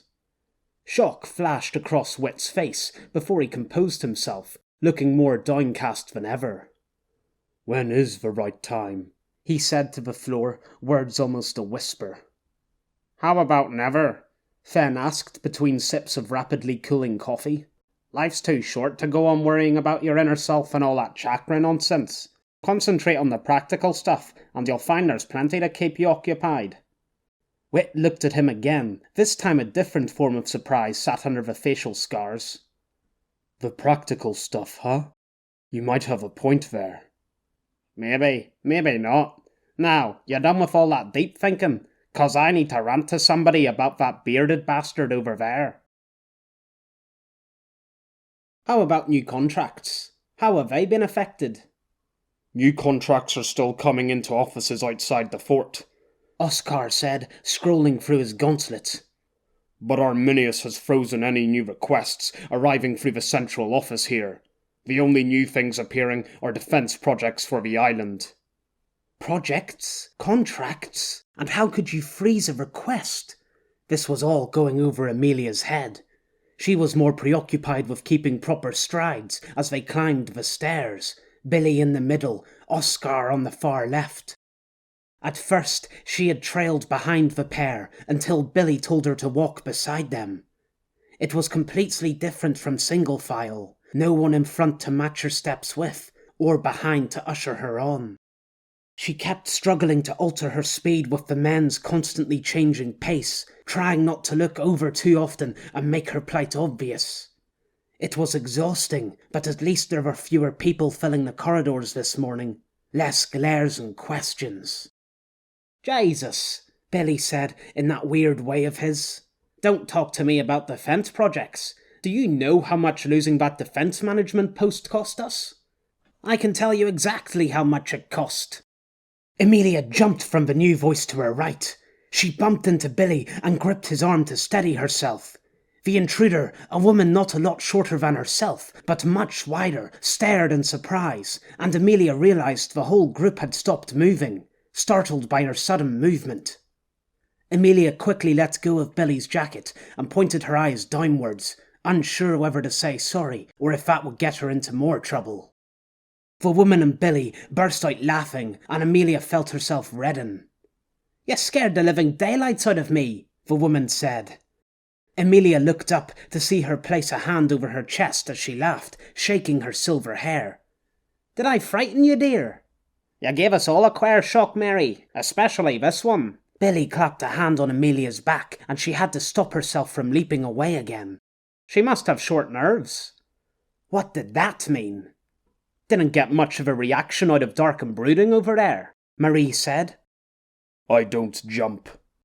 "I don't jump," Marie mimicked back at Oscar in an oafishly deep voice. "Well, hurry you three, you're running late." Marie walked on with short, brisk steps, accompanied by the two men.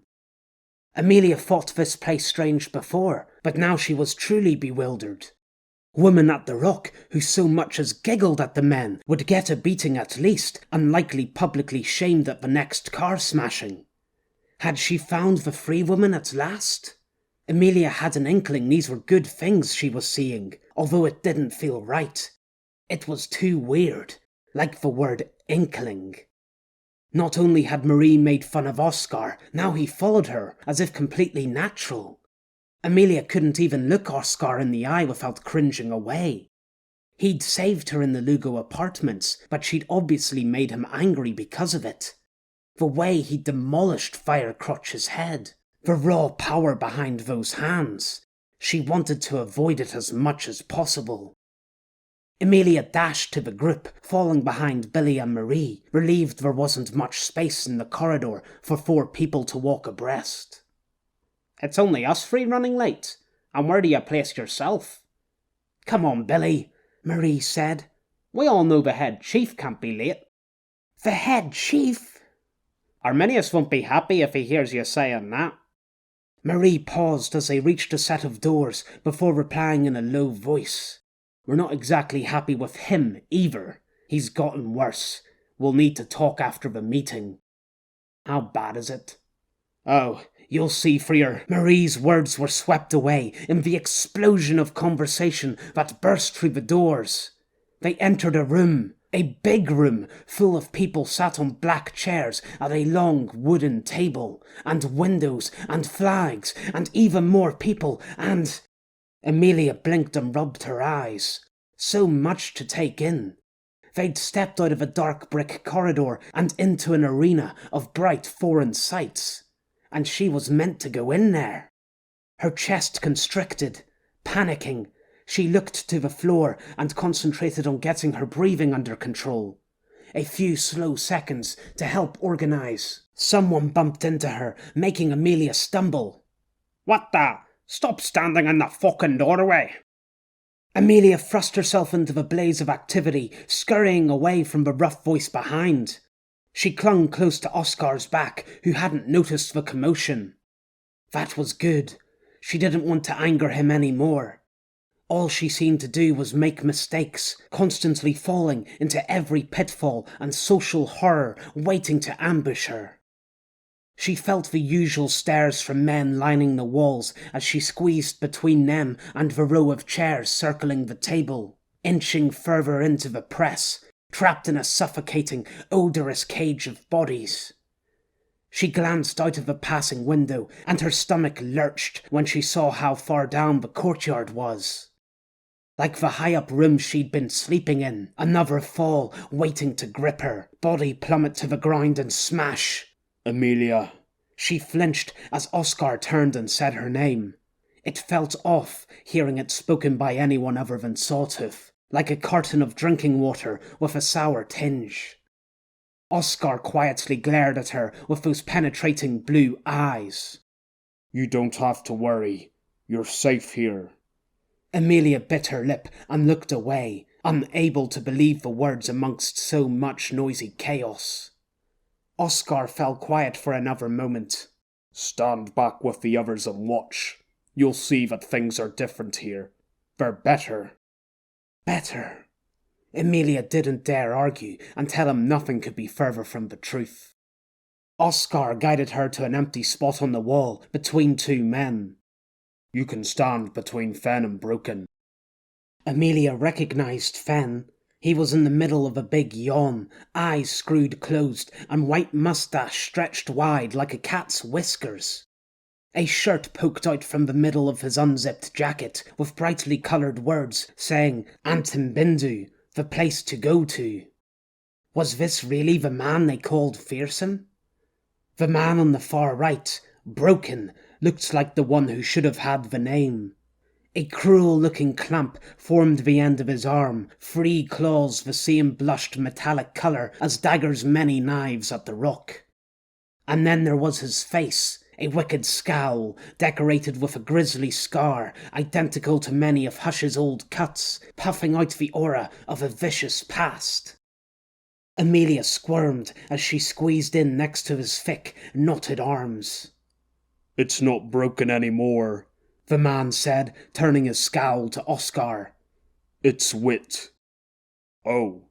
Even Oscar must have been daunted by Wit's severe, uncompromising voice. My bad. Billy, Fen whined. Why do you guys meet so early in the morning? You know we have interior lighting nowadays. There's no need to go up and down at the sun's whim. Fen. Billy strolled over as Marie broke their chat and bustled further down the table. I see you're in a good mood. Sorry, I'm not much of a morning person. Doesn't help that I've already pissed off those two over there. Who? That bearded bastard and the big woman. Emilia glanced in the direction Fen indicated, turned away when she saw how many people stared back at her. Ah, reckon Sadie. Billy tapped 2 fingers to the side of his temple in their direction. Sadie's the chief of the Wielders, and Rick's her second. Ah, shit. I've pissed off the Wielders chief too. No need to fret. They certainly don't mince their words, but it takes a lot to get on our Sadie's bad side. Billy and Oscar sat at the table, leaving Emilia pinned between the 2 men at the wall. She stared at the floor, loose, greasy hair falling around her face. Hopefully, she could go unnoticed and... No gun today, then? Emilia looked at Fen and realised he was waiting for an answer. Billy had told her she didn't need permission to speak anymore, but like so much else here, it was hard getting used to. No, she said quietly. Fen still stared at her, so she added, I'm not allowed to bring my gun into the castle. Not that it would have helped. She still needed to find new blaster cells. Oh, the keep? Ha! I didn't know that. Yo, Wit! If you can't have guns in the keep, then how did you get those through? What? Wit glanced over and saw Fen pointing at his biceps. Oh, shut up. Maybe Fen was as fearsome as they said, challenging the fierce-looking man so casually. Emilia spotted the banners draped on the far wall, bringing her a crumb of comfort. They reminded her of the sigils in Saltiff's throne room, but why did the banner directly across from them look familiar? It showed the purple outline of a hooded figure holding a scythe, just like... Oh, look! Here comes Bingo and Baby Snatcher. Baby Snatcher? 2 men sidled their way underneath the purple banner. One huge man with black skin who sat down, and one who stood against the wall. The standing man wore a black waistcoat and a face as white as if he'd painted the colour on. He didn't put down the large briefcase in his hand. Baby Snatcher? Wit asked in a low growl. What makes you say that? What else could be in that massive briefcase? Lots of things. Yes, but most likely babies. He wasn't serious, was he? Fen hadn't changed his tone at all.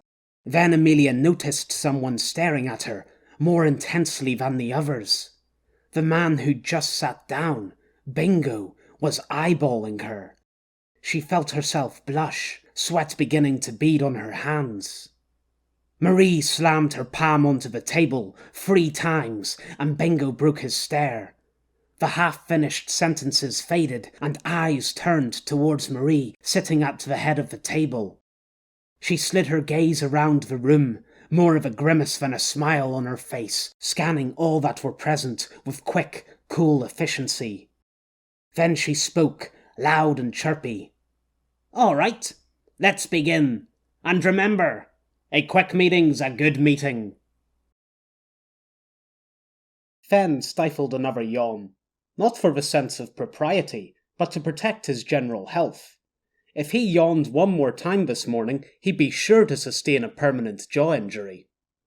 "We have reason to believe the Alliance are using the fort's antenna to communicate with one another over long distances." Saburo cleared his throat before continuing. "I propose we deactivate the telecommunications tower immediately." A chorus of protests filled the room. Seemed everyone was more concerned with losing their Wi-Fi connection than anything else. Fen couldn't care less, having no device to connect to such things. "A temporary closure shouldn't be off the table," Billy said, "but we should expect a lower charge in rates for that amount of time." "A rate change has to have unanimous consent," Hilda replied. "We don't have time to start a debate. Let's just shut the thing down." Fen took a sip of coffee and shuddered. Not even lukewarm. Without the heat to distract from the flavour, it tasted like browned piss. Wit had already refused the coffee, but maybe the woman between them would take it off Fen's hands. What was her name again? The heated discussion of rates continued at the table, as Fen leant in and whispered, "Yo, Evelyn, want some coffee?" "Evelyn?" she repeated. The girl was certainly good at giving people weird looks. "Yes, here's some coffee for you." Fen held out the cup, and Evelyn gingerly took it. "Keep the rest." Evelyn gazed at the smidgen of coffee. "Really?" She looked at Fen with large, appreciative eyes. Sure," Fen said, unnerved by the tentative reaction. "Wow. Thank you. Thank you so much." "Jeez, must be a big fan of coffee." Evelyn turned back to the room, holding the cup in both hands. She bit her lip, obviously distressed, although that seemed to be the woman's default setting. "What's wrong?" "Well..." Evelyn gave him a long look, then leant close and whispered in his ear. "Everyone here is so old." "Old?" Fen nearly snapped an angry retort when Evelyn stepped back, and he saw her face again. She had glistening bruises, the best form of a no-man's-land passport there was, but otherwise the skin was smooth and almost glowing, and not just from the sunburn. No wrinkles or frown lines, and no bags under the eyes. Everything Fen's face wasn't. He glanced around and spotted several people giving long, lingering looks Evelyn's way. They'd noticed the age gap too. At one time, he'd been the youngest in the room at meetings like this, back when his mother made him dress in dark suits to better represent the family as the unwitting junior observer. He'd probably never be the youngest again. Damn!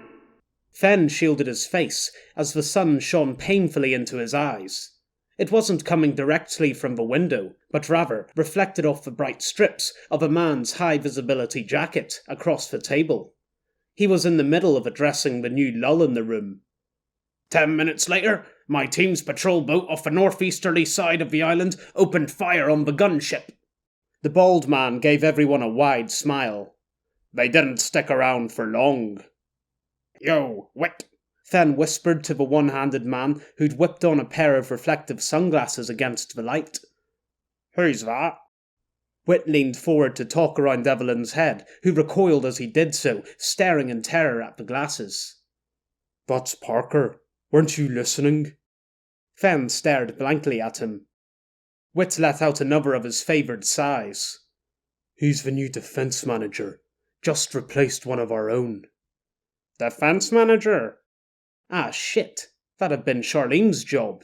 She drank in the tavern during the middle of her shifts while complaining to Fen about the lack of work she had.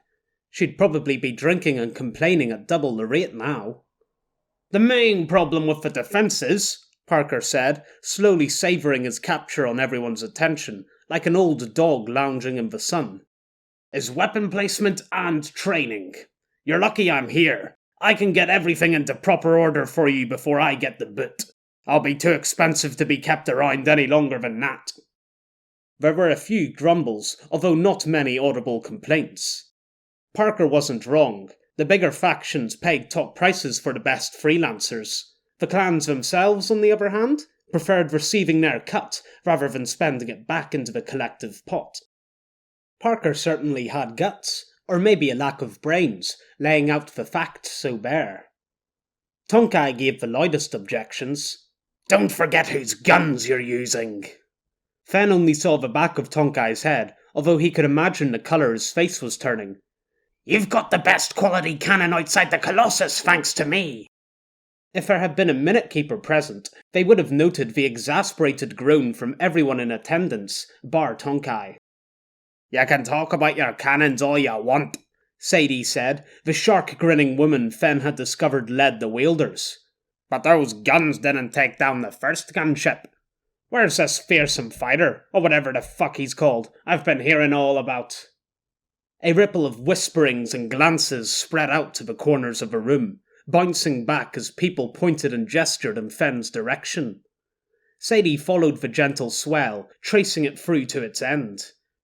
She tilted her head forward, glasses glinting, teeth smiling. At one point in his life, Fen would have tried shrinking under the attention, but nowadays that would be too much effort for 0 results. Instead, he simply held up a splayed hand. "Hi. You destroyed the gunship?" Sadie asked. "Very good." Fen was pleased at the compliment, only because he saw Hilda Roth frowning at Sadie for it. "If you're so good, why don't we send you out to handle the rest of the Alliance?" "Oh shit." Whoa. Fen held both hands in front of him, as if that could shield him from the task. "Let's not get carried away here." He heard mutterings from people around the room, and, "Is Coffee laughing?" "That wasn't only because of me. It was the strong-hand woman's blaster launcher that did it." "Ha! You see!" Tonkai shouted, unclear who was meant to be doing the seeing. "Besides, it was a fluke. Anyone could have done what me and Coffee did." Another course of muttering. At least everyone gathered was an expert at one thing. "Is this true?" Marie asked over the gossiping. "Oh no!" Coffee replied in a loud boom. "It was only because of fearsome Fen that we were able to strike such a decisive blow." "Shut up, Coffee." "He's being modest," Coffee continued in a dramatic stage voice. "Why, I froze up when the gunship turned to fire on us, but Fen didn't falter. He bravely stepped forward and used the blaster launcher to shoot the gunship directly over the spy droid's head. He saved us all." "He's a hero?" "Good on you, son." "I owe you a drink." Fen stared dumbly ahead, unsure what to say. From across the table, Parker flashed him a grin. Hilda glared, and Bingo stared ahead, much like himself, off to Fen's left. "Coffee, you." "Did he say spy droid?" It was like a plug being pulled. 1 minute everyone shouted, the next, quiet, as noise drained from the room. "Spy droid," Sadie repeated as the last dribbles of talk gurgled away. Marie gave Sadie a dangerous look, but she continued anyway. "So that's what this is all about. The Alliance are here for our spy droid." "Not your spy droid." Hilda's voice sliced through the air. "We were the first to claim ownership over—" "Nonsense!" Yuna spoke with a hammer of angry authority. "You have no way to prove that claim. The Steelbreakers were the first clan to begin working on it. The droid belongs to us." "Now hold on a minute." Billy sat forward, uncrossing his arms. "Just because you were the first to throw a slapdash crew at the thing doesn't win you the prize. We had an agreement with Arminius that the most cost-effective proposal would—" "An agreement you never acted on," Hilda interrupted. "Because you keep blocking our every move to get at the thing." Marie rolled her eyes before slamming her hand onto the table with a meaty slap. It had little effect. Everyone knew about the clan's biggest sticking point, lying across Prosperity's central square. No one argued to get the spy droid running again. The mountain of weaponry would take decades to repair, and then what? To maybe sell it to a faction who'd more likely attack and blow the behemoth up to prevent it falling into enemy hands. No, the clans wanted the spy droid for scrap. The armoured body, the legs, even the head were all built from Martesian steel, the only metal light and strong enough to be used for today's armour. The bedrock of modern fighting technology. And tens of thousands of tons were sitting on that droid's corpse, ripe for the taking. Who knew how much money lay in that old square? Enough to cause a dispute more bitter than Gigor Manio's coffee every time it was brought up. It was the equivalent of a dead relative's intestate fortune, staining the relationships of all the surrounding siblings with deep-seated animosity. "We don't care who gets it," Sadie said with a smug smile. "But it should be my crew who takes the metal apart. The rest of you would be bound to fuck it up." "How kind of you," Saburo said with uncharacteristic scorn in his voice. "Then you can charge outrageous labour fees to render the task fruitless." "We don't need help," Hilda said. "We'll take the biggest portion and be done with it." "Biggest portion?" "Yes, the biggest clan should get the biggest fraction." "Oh aye, that sounds quite well for you and your inflated employee numbers. Did I mention we just signed on an extra 5,000 members in Shankmora? Don't worry, there's no rule on verifying the identities, so we'll take most of the spy droid and leave it at that." "Is that supposed to be slander?" "Of course it's slander." "We're getting off track here," Marie said, half-heartedly. "I don't have to sit here and listen to this," Hilda shouted, completely ignoring Marie. "All you ever want is more rules and rate adjustments. You're only good at getting in the way of everyone else." "I'm trying to stop you," Billy said, struggling to rein in his own voice, "from getting out of hand and embarrassing us all." "Embarrassing?" Hilda leapt to her feet, although she didn't look much taller for it. "Coming from an old meddling fool who—" "Enough!" A loud crack smacked against the floor. That wasn't what ushered in the quiet. The voice. It was wrapped in a layer of husk and age, but at its core remained the dull boom and bravado that used to address the fort years ago, before Arminius slunk into his cave of privacy. Fenn's mouth dropped when he looked at the doorway. "If Evelyn thought we were old before, then what's she going to make of this?" Arminius wasn't much older than 60, and he'd seemed it too during his last speech in the courtyard. Now, over the space of a few years, the man seemed ready to celebrate his first centenary birthday. Arminius's once glistening black skin had faded to pale brown, the fuzzy coal dark hair reduced to a slate-grey tuft. His body, once proud and straight, was now stooped crooked and reliant over his walking stick, and the famous white suit had become dim and frayed alongside its owner. The biggest difference lay in the eyes. They'd been reduced to wandering orbs that slid in their sockets, trying and failing to find something worthy of holding their interest. It was a gaze beholden to heavy narcotics use like acid, heroin, or scolodrone. Fenn had never heard rumours of Arminius taking drugs like these, which made things much, much worse. Right now, they were all looking at a sober man with lost eyes. "Enough!" Arminius took a staggered step into the room, steadying himself with his walking cane. On the cane's head rested a white metal skull embedded with a grey gear cog. Arminius craned his neck and glared straight ahead, as if someone was standing in front to block his way. Marie began to speak. Chief "Squabbling!" Arminius took another step, thumping his cane onto the floor. "Bickering!" The skull rose and fell back down. "Quibbling over a hunk of metal!" Another thump. "The Alliance have invaded our home, and you focus your energies on fighting one another!" The wielders and hollow cloaks on Arminius's side of the table pressed themselves firmly against the wall to let him pass as he looked around the room. Looked around the room was a good way to phrase it. Arminius seemed more interested in staring at the walls and ceiling than anyone present. Maybe this explains why the Alliance gunship escaped unscathed last night. Maybe this explains why I've needed to hire extra help to stave off these intruders.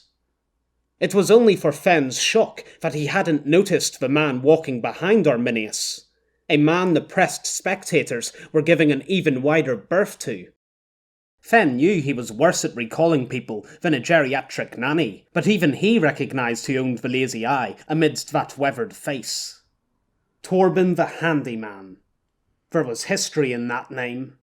Most, if not all, the freelancers fell into their line of work after the APOC. Weapons and security, marksmen and smugglers, even the more highly paid assassins and bomb makers all gained their skills after the collapse of civilized society, when the demand for such services suddenly became extremely lucrative. Not Torben. He'd been in this game long before anyone else at the fort. Doing what? No one knew. Another sign of how good he was at burying the past. As everyone moved to the island, stories inevitably spread about the lone man with the lazy eye who only took the best paying jobs. The man who never worked in a team and never failed. Fenn guessed it was because of these tales that Torben had been labelled the Handyman. There was no job out there he couldn't do. Such a recluse figure following Arminius's wake only spread further surprise. Torben's left pupil sat askew, pointing skywards, but his other eye contained the sharp intensity of two, darting from face to passing face, a direct contrast to Arminius's absent daydream stare. The forced hush of several dozen held breaths accompanied the pair. Fenn couldn't see Billy or Saburo's reactions, but it was clear from Sadie's first frown of the day and Hilda's gawking stare that the clan chiefs hadn't been expecting this any more than the other attendees. Marie was the only one who took Arminius's arrival with no great effect, wearing the resigned expression of a woman who'd dealt with these shambolic ramblings many times before. Arminius and Torben were making their slow way past the hollowcloak section of the table, where Hilda composed herself enough to sit again, when someone finally spoke. "The gunship escaped last night," Parker said, turning in his seat to face Arminius, "because I let it." Arminius tilted his head, and for the first time actually studied his subject. The ghost eyes were eclipsed by the old lucidity of Arminius's stare, and Parker slightly paled. "If we shot down that ship," Parker ploughed on, "then we wouldn't only be trading blows with the Alliance." He paused. "Dramatic effect?" "We'd be declaring war." Murmuring ushered in from all corners of the room. "It wouldn't take them long to get back to it." Thump. Arminius cast his eyes around the table, reining in the crowd. He glared back to Parker. "The Alliance have killed our members, murdered them. I would say as far as war declarations go, that suffices." Arminius continued his treacle-pace shuffle to the head of the table. Marie ceded the chair to him immediately, hiding her grimace until she stood at his back. Torben stood to the other side, looking tired more than anything else. For some strange reason, Fenn's gaze dropped to Torben's hands hanging by his sides. He'd never seen a pair so motionless. Parker wiped a hand across his bald pate. "My team was hired to defend this fort, which I, for one, say we did a bloody splendid job of last night. Now, if we were to go on the offensive..." He exhaled loudly. "I would need more firepower." Arminius sank into the chair and dropped his cane. The metal stick in its skull head clattered against the floor. "What firepower?" he asked, uncaring of the momentary racket. Parker glanced at the fallen stick with a raised eyebrow. "I won't give a number on how many frontliners are needed. It's not my place to name the number of condemned fighters." An icy silence met Parker's bark of laughter. But in terms of weapons, I need gunships. Nearly every gunship is already leased to other jobs. The Groovers have a gunship available, don't they? Arminius suddenly asked, acknowledging Billy for the first time. Aye, Billy said with slow hesitation. Arminius cocked his head. The gunship's not the issue.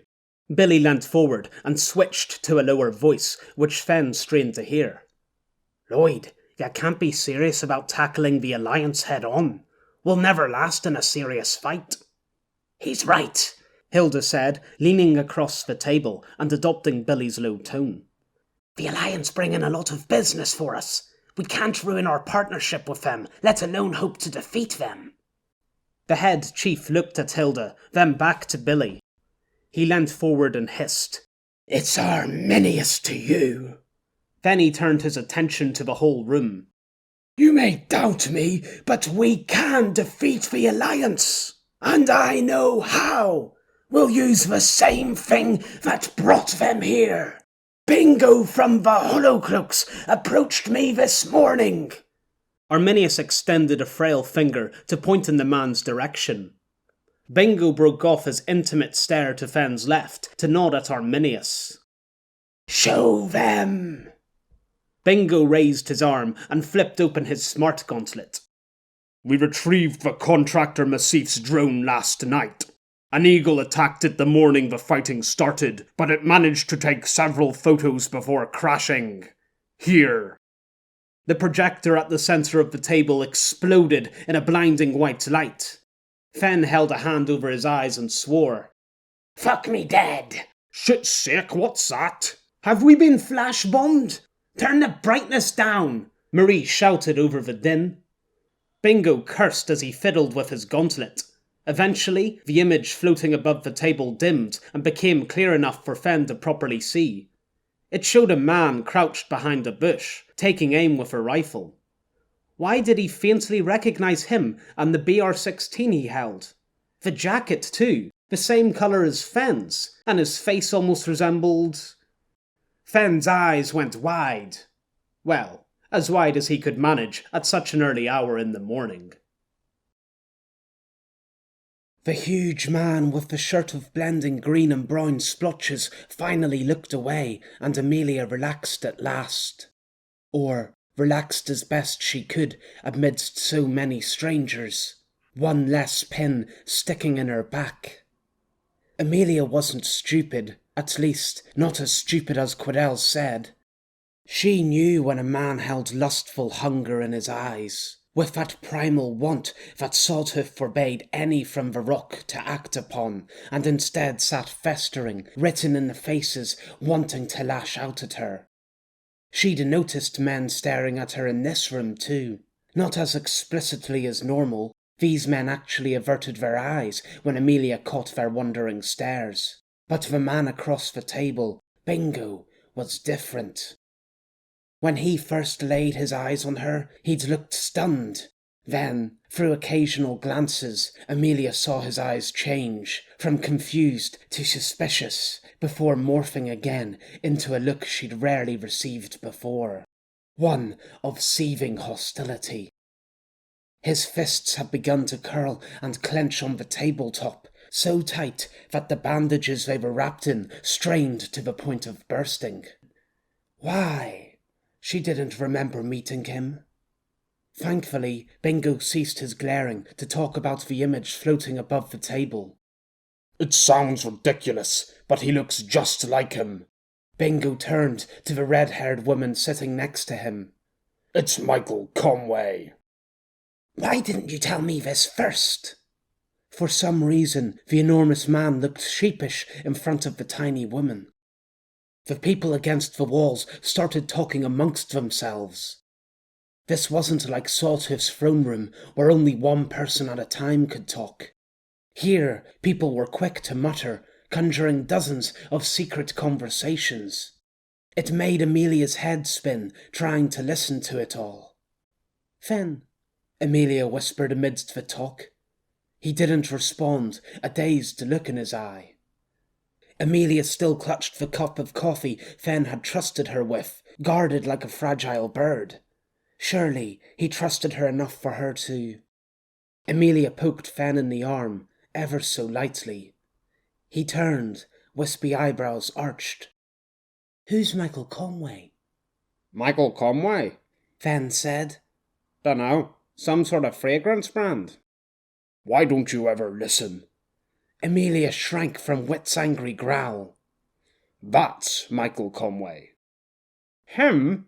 Fen asked, raising his voice. That's the man who killed Bram. Amelia winced as dozens of eyes turned in their direction, and Fen's shoulders stiffened under the glare. Bingo spoke first. He's the killer? It was a relief to see the man radiate an emotion other than anger. This is your mud monster? Marie asked, now standing behind the ancient man at the head of the table. Mud Damon. The room broke into subdued chattering again. Amelia understood the confusion. The hovering picture showed a man with determination in his dark eyes as he stared down the scope of a gun. It gave an extra edge to the heightened cheekbones and smooth skin surrounding his hard, chiselled jawline, firm brows, and slightly long, thick brown hair. A pleasant warmth rushed through her. How could he be a demon? He didn't look like that when he attacked us, Fen said, against the sceptical stares. He was covered in dirt, like he'd been crawling through a dam's keyway, and his eyes glowed blue as a Bunsen's flame. A what flame? Fen's eyes narrowed, and he muttered only loud enough for Amelia to hear. Is that my jacket? This is rubbish. A man with a shaved head directly sat in front of Amelia said, Michael Conway is dead. Has been for years. Presumed dead, someone else chimed. Isn't it obvious? Coffee replied loudly. He's a demon that's re-risen from the underworld. Enough talk of demons! Arminius snapped, stirring in his seat as if waking from a long slumber. A man has disappeared for a span of years, returning without visibly aging, and you talk of children's stories? Nonsense! The real answer is obvious. Cryogenic freezing. What an odd word. What's a cryogenous freezing? Amelia whispered to Fen. Something they use to store pizzas.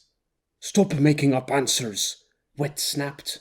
Cryogenic freezing is what doctors sometimes use to try save body parts. When I lost my hand, they froze the remains to preserve them. Did it work? Fen asked. Wit lifted his clamp. Ah, never mind. Help me understand here. The large, spectacled woman, Sadie, at the far end of the table boomed, taking a hold of the conversation's leash. Who's this Michael Conway we're all talking about? I'm afraid I'm behind on my celebrity gossip. Her lips parted to display a wide smile of many sharp teeth. Amelia shuddered as she was reminded of Rammer and his horrible smiles when singing. Michael Conway, Marie said, stepping forward and placing both hands on the table, is no mere celebrity. He's an Alliance war hero. Before the APOC, Conway was one of the fastest rising stars in the military, and easily one of the Alliance's most skilled soldiers. Young, brave, and coming from a modest orphaned household, the media quickly picked him out from his peers. Being good-looking helped too. A lot better to look at than you lot for sure. A few snickers and shouts of mock protest floated from the audience. Try saying that to the girl I was with last night. Oh, please, Rick, Marie said, placing one hand on her hip. The only woman's pussy you've ever touched is your mother's when you fell out of it. Amelia burst with laughter at the sudden joke. She quickly covered her mouth, mortified. Then she realized that everyone else also laughed. Marie had got away with a blatant attack on the long-bearded man's pride, and even he chuckled along at his own expense. Enough already! Arminius shouted, damping the mood instantly. He ramped up for another raspy rant, but Marie cut him off. Conway soon became a household name, especially after the Alliance's successful campaign against the Caliphate. And then, in the same week of being promoted to sergeant, he saved the lives of an entire regiment at the Bulgan siege. His true moment to shine came at Yapacana, where he sacrificed his own body to save Major Cornelius. Yes, that Cornelius. Who? Fen whispered. Oh, for fuck's... Wit stopped short and sighed. Lucio Cornelius, the Alliance's elected general. Oh. Amelia had no idea you could elect generals. And then? Sadie prompted. Conway's body was put into an emergency cryogenic tank to await medical treatment, and then... Marie took a deep breath. He disappeared. His body was stolen, and after years of searching, it was slowly assumed that the thieves either killed Conway on purpose or by accident, before disposing of the body. That's what we fought until now, Arminius interrupted. He leant forward, and Amelia was sure she heard his spine crack. After years of warring stalemate with the other factions, Alliance morale is sinking by the month. And now, their most famous hero, a beacon of hope for the entire Alliance, has come back from the dead. Somehow, he has awoken from his stasis and contacted the Alliance. That is why they have come. That is why they have invaded our home and killed our members. Arminius's eyes became distant again as he withered back into the chair. His voice skipped away into a loud whisper. We have to capture Conway and ransom him back to the Alliance. A trade deal. Conway for peace. And more money than we could all make in a year. And to achieve this, we need to kill every soldier who gets in our way. A small reciprocation for the hurt they have caused us. Only then can we recover as one family. Arminius cast a limp wave. We will reconvene this afternoon. Every clan will bring a strategy for Conway's capture, and none will speak of that spy droid in my presence again. A pause as the entire room dared someone to object. Then, a chair's wheels squeaked backwards, and everyone followed suit. People stood as voices swelled to a normal volume. Thank the gods, it's finally over, Fen said, stretching his arms and rotating his back to either side. Who fancies a drink? The tavern's not open yet. Ah, shit. What am I meant to do until then? Well, I'm going to the gym if you're interested. That's a good idea, Wit. Let's start by ruling out what's definitely not going to happen and see what's left. Billy and Oscar were still sat, giving Amelia full view of the other side of the table. And Bingo. He stared again, the angry expression back. It was so hot under that look that Amelia felt herself sinking, wrapping herself in the shell. The coffee in her hands began to shake. When's the last time you exercised? Have you forgotten all that walking we did in the city the other day? Bingo stood, ignoring the red-haired woman next to him, walked past Marie, unheeding of her question, and rounded the head of the table. You call that exercise? Of course, we climbed over a literal skyscraper. Bingo reached her side of the room. Amelia retreated behind the arguing men, trying to put barriers between her and the oncoming fury, scurrying like the woman at the rock when Sonny flew into one of his rages. Bingo stomped towards her, abruptly halting between Fen and Wit. Wit stopped talking and automatically retreated from the man, thwacking against the wall. What's the big idea? Fen complained. Bingo ignored him. His shadow buried Amelia in its immenseness. The shell wouldn't be enough. You, Bingo said. Amelia tried to shuffle backwards, bumping against a man's back. No way out. Have you ever been to Shankmora? Shankmora? She'd only been there once, during the citywide party when Quidel took her into the alleyway with the door and... Amelia glanced at the banner Bingo had been sitting under, and everything clicked. Her eyes widened. It was only for a second, but Bingo noticed. His nostrils flared, and his mouth thinned into a very, very fine line. Amelia couldn't speak. The terror sitting in her throat wouldn't allow any words to crawl past it. The only thing between her and the furious statue of muscles was the coffee cup, the one Fen had gave her as a gesture of trust. Maybe she could make the same offering. Amelia held the cup out at arm's length, nearly touching Bingo's front. He slapped it. It was a hard blow that caught Amelia's top 2 fingers, making her yelp. The cup sailed through the air, hit the table, and rolled away on its side, spilling a circular trail of coffee. Amelia protectively held her stinging fingers to her chest, breathing hard. Nowhere was safe, not without Sawtooth. Stop that! What's the matter with you? Bingo looked at Fen, and his expression only became tighter. You again, he said, voice soaked in rage. Why do you keep killing my friends? Huh? Fen looked at a complete loss for words. Back off. Oscar stood from his seat and squared up to Bingo, the only man in the room able to match his height. Out of my way, Bingo said, struggling to keep each word under control. I've had enough of your clan's treachery. Either step aside or... Bingo! The shout cracked like a whip behind the group, and some of the anger finally drained from Bingo's face, replaced by a splinter of fear. What are you doing? The small, red-haired woman skirted around Bingo, tilting her head to look at him. Miss Roth, Not here. But... What's this? Arminius hobbled over and squeezed himself into the already cramped gathering, pressing Amelia fast against Oscar and Fen. What did I say about fighting with one another? He asked, twisting his neck like a dried-out reptile. Chief Arminius, Rolf began to say. Banned! Arminius raised his cane with the skull head and tapped Bingo roughly in the chest. He didn't budge. And you! The walking stick spun through the air and jabbed Amelia painfully in her left breast, forcing her backwards.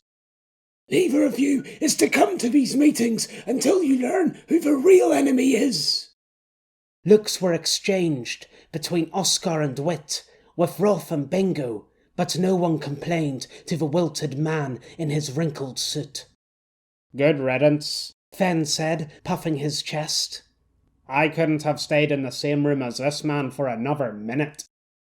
Arminius glared at Fen with gritted teeth. For that attitude, you're banned too.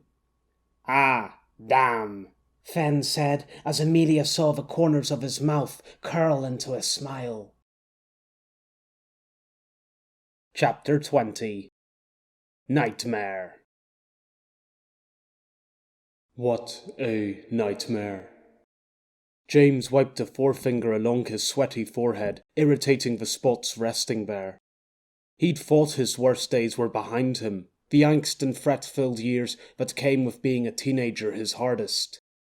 That's what had got him through it, telling himself things would improve with age. There was no one he could lie to better than himself. What a bloody nightmare. We already know the fort's anti-missile system rules out that option. What's the effective range of their cannon? Who gives a shit, you gormless-looking twat? James gritted his teeth as the angry comment slipped into his head. His current problem had started to bleed into his thoughts, blotching them with increasing bitterness every time the sergeant spoke from the dark shadows of wrecked office furniture and grime-crusted windows. James's annoyance should have simmered off by now, but instead his hatred for the man grew with each passing hour, no matter how irrational he told himself he was being. Besides, he can go fuck himself. His superior had made no attempt to reconcile things, so why should he?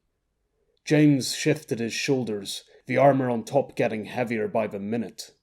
He dared not ask to take it off, not when everyone else continued to wear full armour, helmets accepted, without complaint. They have 2 types of cannon, both with different ranges. Corporal Wainwright leant forward, casting his smooth face and high cheekbones in the stark light, and tapped on the map. The hollow map displayed a blue 3D image of the island, shrunk to the size of a poker table, floating at waist height. The image had been mapped yesterday by Bayou's drone, the jagged remains of the city's skyscrapers protruding like stalagmites from a cave floor. Wainwright touched the tiny charger cannon on the keep's battlements, and the map flashed as a translucent orange sphere spread from the cannon. The sphere grew to cover the entire island before Wainwright continued. Their anti-aircraft guns, the Type 35s, have a range of 40 kilometers, covering the whole island, but they're only good against lighter aircraft like our Mana gunships. They won't be able to take down a cruiser so easily. Same goes for the guns on their patrol boats. No, what we really need to worry about are these. Wainwright pressed the image of the larger, single-barreled cannon next to the charger gun, and a black sphere replaced the orange one, starting again from the keep, but engulfing less than half the island this time. Mark 13 blaster cannons. They're outdated Alliance weapons, using black market ammunition. I don't get it, Sonny suddenly said. He'd taken off his helmet, but kept the hairnet on, holding down his mass of light brown hair. When let loose, his long dreaded hair and tanned skin only added to the whole hippy-dippy package. How did the freelancers get those guns? There's no way the Alliance would sell to mercenaries like these. It happens daily, whether you like it or not.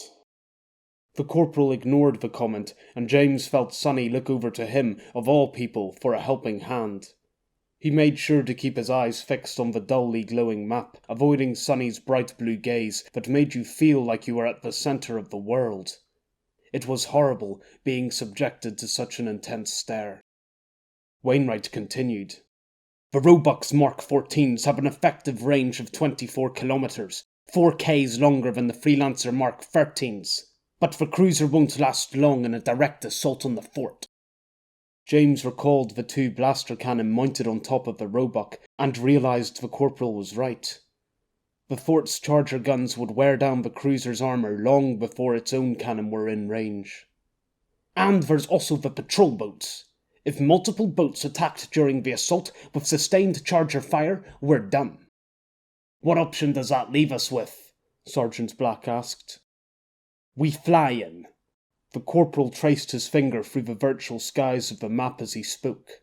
From the north, above the mountain's open terrain, where the Roebuck has the best chance of spotting enemy infantry with anti-cruiser weaponry. At that distance, the charger cannons can't do much more than dent the armour. Then we descend. They all followed the corporal's finger to its landing conclusion. And rendezvous in the arena? The sergeant asked.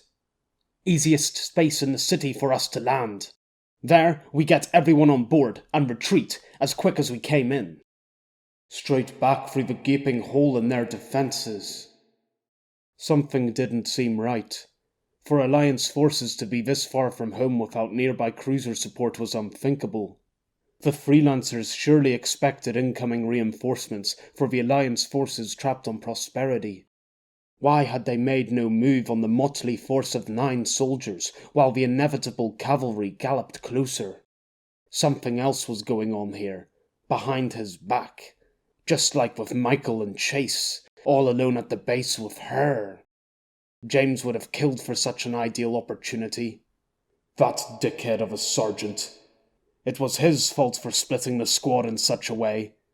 Had it only been talk yesterday? There was no way Lisa and Chase had actually... Lockhart! James stopped grinding his teeth and glanced at the corporal. Something wrong? No, sir. If you have something to say, then say it. You're helping no one by keeping quiet. If only you knew how little it had to do with this meeting. James quickly scanned the map, grasping for anything that hadn't been said. Those towers, he said, pointing to the 3 skyscrapers on the fort's northern end. Why are they there? The residents have to live somewhere, That's why we're there. James went straight back to clenching his teeth as Sergeant Black spoke with a dismissive tone that hadn't been present for anyone else. He shifted closer to the holomap, revealing his buzz-cut hair and flecks of stubble crusting his square jaw. "Well, what about that thing on top?" James said defensively. "Doesn't it seem—" "Seem what, Private?" "Suspicious," Corporal Wainwright said. "I agree with Lockhart. I don't like the look of that structure either." The blazing look in the sergeant's eye cooled as he focused back on Wainwright. "Bayou, can your drone do another sweep of those towers?" "My drone was taken out," Bayou said, sheepishly stepping into the blue light. It was just the 5 of them in the room, although James was sure Sergeant Black thought it too crowded. He'd seen the sergeant's nose wrinkle when they'd taken their helmets off, James being an unpleasant afterthought he'd forgotten to post outside on guard duty with Kai. Bastard. If he hated me so much, he should have left me back with the others. Then I wouldn't be having this problem. "What was the drone taken out by?" "Bad winds, and a temperamental sea eagle." "I don't like being blind during a mission," Wainwright said, assessing each of them with a calculating look. "We need a lookout of the keep, in case the freelancers have any tricks prepared." "I can do it." "Me too," Bayou said, with all the solemnity of a forlorn volunteer. James remained silent. He'd step forward and do it too if needed. They all knew that. There was no need to go boasting about it. "I appreciate it," the corporal said to the pair, a touch too gratefully, James thought. "But I don't want any of you to risk straying away from the rest of the group. Not when I am just as capable." "Daniel," the sergeant said quietly, forgetting proper formality. The corporal gave him a rare smile. "I'll be fine, sir. This is nothing compared to our time in the Solomons." The camaraderie would have been touching to witness if Sergeant Pratt hadn't been a part of it. "Very well," Black said, regaining his composure. "The Roebuck will be sailing in tonight, but since you're scouting, Wainwright, I'll ask the captain to wait until first light before flying over the mountain. The freelancers had no problem spotting our gunship in the middle of a storm last time, so we'll want as much visibility as possible on our side tomorrow. And I think then will be a good point to break the news about who's coming back with us." Sonny had a dopey smile on his face. "We're going to be heroes for bringing back Conway." "And water down the meaning of hero by being labelled with it." Bayou and Sergeant Black smiled at the comment. Hopeless optimists, all of them, staring doe-eyed at a future that could never be so easy. James was glad to see at least one person, Corporal Wainwright, remain unmoved by the scene. At first, returning Conway to the Alliance had been an exciting prospect, but James had strayed far from that mood since then. How did the man, who'd supposedly been frozen for 15 years, get over the news so quickly? No one was that resilient. James didn't trust this perfect soldier ambling about in their presence. A brave hunk of a man who happened to be pursuing the girl of James's dreams. The lanky Frenchman was bad enough, but how the hell was he supposed to compete with that? Seriously, leaving Michael, Chase, and Lisa alone all day at the base while everyone else performed reconnaissance? After what Michael and Chase said yesterday about going after her? It was the worst scenario James could think of. It was a fucking nightmare. Michael stared at his hands. Really looked, closer than ever before. He studied the fingers and their segments, the swirling crevices of prints that ended in little loops at the fingertips. At the palms and the lines crossing them, tiny furrows reflected in the uppermost layer of intricately formed skin, light blemishes of white, pink, and beige covering it all. Had there always been this many wrinkles, and how many more would come with age? Still, no matter how hard he looked, he couldn't see any. "You won't find them there. They're too small to be seen with the naked eye, and conjointly, I said they reside within your body, not outside." If only Flicker had told Michael he was some divine spirit. That explanation would have been easier to fathom than this. I can't feel them. Nanobots are minuscule, approximately the size of a clump of tissue cells. You won't notice them until I command them to perform an action. And you put them there? Flicker snorted. It sounded bizarre, coming from within his own head. No, from a nanobot next to Michael's eardrums, playing Flicker's words over microscopic speakers. One of thousands infesting his body like an army of invasive worms. He should have felt disgusted, but these machines lent him the eyesight and hearing impossible for a normal human. More than that, they had saved his life. The strengthening wind threw a cold autumn breeze Michael's way, prickling the skin on his hand. He lowered it and looked at the street below, a man-made gorge channeled through the high rises to a cliff of segmented balconies and opaque grey windows. His perch was similar to the hole he'd woken in, high up, chilly, and sporting a desolate view, except this time, instead of 3 Cerestean steel boxes and a dead brother, this room had a queen-sized bed. The frame was rusty and the covers stained, but at least the once luxury foam mattress was soft on Michael's tired legs. Maybe it was the mould made it so spongy. I wish I were the reason behind such wonderful creations. Flicker talked, as he often did, as if musing to himself, with Michael as a happenstance listener. The complexity of these designs, the technology required to fulfill them, I can only dream of possessing such genius.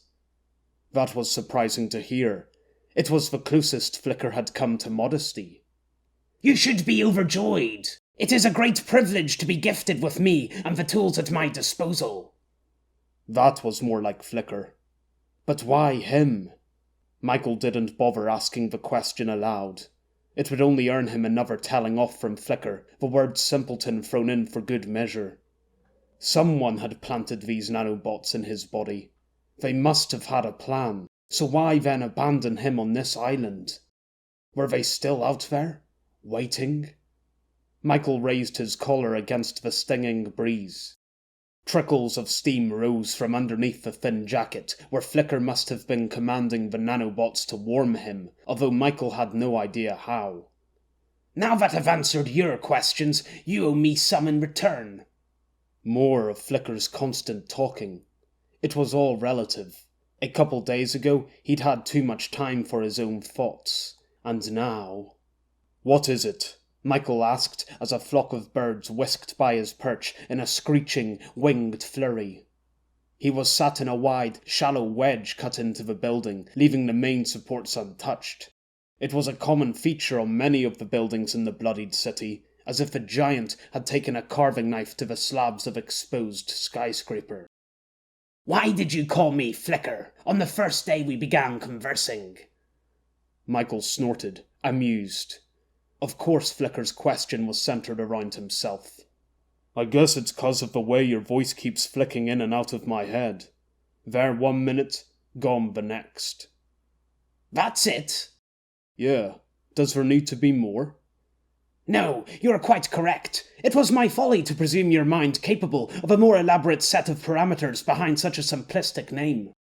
Why does everything have to be an argument with you? How about quitting the fancy way of speaking and— Quiet! Someone's approaching. A set of footsteps crunched their way up the stone-strewn stairs at the back of the room. Whoever it was had just begun the climb, but Michael's ears, enhanced by Flicker's nanobots, had no trouble discerning the soft metallic clanks. He heard the armoured soldier pause at the top of the stairs. So, this is where you've been hiding. Michael grinned when he heard the voice. He tempered his boyish smile to a small quirk of the lips before turning to face Lisa. She'd been walking into the supple pull of daylight and hesitated when he turned. She returned a gentle smile that extended to her eyes. Her soft, velvety face was a wonderful sight, but the soldiering side of Michael's brain kicked in. Where was her helmet? They were on duty in hostile territory, and according to Alliance regulations, every soldier should wear their helmet in such situations whenever possible.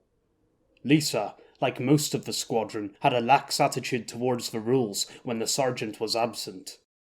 Michael had rarely seen such tardiness during his years of service. At least Lisa wore the rest of her armour, the metal squares catching the light and glinting in several places as she walked towards him. Michael looked for a fraction too long at the image. Each suit was custom built to the wearer's dimensions, the magnets of each piece pulled tight to the form-fitting thermals below, providing as much flexibility as possible. The black, white, and grey squares clung to Lisa's body, accentuating her long thighs, round hips, and slender waist. Michael struggled not to pause his gaze on Lisa's chest, and looked back at her face, a little pleased in the end, despite himself, that she wasn't wearing her helmet. "Hiding? Am I not allowed up here?" Michael asked, shifting on the bed to make more room. "Officially? No." She unslung the arm 9 from her shoulder and propped it alongside Michael's against the mouldering wall. Noah had told him about the Alliance's current issue of rifle yesterday, a lighter, smaller and more powerful version of the Arm 7 he'd last used in the army. Lisa sat next to him, armoured body sinking deeply into the mattress. "You're not to leave the confines of the lower floor," she said in an exaggeratedly deep voice. "But that's only an order." "Only an order." Michael let the comment slide. This was not his squad to chastise, and he wasn't such a stickler for the rules as to give friendly playfulness a telling off. Instead, he asked, "Were those the sergeant's orders?" Lisa shook her head. "Corporal Wainwright." "Daniel." The discovery of the Cerestean steel and ultra-thin liquid had only deepened the corporal's suspicions of him. "The sergeant wouldn't have given that order. He idolizes you," Lisa said. Her hair was tightly pinned by a net, making her seem almost bald. It was an unfamiliar sight for Michael. During his days in the Alliance, every soldier, male or female, had their hair cut to an extremely short, functional length. Lisa untied the net, unleashing the blonde curls that ended in black streaks at her scalp. The wind caught and blew the strands sideways, stringing Lisa's hair into a wavy line behind her head. "He shouldn't think of me like that. No one should. I'm just doing my job." "Just doing your job?" Lisa asked with sudden anger. "Were you just doing your job at Port Fouad when your lieutenant was downed and you took control of the platoon where no sergeant would?" Michael sat back, surprised at the tone. "They were ready to buckle, but you made sure every single soldier fought on till reinforcements arrived." The battle at the Suez. Surrounded and isolated, Michael didn't remember the actual fighting as much as he did the boiling hovel he'd shared with dozens of sweating men and women, the stink becoming near unbearable at the heat, cooking corpses of both the Alliance and the Caliphate piled high on either side. "Or how about the Bulgan siege?" Lisa continued sternly. "No one knew about that rebel gun emplacement but you and your squad, and you still didn't let that stop you." The Bulgan. He recalled the mud-logged floor of the trenches squelching underfoot as he rushed through the muck. Could still picture the gunner's wide, shocked eyes as he ripped his throat apart with the enemy's bayonet. The boy couldn't have been much older than 16, yet his blood flowed just as quickly as the older men, pooling and mixing with the mud at their feet. "There was an entire regiment on that cruiser, over 1,000 soldiers." Lisa lowered her voice. "Without you, every one of them would be dead. So don't you dare say you were just doing your job. If that's the case, then where does that leave the rest of us?" She blinked, breathing hard from her outburst, and looked away. "It appears Noah Black isn't the only one who idolizes you." Flicker was right. Michael had encountered this reverential treatment before, and as usual, he found himself struggling for words. He looked back to the city and away from the cringing woman. Always had been uncomfortable with heaped praises like these. Lisa was the first to fill the gap. "I'm sorry. I know you don't like being complimented like this." "That's exactly the problem." Michael turned back to Lisa. She had returned her gaze to him and was close enough that he could smell her hair. Even in this war zone, it was delightful. You know so much about me, but I don't know anything about you. Michael realized Lisa's lips were parted and her eyes had drifted to his mouth. She noticed his stare and quickly looked away. She placed her hands either side of her on the bed and stretched her legs and back, eyes scrunched shut.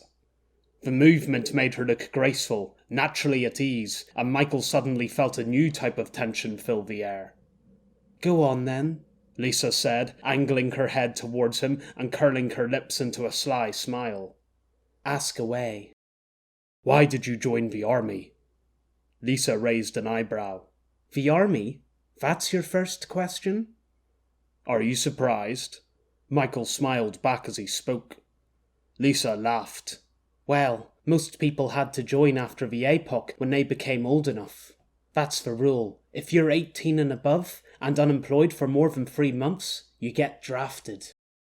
But you're not most people, are you? So, you noticed that? Michael wondered how it was possible for someone's eyes to sparkle so much in such a bleak place. No, I volunteered. Because you wanted to fight for your home? Michael asked. When he'd been serving, a lot of the soldiers joined for the pay, to better themselves, or simply because they didn't know what else to do. The reasons would be drastically different now. Lisa nodded. Before the APOC, it didn't really matter if you didn't fight. There were wars, sure, but so what if we lost a tiny conflict in some faraway country? I can't even imagine what it was like to live in those times. I heard Bayou let slip about the 15-year thing.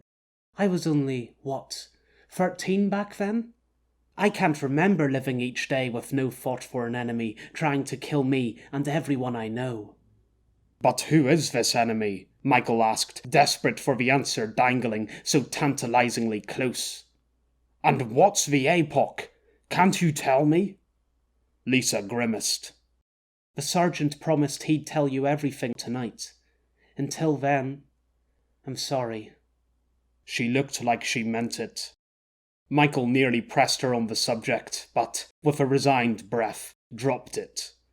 The sergeant had ordered he wait, and he didn't want to destroy any fragile trust building between him and the rest of the squad. Tonight, he'd been promised he would get his answers, and he resolved to make that the case, no matter what. You know, I didn't only enlist to defend the Alliance, Lisa said, distracting Michael from his ruminating. I did it for my brother, too. Your brother? She nodded. He's the only family I have left. I'm sorry to hear that. A sudden thought struck Michael. Lisa already knew so much else about him. It was worth asking. My brother, Finn. He suddenly found it hard to talk. Do you know? Michael saw from the look in Lisa's eyes he needn't continue. I'm sorry, Michael. He hasn't been seen since the APOC. Like most, they've assumed, well... That all but confirmed it. Michael put his hand in his pocket, gripping the bracelet. The body really had been his. I shouldn't have mentioned my brother. It's selfish, really. I keep forgetting that I'm one of the lucky ones just to have him. Possessing one family member is now a rarity.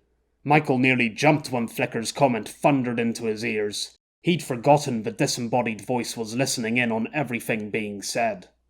The world must have been truly ravaged for this to be the new status quo. And that's why I'm serving instead of him. Pardon? Michael asked, cursing Flicker who'd completely trampled over the first half of Lisa's sentence. She gave him a confused look.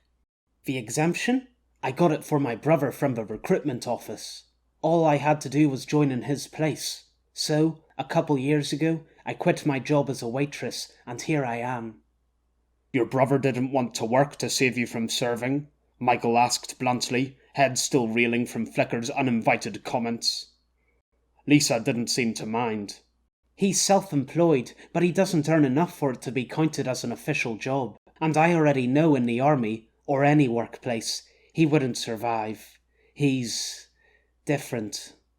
And that difference is an excuse for weakness? The justifications people make for their sacrificial notions never ceases to. Michael bit the inside of his mouth, like yesterday, signalling for Flicker to shut up. Lisa scooted closer to Michael. "Do you think I did the right thing?" she asked, leaning towards him. That was an easy answer, but it's never good to spoon-feed these things. Finn knew it best. You have to lead people to their own conclusions. You say your brother wouldn't have survived if he'd been enlisted? She nodded. Michael locked eyes with her.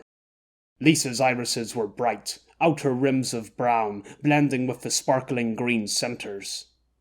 A soldier's main duty is to fight for those who can't for themselves, and you did that the day you became a soldier to save your brother. I don't know about right, but there's few things I can think of more honourable than what you did. Her eyes changed then. They grew wide and heavy-lidded, carrying a desire that Michael knew all too well. He wanted to give in, to lean forward and caress her cheek, press his lips to hers. It would be so easy, so perfect. Flicker began to say something.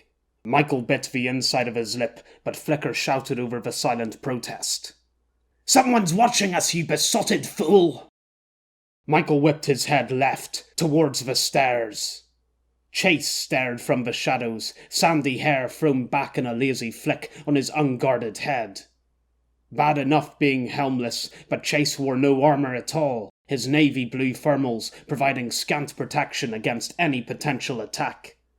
He spread his mouth into a conspiratorial grin and winked. Michael glared back, annoyed at the man's festive mood. Who was guarding the base? Chase blew a kiss, further infuriating Michael, before slinking back down the stairs.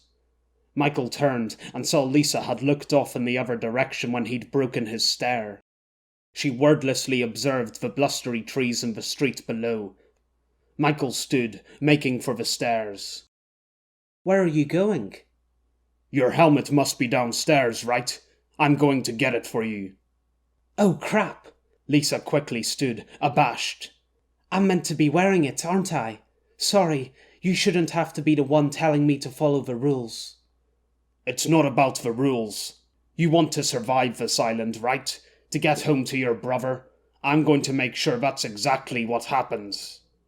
Michael descended the stairs before she could respond, his mind reeling for a whole new set of reasons. Far from the threats of battle and the danger it carried, things with Lisa might have been different, but the enemy was near, and they all needed to stay vigilant. Now was not the time to be falling in love. Chapter 21. Pints for Drinking. The afternoon had heaved with raky, windy breaths that buffeted the island, blocking the sun with sporadic, shifting clumps of teal-grey cloud. But the night now drew close, shooing away the icy gusts with a welcome calm that leaked red sunset through the tavern's stained glass windows. The shafts of light fell upon distinct areas of the tavern, providing the stage lighting for 3 simultaneous performances. The first lay on the barkeeper, who had neglected to turn on the overhead lighting, as one often does at dusk before the evening's shadows become too obvious. The barkeeper was usually a chatty man, but at the moment he gave in to the silence enveloping the tavern, revelling the chance for quiet contemplation before the nighttime crowds drew in. Wordlessly, and without the slightest hum in his throat, he wiped down the 5 shiny taps adorning the long mahogany bar that shone orange with the sun's departing rays. He turned and ran his eye along the shelves of bottles behind the bar, checking that there would be a hearty supply for the night's festivities. The second light comprised a duo of 2 men sitting at one of the tavern's many thick wooden tables, sipping their beers while talking of better times long past. Their conversation was slow and thoughtful, punctuated by many pauses, which helped accentuate and thicken the quiet of the tavern that had settled into shelter from the winding down of business outside in the keep's courtyard. And then there was the third, mote-filled light, lying upon an unused pool table nestled amongst the back wall of dartboards and black TV screens. A man lingered nearby, drinking his solitary pint of ale. It was he who first noticed the silence. It wasn't a normal occurrence, and if there had been music... But no, of course there was no music. It was a Tuesday after all, a night of the week which demanded a more subdued atmosphere before the joyous revelry of the weekend. The man didn't mind the silence. In fact, he rather enjoyed it. Like the barkeeper, he basked in the quiet reverie and lengthening shadows, happy to have a lonesome drink with no pressure to think on anything important. A chance to reflect and wonder. What lay ahead? Yo, Finn! How's it hanging? Fenn flinched as Coffee thudded his glass on the table, turned around and shouted, Hey, barkeep! Can you turn on the lights? It's a bit dark in here. Fenn scowled as the overhead lamps flicked on, casting the room in artificial yellow light that sucked all traces of mysticism from the sleepy atmosphere. I'm not hanging, Fenn said, straightening from his slouch. I'm sitting. Coffee swiveled his head, scanning the room. What are you looking for? I'm trying to see who you're here with. I'm not, Fenn said, sipping his ale. I'm by myself. You're just sitting here, alone? What's wrong with that? Oh, Fenn! Coffee slowly sat in the chair next to Fenn, mouth pulled down in a pitying grimace. All alone. Would you stop that? There's nothing wrong with enjoying a drink in one's own company. Oh, Fenn! Coffee repeated, looking even more forlorn. I thought you'd been coming to this place with friends for all these years. I do have friends here. Fenn reconsidered. Acquaintances, actually. No one I can be bothered talking to until I'm appropriately drunk. Now Coffee looked outright distraught. Oh, stop with the owing. Fenn, you could make friends if you tried. Am I having a chat with my old school teacher here? You just need that extra push to connect you with people. Coffee paused, then smiled. You're like a grape that needs to be squeezed before the wine comes out. Doesn't really make sense. A lotus flower that requires water before it blooms. Better. Classic romance line. Or a boil that needs a needle driven into it for the pus to burst. Not so romantic. Enough with the analogies. Now I have questions for you. What are you wearing? This? Coffee asked, tugging at his garish neon yellow shirt. I was out for a run. And you didn't have time to change? And more importantly, what is that? Fem pointed an accusatory finger to the clear glass in front of Coffee. Water. Gods, it's as I feared. I knew that couldn't be a pint of sake. Why do they serve pints in here anyway? Would half-litres not be more practical? I have many gripes with the imperial system of measurement, but there's one thing it got right that the metric didn't. Fenn held up his glass. The perfect size of a drink. The double set of wooden doors swung open under a surge of eager men and women coming in for a drink at the end of their shifts. The listless set of empty tables and melancholic patrons quickly transformed into various clusters of shouting men, laughing women, and boisterous conversation that spread a warm glow of happenstance camaraderie throughout the space. A waitress appeared from behind the bar with food menus spilling from her arms, one of which managed to land on Fenn and Coffee's table. Why'd you come here? Fenn asked, raising his voice above the new rabble. To see you, of course. And? Does there have to be another reason? Fenn raised an eyebrow. Well, now that you mention it, I heard a rumour. Apparently, you started a fight with Bingo at this morning's meeting. What? But he's the one who came up to me. Ha! Coffee said, slamming his fist onto the table, attracting a few looks from the newly bustling tables. It's only been a couple days since people started calling you Fearsome Fenn, and you've already taken it to heart. No, I haven't. That's a name you started, and that you need to stop before it gets out of hand. But, besides, it wasn't me Bingo was angry at for once. He was after, Evelyn, I think her name is. Evelyn? The new woman at the meeting. Oh. Coffee's face lit with a cheeky smile. That woman. Surely you noticed. Everyone else did. Notice what? Did you not see where everyone was looking? At Evelyn! That woman is beautiful. I suppose. Suppose? Fen, that woman is as delightful to look at as a sunrise over the Serengeti. What did I say about making analogies? She smelt better than a basket of freshly baked chapatis. When did you smell her? Why, I would say she is the prettiest woman on the whole island. When did you boys start talking about me? Coffee jumped in his seat, spilling some of his water onto the table. Fen's near-empty glass was safe from the tremor, but his nerves were not. Gods, Charlene, Fen said, holding a hand to his beating heart. Why'd you have to surprise us like that? Oh, get over it, you wusses, Charlene said, settling into the seat on the other side of Fen and crossing her legs underneath her long, purple dressing gown. She leant back, swirling a glass of white wine with all the casual grace of an oft-shift sommelier. She cast Coffee a fastidious eye. Who's this? Another Croover? Nah, Coffee's a steelbreaker. Coffee, she said slowly, savouring the name alongside her wine.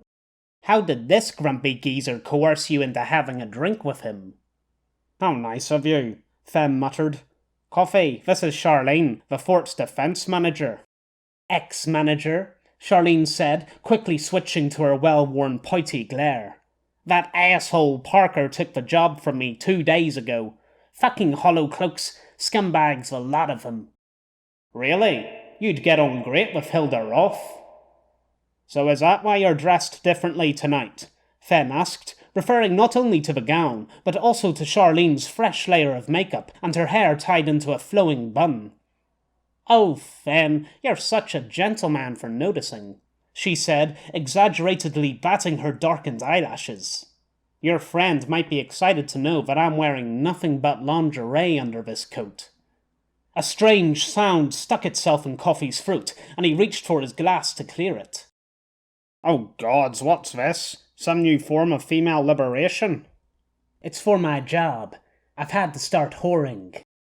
Coffee spluttered out his water in a great rattle of coughs. Fen nearly did the same, but his sip of ale was the last in his glass, and far too precious to spew up, so he swallowed the rest. Had to start whoring? It's only been 2 days. Well, maybe I like the idea. Besides, it's not like I have to screw every man who walks through the door with some coin on his gauntlet.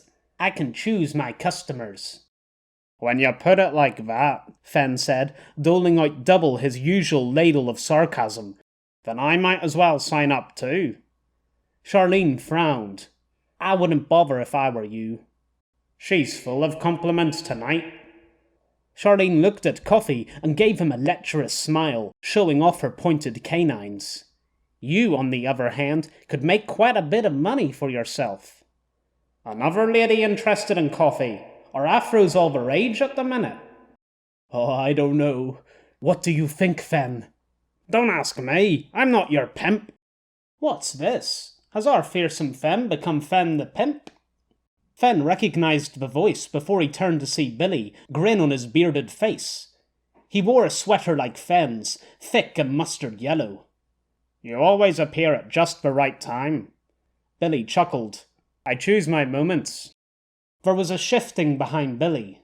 Evelyn was stood a few steps back, looking around nervously as if she'd wandered into an open tiger enclosure. How are you, Evelyn? Evelyn gave Fen a puzzled look, followed by a hesitant nod. Evelyn? Her name's Amelia. Where'd you pick up a name like Evelyn? Huh? Why didn't you correct me? Fen asked the now properly named Amelia. I'll be forever getting things wrong if people don't tell me so. Amelia stared at the floor. Sorry. Look over here, darling, Charlene commanded. She set her glass on the table and sat forward, hands raised to her chin, as if examining a rare piece of art. Amelia raised her head, dark eyes sad and intense against the soft-set face. Charlene gave a low whistle. Well, aren't you a fine-looking fang? Sounded like Fang, with that southern accent of hers. Amelia's face turned a shade darker with her fading sunburn, and she quickly lowered her gaze again. Skittery thing, isn't she? Billy gave an amused huff. That's exactly what I said. All right, Billy, this is... I'll see if you've a breath, then, Billy interrupted. I know Charlene. Pretty big contract for us, that defence gig was. Now it was Charlene's turn to look embarrassed, an expression Fen had rarely seen on the woman's face. It didn't last long. Charlene jutted out her chin, turned her red-painted lips into a smile, and spoke. Looks like someone's going to have to find a better job to make up for it. And I happen to know someone with a few good ideas in mind. Billy smiled. Grand. We'll have to talk sometime to get to the bottom of these plans. He stared at Charlene for a second longer, then looked back to Fen. Seems you need another drink. Let's go to the bar and I'll get you one. Seems worth a walk. Fen pushed himself out of his chair. Amelia turned to follow, but Billy stopped her before she could. How about you go sit with Charlene and that nice fella there? I should start saying fella too when I forget names. Amelia looked as if she'd just been ordered to attack Katagor with only a plastic sword to hand. By myself? Don't worry, I won't bite, Charlene called. She turned to Coffee. Not her, anyway. Coffee didn't look much better than Amelia at the prospect of being left alone with the two women. Fen chuckled at the sight. Most men would kill to be in his position, but Coffee's sitting there as if he's been abandoned in a leper's ward. Billy laughed as they made their way through the crowd. Aye, I find most people in the fort are strange, in their own little ways. I suppose they're only doing the best they can in the wake of the APOC. Take Oscar, for instance. Accounts and numbers? Great. Organise a meeting so everyone knows what needs done? Oscar's your man. But try talk to him outside of work? They reached the bar, and Billy lent a thick arm against it. Hopeless. Like most, something broke in that man, and damned if I know how to fix it. Well, don't look at me, Fen said. I'd be a rich man if I could get away with calling myself a psychiatrist. You just got to let people sort themselves out. They're the ones who know best. Is that so? Fen shrugged. Gives me less to do if I run with that line. The barkeeper hurried over to their stretch of disinfectant-scented bar. What'll it be? An Atlantic scour. None for me. Something wrong? Fen asked as the man went off to pour the ale. I've got to head back upstairs for the evening's meeting. Oscar's waiting for me there. Again, Fen congratulated himself for getting banned from the life-draining conference sessions. About that meeting this morning, Billy continued. Ah, shit. Guess I'm due a telling off. Thanks for what you did, taking the rap for Amelia. I did what now? It's best if people fixate on you and Bingo and leave her out of it. Amelia is a special case. I've noticed. What was that whole show with her and Bingo about? Billy glanced at the time on his smart gauntlet as Fen's golden brown pint arrived. I have my suspicions, but it'll have to wait until later. And about that ban, can you keep an eye on Amelia until the meeting's finished? Damn, look after the scared deer for God knows how many hours. What could he do? Refuse his boss because he was busy sitting in the tavern, drinking for God knew how many hours? Fen sipped his pint. I think I can manage. Great, Billy said, clapping Fen on the shoulder and making his drink quiver. Be careful with our Amelia, otherwise she might just kill you. Was that a joke? A burger? No, Charlene said. Too many carbs. And beef? Seriously? Do you want some piece of meat that's been travelling on a boat for weeks? Pick a game. Amelia studied the plastic-coated menu, slowly picking her way through the letters. It had been hard enough finding a menu she could actually read, with a little yellow and red square in the corner. A salad? She asked, hoping it's small enough for Charlene's liking. Salad? Do you want a proper meal or an appetizer? Charlene studied her own menu with red, white and blue stripes in the corner. Tuna, freshly caught today. Now that sounds like perfection. Okay, Amelia said, too daunted to argue. Charlene was filled with a bolster that overshadowed most men at the Rock. Coffee seemed equally put off, cautiously staring at Charlene as if she were a psycho that had wandered in from the wastes. Why had Billy left her here? She needed him to shelter her from these kinds of people. How could she defend herself when they turned on her? Charlene placed the order with a nearby woman dressed in black and then looked back at Amelia. Once a year, the rival gangs of No Man's Land met for an annual gathering of sports and feasting. The worst part of the week-long festival, fueled by fighting and drinking, was the parade, where the best-looking girls from each gang were marched in front of the jeering audience and scorching midday sun. The judges had worn the same unreserved, calculating stare as Charlene at that moment. Amelia froze as Charlene moved to the chair next to her, grabbing a few strands of hair and rubbing them between her fingertips. She scrunched her nose. When's the last time you washed your hair? Amelia thought for a moment, showers a distant memory. I can't remember. Charlene stared at Amelia as if she'd just spat at her. And these clothes? Where'd you get 'em? She scooched her chair nearer, picking at Amelia's baggy t-shirt. Oscar, she said, nervous with how close the woman was. It was the smallest he had. Oscar? Charlene cocked her head. Are you even wearing a bra? A bra? Coffee made a choking noise from across the table that Charlene rolled her eyes at.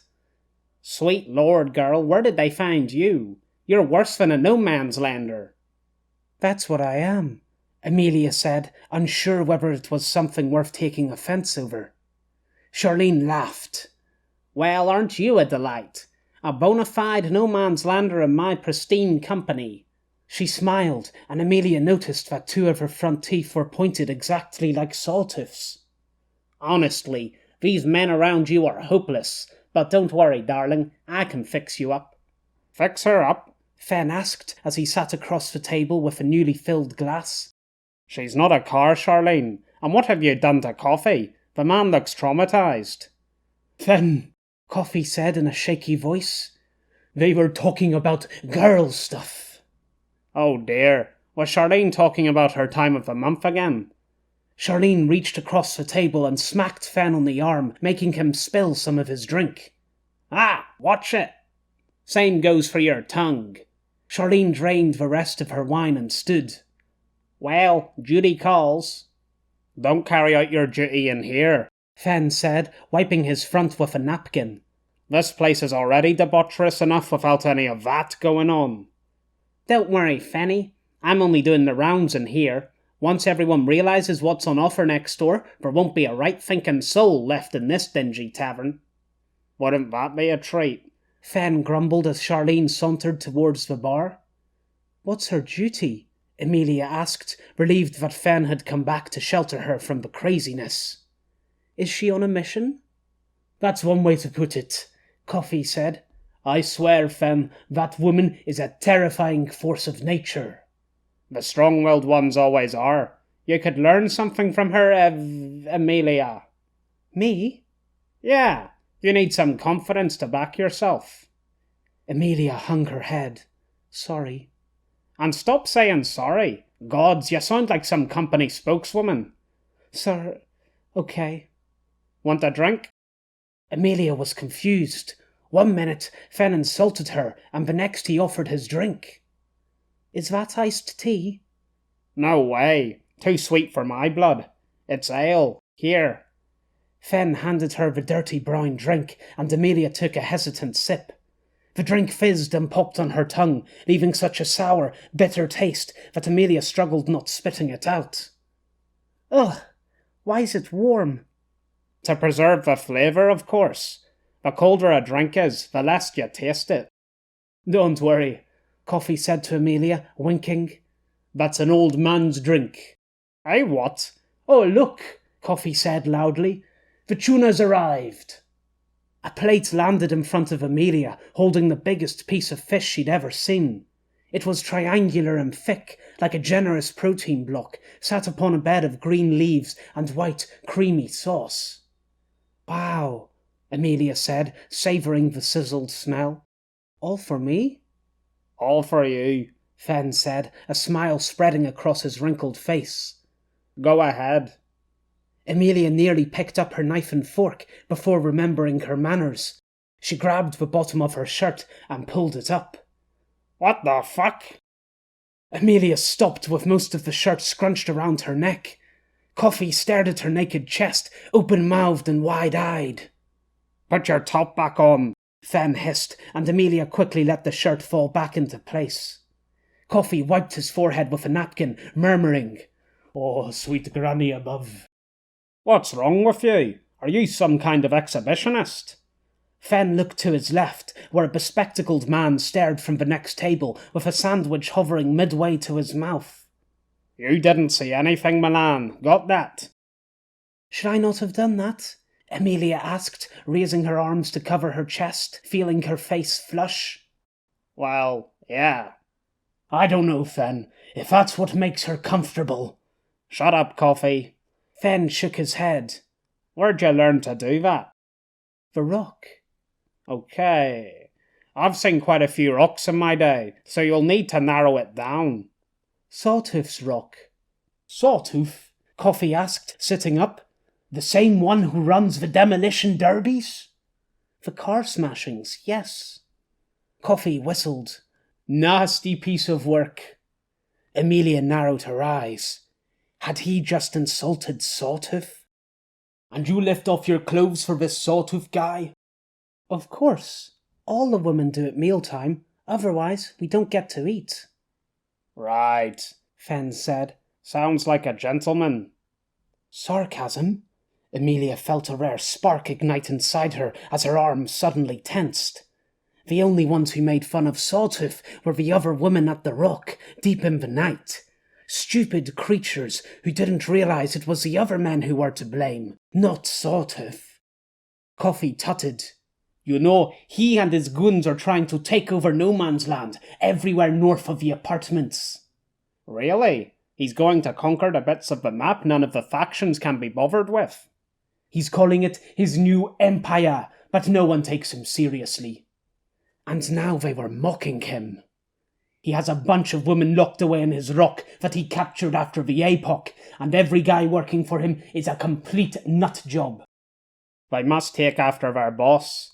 I mean, who calls himself Sawtooth? Sounds like the name of a botched dentist practice." "Quiet!" Fen and Coffee looked at her, but she was too angry to care. "Sawtooth's the best man in the world, and everyone knows it. He saved me from the wastes, and never let someone disrespect him because he's stronger than anyone else." The words spilled out of Amelia's mouth, hot and thick. "He's done more good for the world than either of you ever have. You're just jealous, so stop lying. Stop it, or else I'll kill you." She really meant it. Amelia realized she was standing. She looked at her hands, pressed against the table, fingers curled into her palms. The same hands that had slit Green Jaden's throat. The same that brought the Grim Reaper crashing down onto the man's skull. And the same that pulled the blaster pistol's trigger in the desert. She had really meant it. The tavern had become a lot quieter. People were looking over from the bar, a hushed silence building, and Amelia's ears burned more with each new set of prodding eyes. Coffee started fidgeting under the attention, but Fen didn't seem to notice. "If Sawtooth's so great, then why did you leave?" "I had to," Amelia said quietly, trying to ignore the ocean of blinking faces. "The riders were coming. I had to steal the Humver and leave. Otherwise—" "Humver?" Fen interrupted, reaching for his drink. "Don't you mean Humvee?" Amelia bit her lip. Why couldn't she say anything right? This was why she hadn't been allowed to talk for so long. "Are all no man's landers like this?" Coffee laughed nervously under the gaze of the watching crowd. "You're stranger than a Balfarian." What's a Balfarian? Fen paused mid-sip. Amelia swallowed, taking a step back as several people started murmuring amongst themselves. My translator must be broken. Did you ask what a Balfarian is? Amelia bent her head and stared at the floor, wishing she could fall through it. Fen had stood up for her at this morning's meeting, even getting himself banned by challenging Bingo. He'd given her his coffee. He'd trusted her. But now he made fun of her at every turn, in front of all these strangers. What had she done to make him hate her so much? At least she understood the people at the Rock. They didn't switch personalities like this. Have you been living under a rock? Actually, she has. Oh, true. A clacking of heels burst from the crowd. That's enough, Fen, Charlene said. Enough of what? You're embarrassing her. Nah, I'm only joking with the girl. She wished Fen wouldn't call her the girl like Quidel had so often. Isn't that right, Evelyn? That's not, Amelia began to say. It's not her fault she's weird. Amelia's eyes were becoming blurry. She's not that weird, Fen said between another sip. Just shy. As shy as a domesticated crane. Shut up! Amelia looked around at the faces, so many of them, glaring at her from every direction. They didn't want her here. Who would? This was too much. She turned for the door and ran. Chapter 22. Pits for Fighting. Amelia ran away. Again. Seemed to be all she was good for. Better than staying with people who hated her. It was useless trying to retrieve friendship from them. She'd tried before, like clawing water from stone. When would she finally grasp how pointless it was? At the end of the corridor, 4 identical sets of hallway confronted her. Which was the exit? Did it matter? Her legs didn't think so. Trying to escape her stupid thoughts and her stupid, tearing eyes. Alone. She hadn't been by herself since the apartments. Like an unstoppable torrent, it all came back. Ragged tents and sticky soiled floors joined red brick walls, darting by curious looks, past ghost-like figures and starving children staring from canvas doorways. It should have ended there, in that tent. Everything should have stopped, and this cycle of pain finally end. Why go on? To remember the hand crawling up her thigh? The helplessness that had taken her captive and never let go? All she'd managed to do was get further from the rock, further from Sawtooth, closer to misery. Bet you regret running now, girl. Firecrotch's words echoed in her head. The closeness of his face, the grim frown, and the stinking breath. Too real. Amelia screwed her eyes closed and kept moving, vaguely aware of leaving the enclosed corridor and entering an open space. We ought to have clipped your wings before you tried to fly away, Quidel said, holding her against the wall. Amelia shook her head as the voices continued to chorus. Be a good little bitch and stay put, Sonny said, her terrified face reflected in his glasses. She'd been out of her shell for too long. A barbarian, Yuna said, staring down with a scowl. She doesn't belong here. Needed to retreat into it. Charlene tutted. You're made up worse than a no-man's lander. Never leave again. Fen stared from across the table with a shocked look in his eyes. What's wrong with you? Watch out! Amelia tripped and sprawled forward. It couldn't have been a long fall. She was in the air for less than a couple seconds, but it still hurt a great deal when she landed. Her outstretched arms caught the brunt of the blow, skidding her exposed forearms and elbows. Her legs knocked painfully against the concrete floor, and the air inside her lungs fled as her body whacked the ground. Amelia curled up on the floor. She sensed a familiar rough grit beneath her raw-cut arms. Sand! She was back in the rock! She quickly knelt and scraped handfuls of the sand to her chest, sorry to have fought badly of the loose grains. She heard a heavy thumping in front of her, looked up. It was Sawtooth! He stood only a few meters away, beating some smaller man who'd been foolish enough to challenge him. A strangled squeak came out of her throat, a happy sob accompanying the blessed tears. She almost called out Sawtooth's name before remembering it was forbidden. Still, she was safe, finally back at his side. Sure, things would go back to normal, but Sawtooth had been right. She didn't know how good she'd had it until abandoning everything. Now she was ready to come home. Emilia began to stand, paused as the sand spilled a fraction too quick, a scatter finer than the stuff she'd spent years growing up with. She wiped the blur from her eyes and looked at the sand on the floor. White. That wasn't right. And Sawtooth never fought people. He had his hand-picked warriors do that for him. This time, Emilia looked back at the man's bald head and naked chest, at his much darker skin and far more accentuated body of pecs and muscles. The man gave his opponent one final, meaty blow, pushing him to the edge of the sand, where he collapsed against the raised section of bricks running in a ring around them. A pit. A cheer erupted from the handful of people circling the pit as spectators plucked the downed man from the sandy floor. The victor raised his arms and slowly turned, displaying his mad grin to the crowd. His gaze dropped on Emilia, and his grin with it. You, Bingo said in the same tone he'd used that morning. Emilia stood rooted to the spot. She'd run from a room of people who despised her, straight into a man who wanted to kill her, like a bad dream, running from worse to worse. At least dreams ended quickly, most of the time, but this one just kept on going. Bingo paced towards her, the noise of the crowd dying around him. Why did you do it?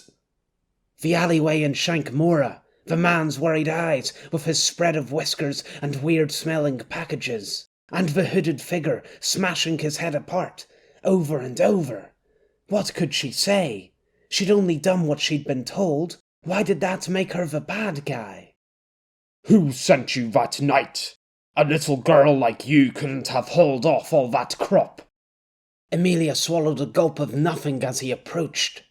She'd never give up Sawtooth, even though he could easily destroy any challenger. There was no way she'd betray him like that. Maybe if she lay in the sand and closed her eyes, she could ignore everyone and pretend she was with him. Home. Answer me. Bingo shoved her. It wasn't a hard push, but Emilia easily succumbed, falling from her knees and grazing her legs through the sand, spine jolting as she landed on her bum. Wasn't that uncalled for? Uncalled for? Bingo shouted back at the onlooker. She murdered Spencer. Spencer. So that had been his name. What? This bitch killed Spence? A string of angry curses and shouts hurled from the crowd as Bingo stalked towards Emilia again. She craned her neck. The view was daunting, like standing at the base of a cliff and looking directly up. It would be easy for him to crush her. That might not be a bad thing. Answer me, pipsqueak. She blinked her wet eyes amidst the shouts.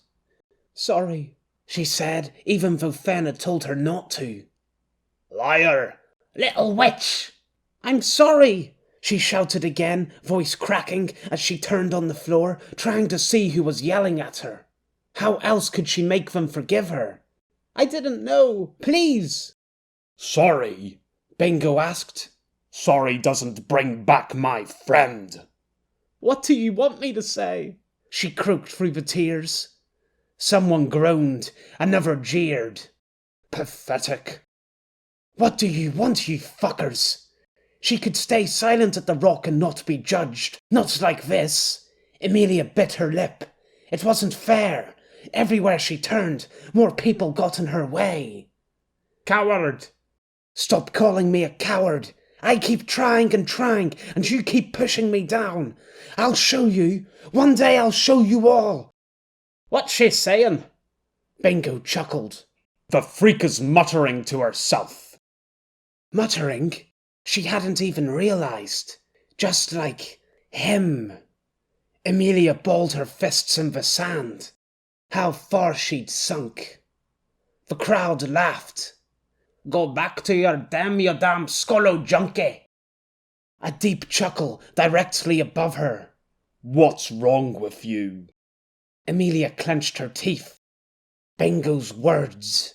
The same that Sawtooth had used so many times on the mohawked scumbag, harpooning through her. Nothing. The word came out, hoarse and breathless. Amelia glared up at Bingo with narrowed eyes. Take it back.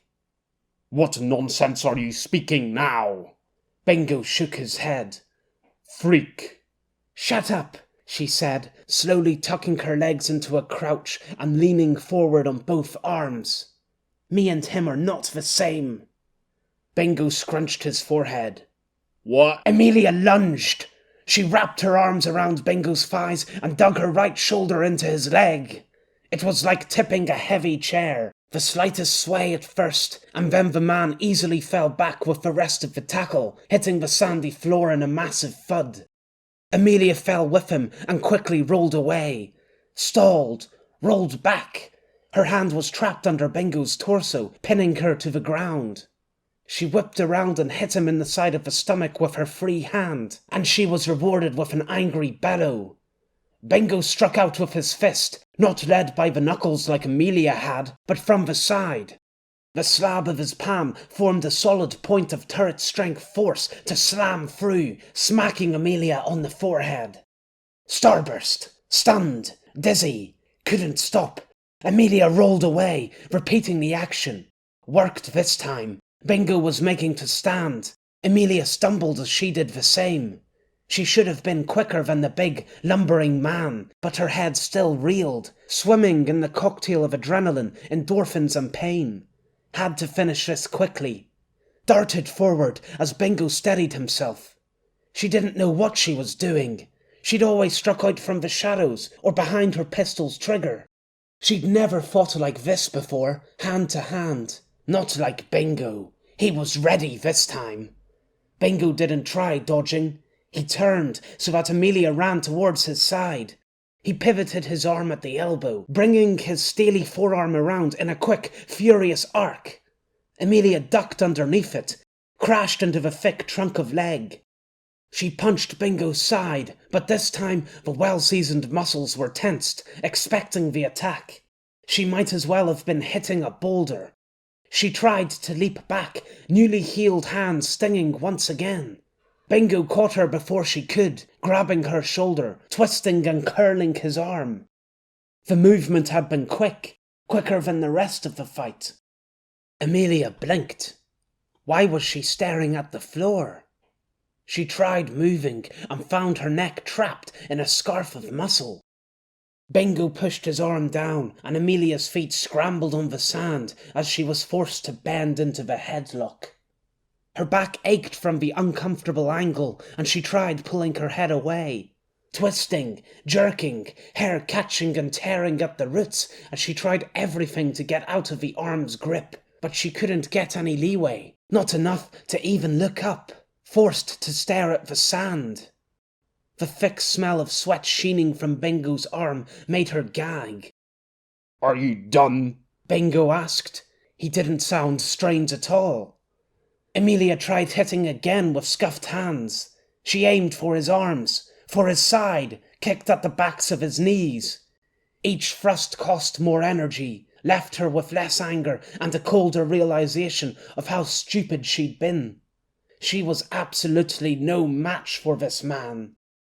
I'm not letting you go until you stop. Amelia froze, her hands gripping Bingo's arm. She used the opportunity to catch her breath. Her mouth was buried in his arm, so she sucked air in and out through her nostrils, the sound strangely embarrassing. Bingo went still as well. The audience fell quiet, adding to the tension, making it so thick that Amelia dared not move and pop the built-up pressure. Bingo reached around with his arm. Amelia couldn't see what he was doing, and she silently began to panic. Then he flicked her on the nose. Amelia thrashed at the sudden tap. Sand skidded as she flailed her arms and legs uselessly about her fastened head. The room erupted into raucous laughter at the pitiful display. Amelia's eyes darted around the floor, unable to look at any of her tormentors. Bingo's arm tensed, squashing her cheeks, leaving only her ears free to redden at the crowd's scorn. The situation was excruciating. It was utterly hopeless. It was... Last year, Quidel caught a rabbit. Its foot had tangled in a noose of rope outside the rock's entrance, and Quidel quickly fetched Amelia. She stood in the hot, arid sun, feeling faintly sick as Quidel stalked around the rabbit, making the creature cautiously hop away from him in a circle, rope pulled taut against the peg in the ground. Occasionally, Quidel would leap forward and the rabbit would go crazy, scrabbling and running in place, kicking up puffs of dust and injuring itself against the ground. Voiceless, weak, scared. Quidel had cackled at the pointless attempts of escape. "Understand?" he asked, grinning. She hadn't, not until the instant Bingo sunk to one knee, dragging Amelia by the neck and forcing her onto her own knees. Never had reality been laid so bare, displayed in such a pure, animalistic way. This time, she didn't even flinch when Bingo flicked her nose. She was waiting for the end, for Quidel's boot to crush her head. Her hand still clutched at Bingo's arm. She let them drop. Bingo laughed, although not as many voices joined this time. Amelia closed her eyes, and she had thought things were hopeless before. "Otta girl." Bingo patted her head. "Please, kill me." Stop it! "Who said?" Over here, genius, Fen said, interrupting Bingo. A gap had formed in the crowd when he shouted, giving him a clear view into the pit. What he saw there had a weird effect on him. Not much surprised Fen since the APOC. Not enough to shock him into the realm of true anger. But the sight of Bingo, the massive, experienced fighter, strangling and mocking the small woman infuriated him. Really infuriated him. Bingo turned in Fen's direction. He let go of Amelia, and she spilled to the floor, making no attempt to stop her fall. That pissed off Fen even more. Amelia had only ran from the tavern a few minutes ago, and now she lay motionless on the floor at a rival clan member's feet, all under Fen's watch. Sure, Amelia had given him a death threat just a few moments ago, but that was no different from dealing with the family. It hadn't been hard for him and Coffee to find her. People began rushing to the fighting pits as word rapidly spread of a crazy woman foolish enough to pick a fight with the reigning champion. Fen had been skeptical. Amelia fighting? But here she was. He'd already sent Charlene to the chief's meeting to fetch Billy before things got out of control, and good thing he had. He was getting ready to do something very stupid himself. You're a real brave man, aren't you? Fen called, taking on a woman half your size. Bingo glared at Fen. Despite standing in the pit, his eye was still level with Fen's. "She started it." Fen thought about shouting something like, "Well, I'm mending it." But even in the heat of the moment, that sounded too lame, so he said something even simpler. Fuck up. "Excuse me?" Coffee, Fen said, loud enough for the whole room to hear. Get Amelia out of here. "I'll handle the rest." Fen jumped into the pit. Shit. The pit couldn't have been more than 2 steps deep, but his shins ached at the double-footed landing. An excited cheer burst from the crowd. Come on, fearsome! You shut up too, whoever you are. Fen pulled off his sweater, momentarily catching the vest underneath with it, revealing his hairy, flabby body to the crowd. People started laughing, and Fen hardly blamed them. You'd be hard-pressed to find a bigger contrast to Bingo's shining stack of muscles. Fen dramatically tossed the sweater to the side. He'd been expecting it to land amongst the crowd, but it travelled less than a metre before crumpling to the floor. The crowd laughed again. Things weren't exactly going to plan. Bingo smirked. "You're going to fight me?" The idea seemed pretty ridiculous now Bingo said it aloud. To his left, Coffee picked up Amelia from the ground. She stumbled with Coffee, arm around his shoulder. She blinked at Fen with confused eyes, and he saw the fresh bruise blossoming on her face. That got him worked up again. "All right, then," Fen said to Bingo, raising his fists in front of him, spreading his stance. "This is a fighting stance, isn't it?" "You can't be serious." "Come on, you bloody dumbass." "Stop this. It's embarrassing." Fen was in a strange predicament. He wanted to fight the man, but he had no idea how to start. He needed to provoke Bingo into throwing the first punch. Then, he'd dodge the angry attack and let his natural fighting instincts take care of the rest. "What's the matter, you big coward?" Bingo put his hands on his hips and sighed. "Give it up, old man." Fen's eyebrow twitched. "Damn it, I'm the only one getting annoyed here." "Get over here, small dick." Bingo rolled his eyes at the 12-year-old level of insult. "Should I mention Bram? Bring up the dead friend? Bit harsh. Wait, I've got it." "What's the matter? Too scared to fight me without Hilda's permission?" The man finally narrowed his eyes. "Bingo. Quite literally, I suppose." "Want to wait while someone fetches her? Wouldn't want to upset Miss Roth, would we?" "Don't talk about her." A few nervous glances from the holocloaks ringing the pit warned Fen he was straying into dangerous territory, but he was on a roll. "Are you intimidated by redheads or something?" Fen tried to hop on the spot and warm himself up, stopped when it hurt his ankles too much. "Shut up." "Honestly, big man like you, bowing and scraping to everything she says?" "I said shut up." "It's almost as if you're not as strong as everyone says you are." Bingo didn't shout back this time. Instead, he gave a guttural yell and charged. Fen hadn't been expecting the change to come so quick, and it was only because Bingo started off from the other side of the pit that Fen had the slightest chance of jumping out of the way. Bingo's tilted shoulder still caught Fen's arm, and he spun away, only just stopping himself from tripping. He turned as the spin finished, trying to make it look as if the daft movement had been deliberate. "Shit, that hurt." Couldn't waste this time. He had to use the opportunity behind Bingo's defences to strike. Fen raised his arms again and looked back at the man. Bingo was... Fuck! Fen barely glimpsed the whites of Bingo's eyes before the side of his fist slammed into Fen's lower torso. Fen coughed out a great rush of winded air. "So fast!" He brought his fist around to hit Bingo. Fen must have been more dazed than he realised. By the time his hand reached Bingo's face, it was open-palmed, offering a weak slap to the cheek. "So much for natural fighting instinct." Bingo's other hand crunched into Fen's side. "Was that a crack? Did he break a bone?" Fen fell away from the assault, tumbling onto the floor. He immediately rolled onto his side, arms protectively wrapped around his aching body. He closed his eyes, toes curled and fingers clenched as pain raked through him. "Jeez, over already. I'm going to need a whole keg of beer after." Something hard whacked into his stomach. Bingo wasn't wearing any shoes, but he delivered enough force behind the kick to make it bloody hurt. Fen's hand, rather than providing any effective barrier, only added to the casualty list. "Why's he still going? Can't he see I'm done?"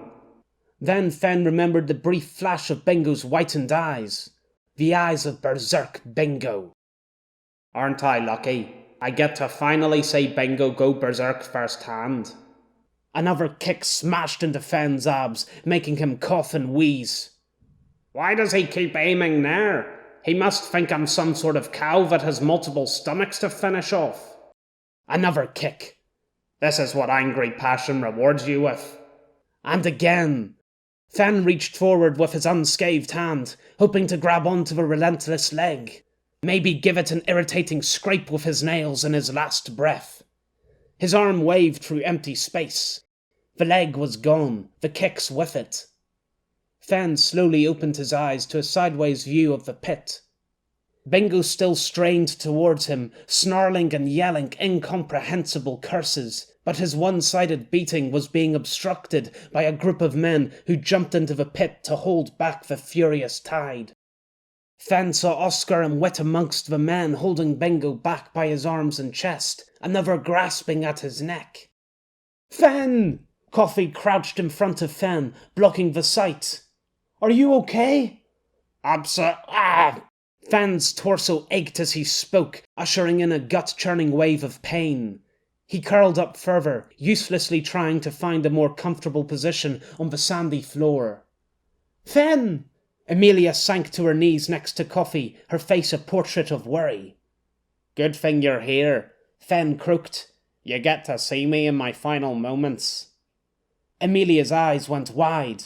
"You're dying?" "Gods, I'm only joking. A spasm ran through Fen, interrupting the admonishment. He screwed up his eyes and clenched his teeth. The adrenaline was leaving his system as the true hurt began to set in. His body began to uncontrollably shake. It was going to take a while to bounce back from this one. Amelia gasped. "You're shaking," Coffee said. "Hold on, a stretcher's coming." "Jeez, so overdramatic. I'm just going into shock." "I bet you've felt better." Billy stood behind Coffee and Amelia. His arms were crossed, and he didn't look happy. "Just a bit," Fen managed to squeeze out in a husky whisper. Billy sighed. Oh dear. Fen could still hear grunting from the other side of the pit, alongside Bingo's hoarse shouts. "I'll kill him! I'll kill that old bastard!" "I'm not much older than you, bud." Billy gazed off in the direction of the scuffle. Oh dear, oh dear. Chapter 23 Answers. Marcus stared at the orange yolk of the setting sun, its departing rays reflected in the white tops of the frozen blue waves. Marcus's face, like the far-off rim of tree-encrusted hills, was a black stain on the still, evening frame, a direct contrast to the scattered pink clouds above. Why do the best sunsets happen when I'm not there? He swiped. Hudson struck forward, his fist carrying into the punching bag that recoiled at the hit. His face and naked torso were covered in a sheen of sweat, shorts clinging to his toned thighs. A line of blurry dumbbell weights hung on the wall behind him, dominating the background with shiny steel. That looks like the gym at the base. How did he post this without it getting taken down? He swiped. Tanya stood at the crest of the hill, her face caught in a halo of laughter as she posed with a ski pole in either hand. James barely noticed the snow-capped peaks or the clear blue sky behind her. He was too distracted by her clothes, especially the pink, skin-tight leggings which left little of her well-shaped legs to the imagination. The way she tilts her ass towards the camera, she's just trying to get some suckers online to pine after her. He put his finger on the screen, but paused before swiping, soaking in the image for a few more seconds. The screen went grey. James dragged his finger across the screen, but nothing happened. Not even the circling buffering symbol made an appearance. He looked past the bright InstaSnap logo to the top right-hand corner of the smart gauntlet. No signal. The freelancers had finally disabled the island's tower. Not that it mattered. Every Alliance cruiser carried a radio transmitter, and their helmets' comms would be running again with their arrival tomorrow. James shut his gauntlet and slid his thermal sleeve over the thin device, which was hardly noticeable once covered. He sat forward on his stool, one of the seats ringing the centre of the decrepit living room, basking his hands in the heat of the crackling, furniture-fed fire.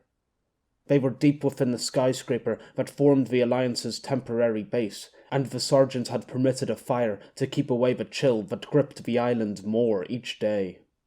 James bitterly thought of the freelancers, safe behind their walls of red bricks and slapdash spikes, lounging on plush sofas and gorging themselves on full plates, while he and his squad nibbled on dwindling ration packs and sour water. It was war, and he should have expected these conditions, but his mind had been poisoned, tainted by pictures of Lisa and the men pursuing her. She had given him the briefest of welcomes when he'd returned to the base. A conversation he'd been dwelling on for hours, she'd glided by in an instant with a brief wave and flashed smile. She had been distracted, and after quickly talking to the sergeant, she'd grabbed her helmet and raced back upstairs. To him. James ground his teeth and threw another chain of hasty glances around the room. Sergeant Black, Sonny and Chase.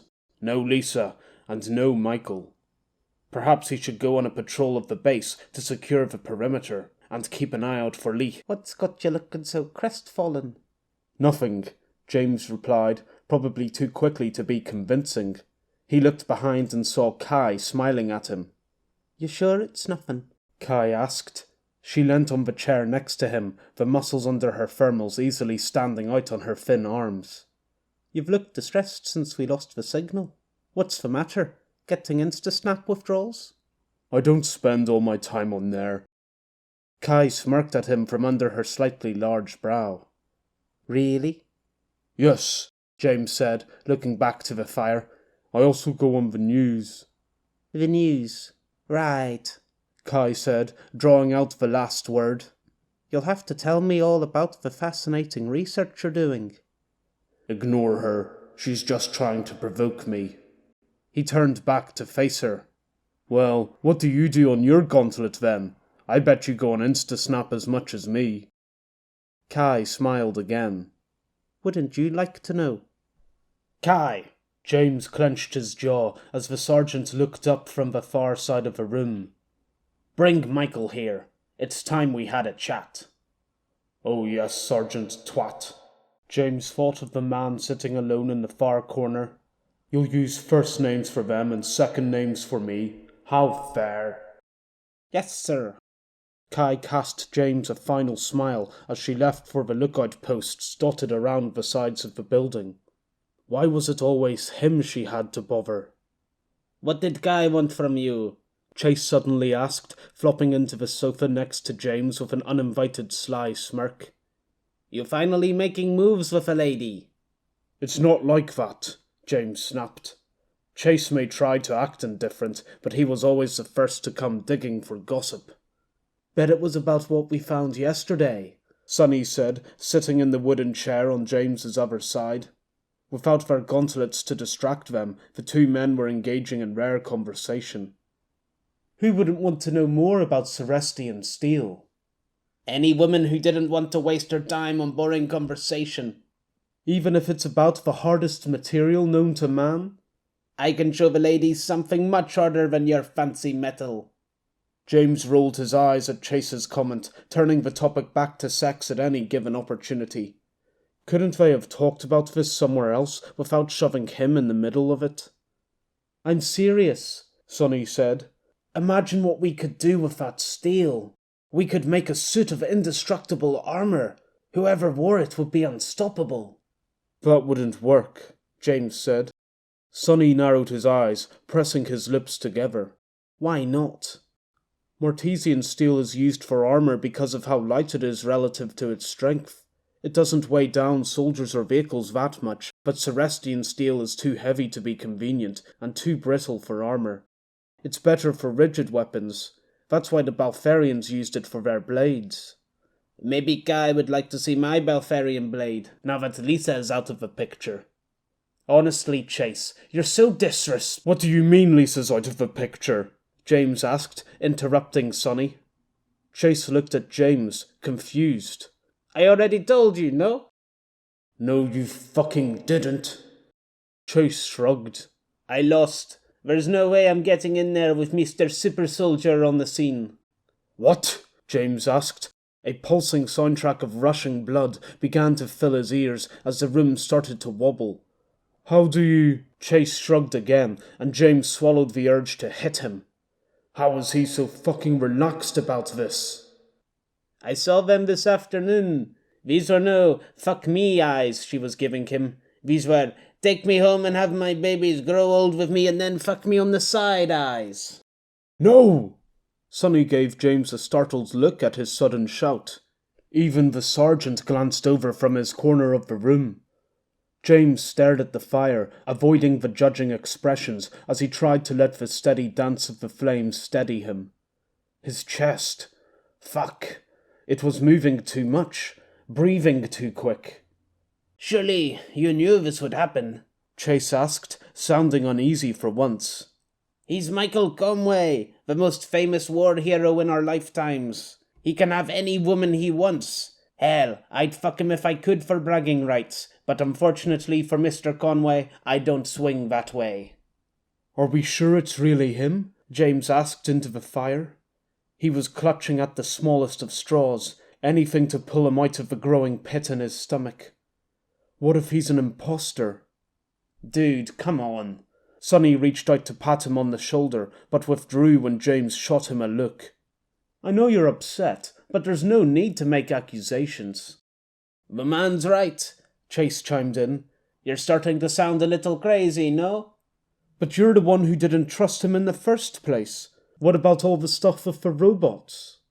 Please, Chase waved dismissively. No robots can seduce a woman like Conway did today. Stop saying it. This was too much. Lisa had fallen for another man, and now his supposed teammates were taking Conway's side instead of his. He needed some alone time to figure this out, to get away from the concerned stares and candied lies. James got to his feet, eyes scouting their path on the floor. No one made any protest as he made for the door. They must have known he was a lost cause, best left on his own. Whoa! He abruptly stopped, bumping into Lisa as she came through the doorway. His heart suddenly leapt to his throat. So close, her and him, both dressed in only their thermals. She was just taller than him, and he struggled meeting her extraordinary eyes with his. Her scent, her immediate presence. It was overwhelming. He'd been so scared of losing her, yet as she gave him a small smile, he became certain that could never happen. Do you mind? Even in this awkward run-in, she sounded so sweet. Mind? He asked, his thoughts jumping to conclusions. She gestured with her head. You're in the way. It was like he'd been hit very hard. He blinked stupidly in the face of the sudden attack. Then he saw him. Conway stood behind Lisa, Kai lingering at his side.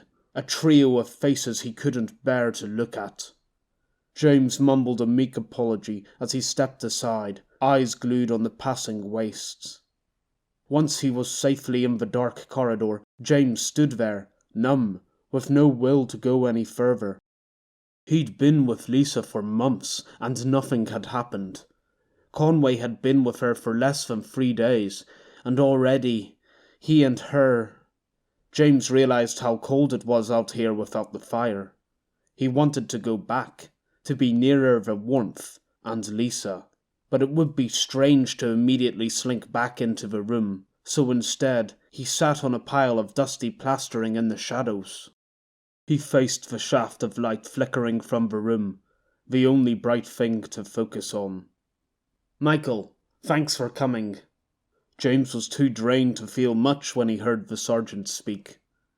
The cruiser won't be here until morning, so we have all night. Draw up a chair, and I'll tell you everything. Scraping furniture emanated as everyone drew close and snug to the fire. James leaned forward, head in his hands, listening in for any distraction from his spiraling thoughts. Now, before we begin, I'm curious. Do you have any theories on what caused, well, all this? I can only think of one explanation. Michael's deep voice confidently floated from the room, each word driving a pickaxe of spite into James's ears. "Sir, was this the work of the Baltharians?" "No! Let me go!" The distant thud sounded again as the beast stepped closer, its height blocking the mountain behind. "We're going now!" The beast turned its head, not towards him, but towards the port where the rest of the town was still trapped, people jumping and spilling from the docks into the stormy lashings of the sea's waves.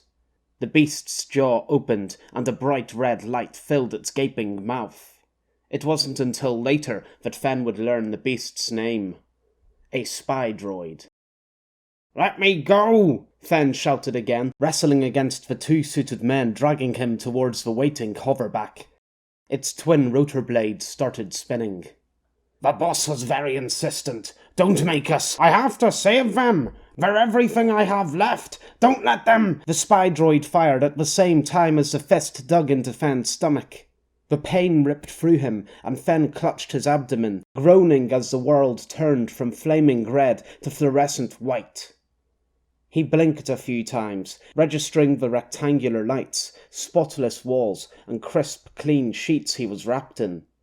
A hospital room. Fen sighed and left his hand resting on his stomach.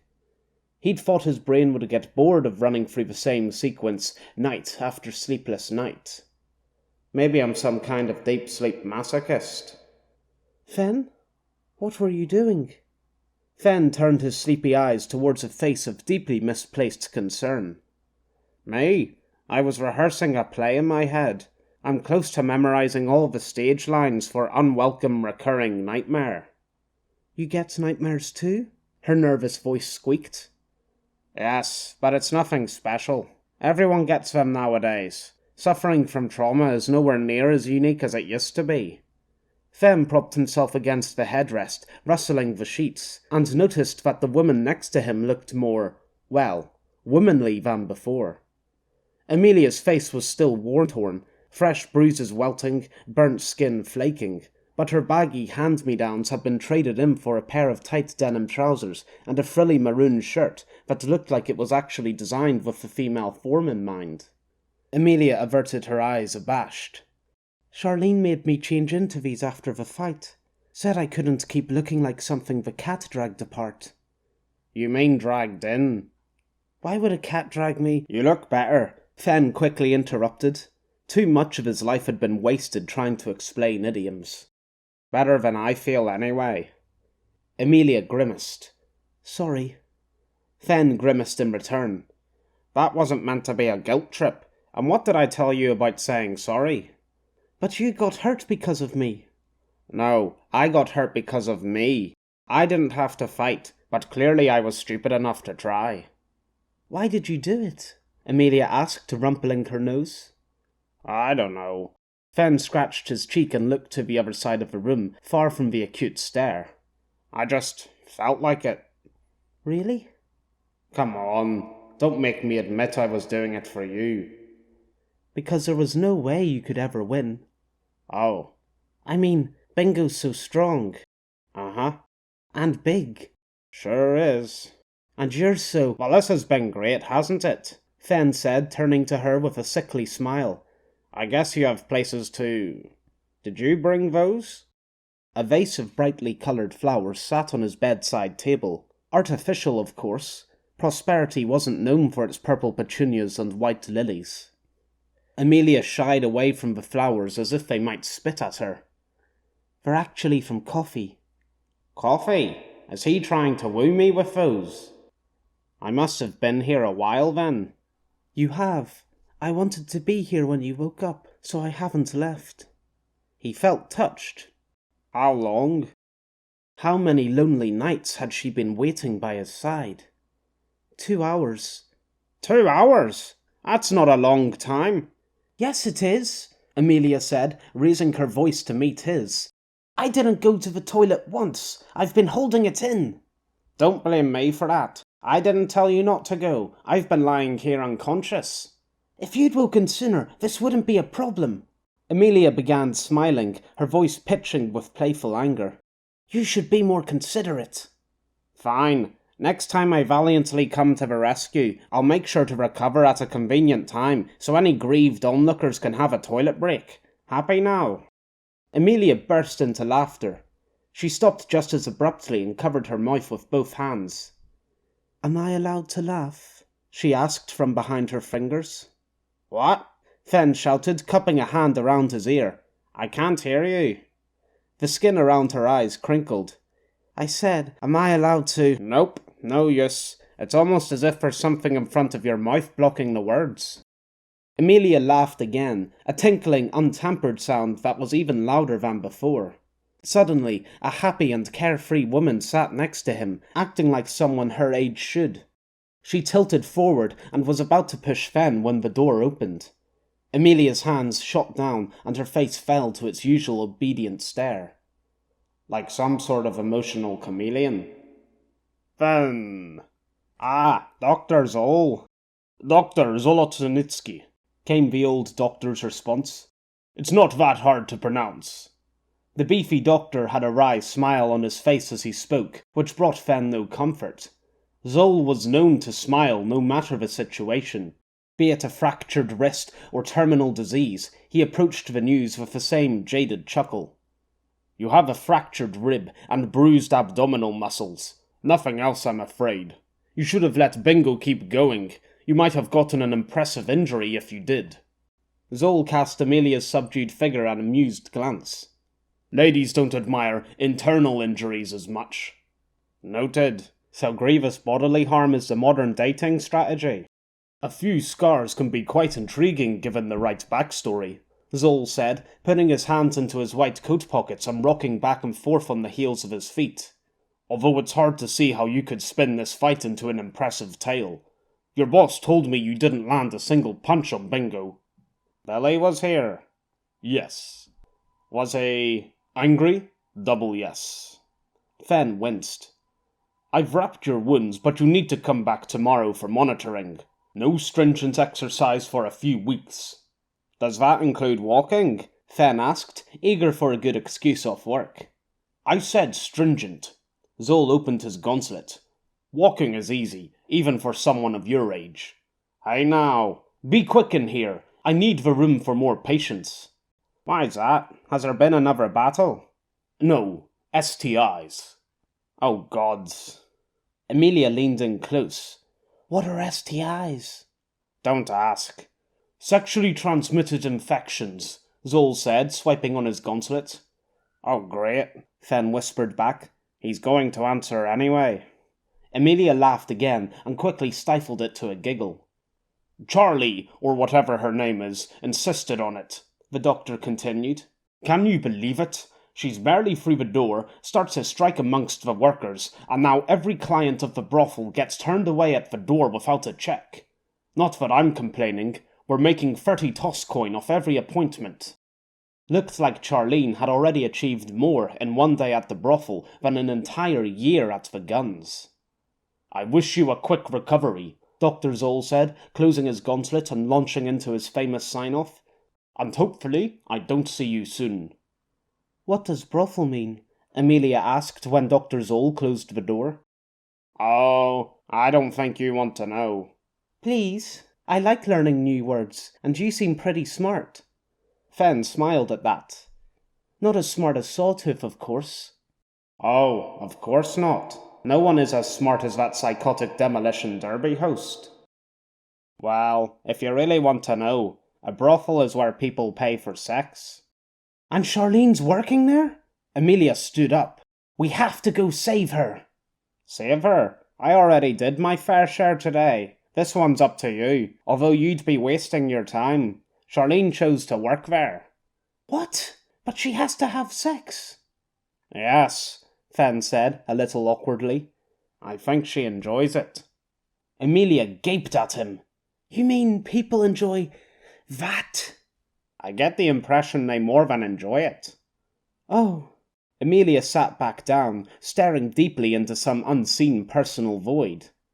"You don't have to enjoy it," Fen hastened to add. "In fact, don't even think about it. Although, I'd avoid visiting Charlene for a work-time chat if you're that turned off by the idea." "Thanks. And thanks." Did she say thanks twice there? For saving me, even when I've done nothing in return. I didn't ask for it, but you were there anyway, and I want to make a promise. Next time you're in trouble and you need it, I'll be there to help. That's got to be the longest version of I owe you I've ever heard. Because, right now, Amelia said, sniffling, I feel so lost and stupid. Tears began welling in her eyes, as it all became far too emotional for Fenn's liking. I don't know what to do. I can't help you with that one, Fenn said, interrupting the confession. Life-guiding advice isn't my speciality. What? But I can help in one area, however. You can? How? With knowledge. Amelia wrinkled her nose. Knowledge? Don't be like that. You said you feel lost and stupid. Don't look so sad, those were your words. Anyways, the best way to cure that is to learn a little something about the world. Really? Then can you tell me about Shankmora? Shankmora? What am I, a travel guide?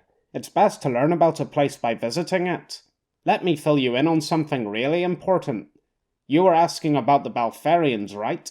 Well, it's best if I educate you on them. Why? Because you can't go running around without knowing about the Balfarian arrival, one of the most significant events in human history. You see, Balfarians, pause for effect, are aliens. Aliens?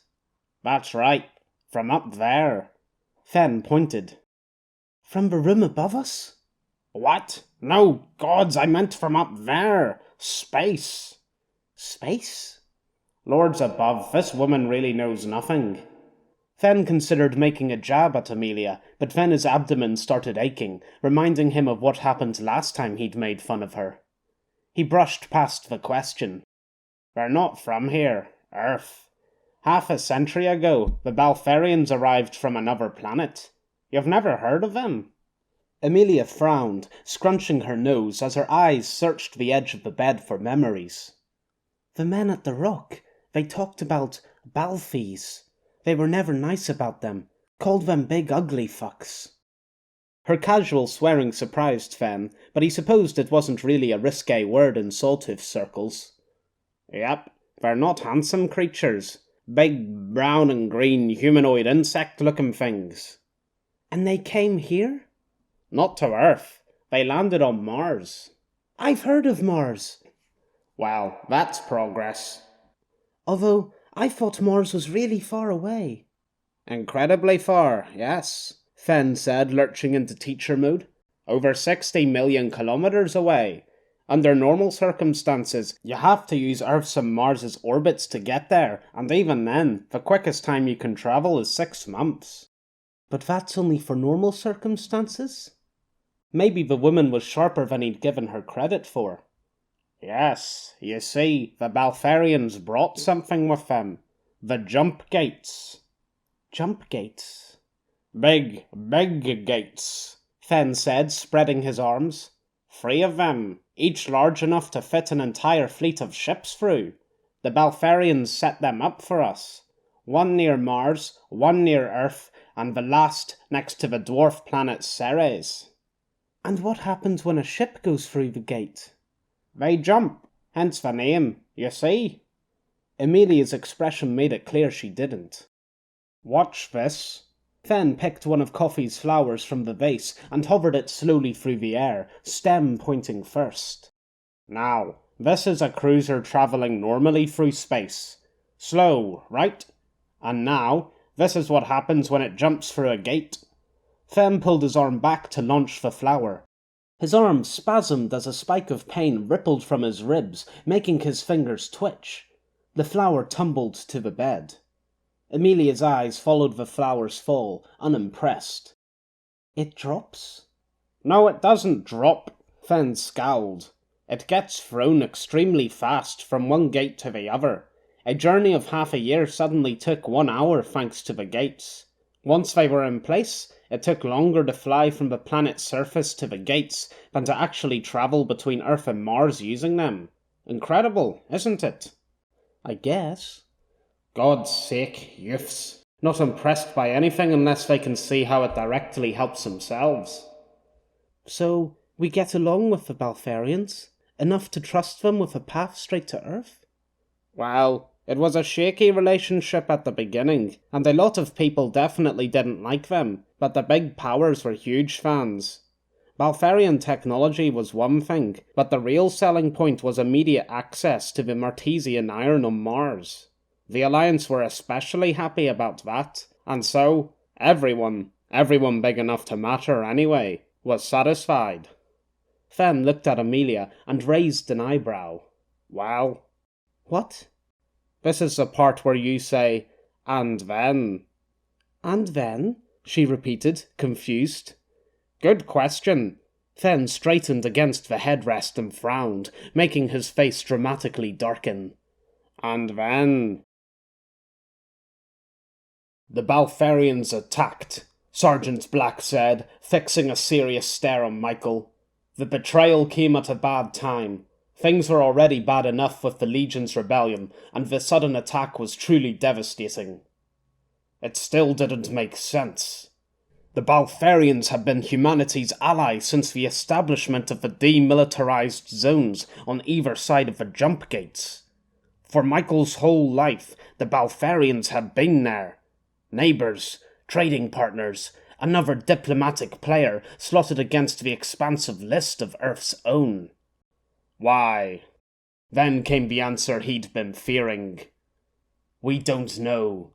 It happened out of nowhere. The Balfarians attacked the Alliance outpost on Mars, and just like that, we were engaged in yet another war. And they brought the war to Earth? Michael asked. They caused all this? Ha! You must be joking, funny man, Chase exclaimed. He hadn't bothered moving his sprawled-out arm from the couch's back when Kai sat next to him.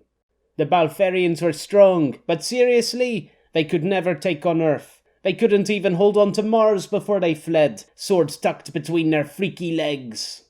They fled? Michael asked, directing his question at the sergeant, who glared at Chase. Then why is everything? Noah held up a hand. The Alliance weren't the ones to defeat them. He turned his eyes to the fire, the way people did when nearby flames provided a good backdrop to dark thoughts. Michael, do you recall the name Siama Corps? Michael was about to say he didn't when Flicker's voice popped into his head.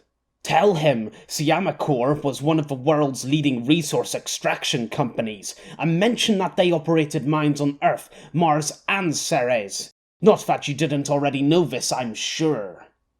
Should he use Flicker's information as a guise for his own knowledge? It felt deceptive. Then, Michael realized this was the perfect test to see if Flicker really knew as much about the old world as he claimed. Michael repeated the words, less eloquent than Flicker, but Noah was impressed. You're right. Not many people would have known that. That's just the way they wanted it, to be anonymous. The tanned man with long, dreaded hair, Sonny, said. Those big corporations never want us to know what they're up to. Why Siama Corps? What could a mining grip do? They were much more than that. For years they bred clones and built droids, a private army and workforce to protect their interests across the solar system. An army of clones and droids? Michael asked, horrified. And no one stopped them? It sounds bad now, Noah said, sitting up in his chair. But the whole process was gradual. I heard Bayou accidentally mentioned that your disappearance happened 15 years ago. Siama Corps was building their army for years before that. No one knew the true scale of their plans, not until it was too late. And the Alliance, Michael slowly said, processing the scope of what he was being told. His obliviousness at the time, during all the battles and interviews. We just let it happen? Noah didn't need to answer. The shame was already written on his face. His army, Michael's army, had done more than that. The Balfarians thrashed us, Lisa said, taking over from Noah. The First Fleet engaged them on the Martian side of the jump gates and were nearly destroyed in a single battle. The 2nd and 5th fleets provided support and were completely annihilated. The 2nd and 5th fleets? The Alliance's North Atlantic and Southeast Pacific fleets? The ships in those fleets had patrolled the oceans increasingly against Legion activity, but every vessel in the Alliance Armada was designed to fight in space if needed, to reinforce the First Fleet and stop a potential Balfarian invasion, the Alliance's original goal, and they had failed at even that. After the defeat, Lisa continued, the Alliance asked for Syama Corps' help, not only against the Balfarians, but against the Legion too. Our forces were exhausted, and Syama was the only group powerful enough to help. The Legion too? Michael quietly echoed. So Syama weren't only fighting on Mars. Exactly, Noah said. They planted their forces firmly alongside ours on Earth, and it was only too easy for them to turn on us. Then this Syama Corps, they're the cause for all this? They're no longer called Syama. After their treachery, they changed their name to the Insurgency. Do you know, when we found you fighting, you were inside an old spy droid? The metal beast, filled with an arsenal of smaller beasts, droids inside. Spy droids were one of the Insurgency's main weapons. One spy droid could destroy an entire city, and that's exactly what they did. They're responsible for the APOC 10 years ago. These spy droids in the Insurgency, Michael said, slowly reaching his hand into his pocket. I'm guessing their symbol is a capital letter I, surrounded by a ring of chains. How did you... Michael pulled out the knife and thrust its hilt first into the fire's light, where the Insurgency's insignia blazed.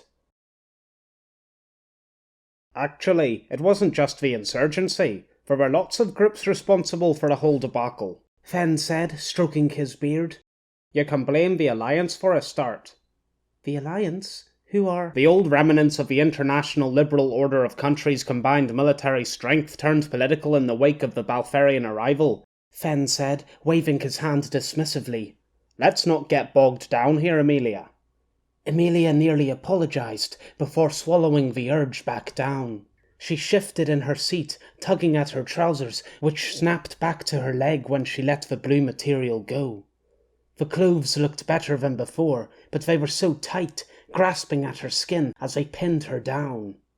For years, Fen rambled on, the Alliance and all the countries they served stayed the course, refusing to change.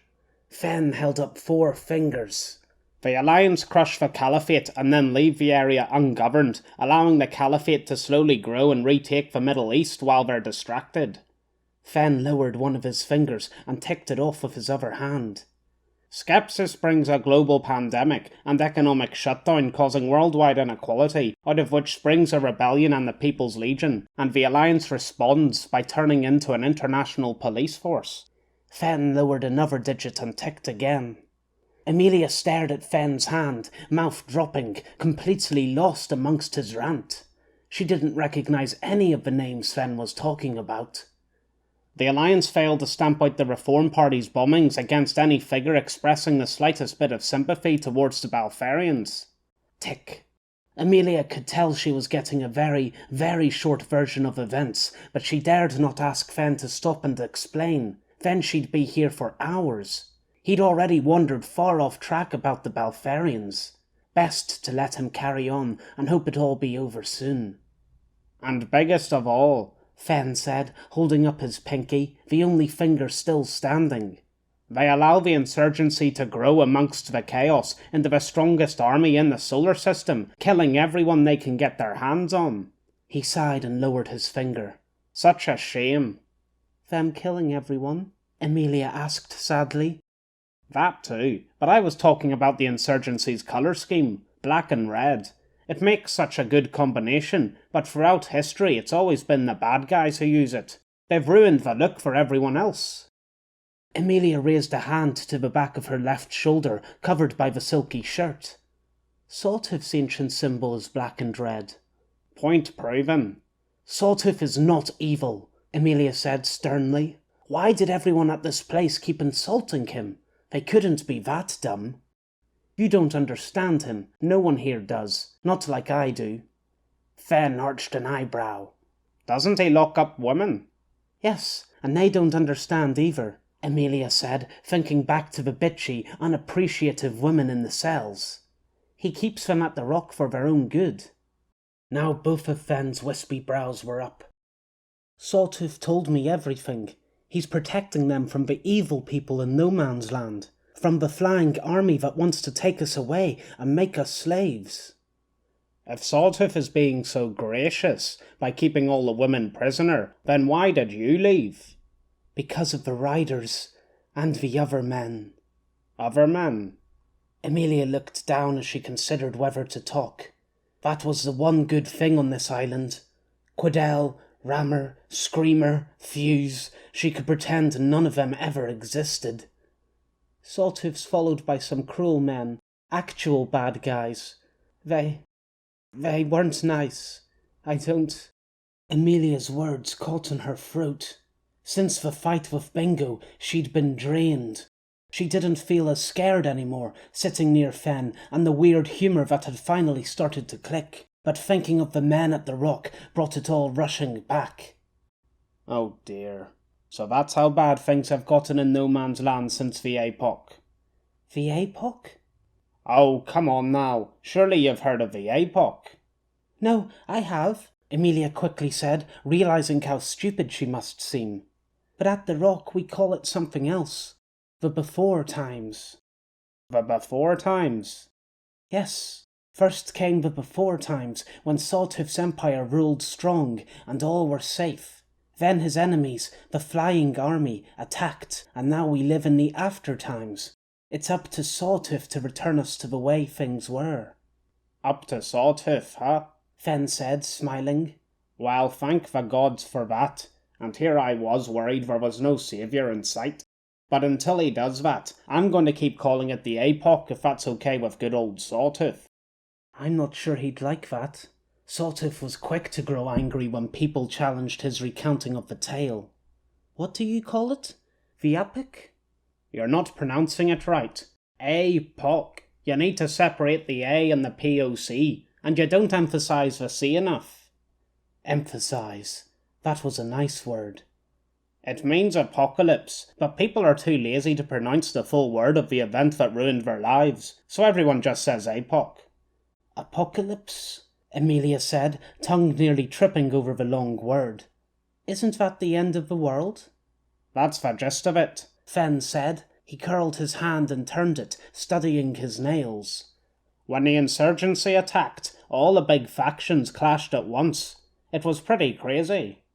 But the world didn't end. Sawtooth and his empire is in control of a scrap of no man's land none of the factions have bothered recapturing after the insurgency ravaged it. That whole space wasn't no man's land until the APOC. It was owned by countries and people. The entire world was, but the APOC tore all that down. Fen began picking his nails as he spoke. Don't you remember the, what do you call it, before times? The people and the cities. Buildings that were lived in rather than sitting abandoned. Safe and easy living, remember? She did, and sometimes Amelia looked back to those earlier years. It was hard to recall much. She'd been 10 when Sawtooth's enemies attacked. The soldiers and machines painted black and red. The ones Fen called the insurgency. Life before that had still been hard. There was always someone shouting or fighting on the street. Then people started getting sick, and it became more common to see her neighbours dressing in orange. The shouting became louder, the fighting crueler. Despite that, there had been rare, good moments, huddled together on the sofa in the day and on the bed at night. Her mother and father, and someone else, all together. And now they were... Amelia blinked and realised she'd been staring blankly ahead. A tear had trickled down her cheek. This was why she didn't like thinking of those times. Sorry, she mumbled as she sniffed and wiped her face, dampening her new shirt sleeve. A warning jolted through her. Fen had placed his hand on her shoulder. Amelia stiffened, but didn't recoil. Never apologise over crying for those you loved. How had he known? Amelia looked up. Fen had taken his hand away and was using it to smooth down one of his blankets. But in a weird way, you're lucky. After all, you're still alive. That's lucky? Fen nodded. You like learning new words, right? Well, here's one for you. Decimate. It means to destroy 1 in 10, and you can use it for the APOC. That sounds like an evil word. Then Amelia's eyes widened. Wait, does that mean the APOC killed 1 in 10 people? Everywhere? You didn't let me finish, Fen snapped, although Amelia heard the tiny hint of playfulness in his tone. I call what happened a reverse decimation. I'm probably wrong in saying that, but no one's corrected me yet.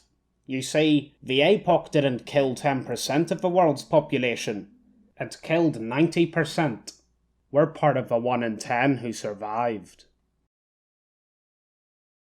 This knife was under my brother's body when I woke.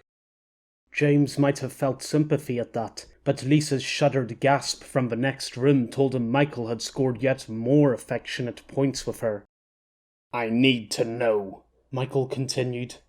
How did the Alliance survive? Did we beat back the insurgency? James scooched closer to listening to the fluctuating conversation, sitting between 2 piles of dust. The thought of being found silently lurking in the corridor made him shiver, and he listened out for any hint of movement from the chairs, but everyone inside was enraptured by the story. Beat back? The sergeant asked. We barely clung on to any sense of order at all. In our worst moments, the Alliance was on the edge of collapsing and letting even more of the world fall into no man's land status. We were the ones being beaten back, pushed quite literally into a corner.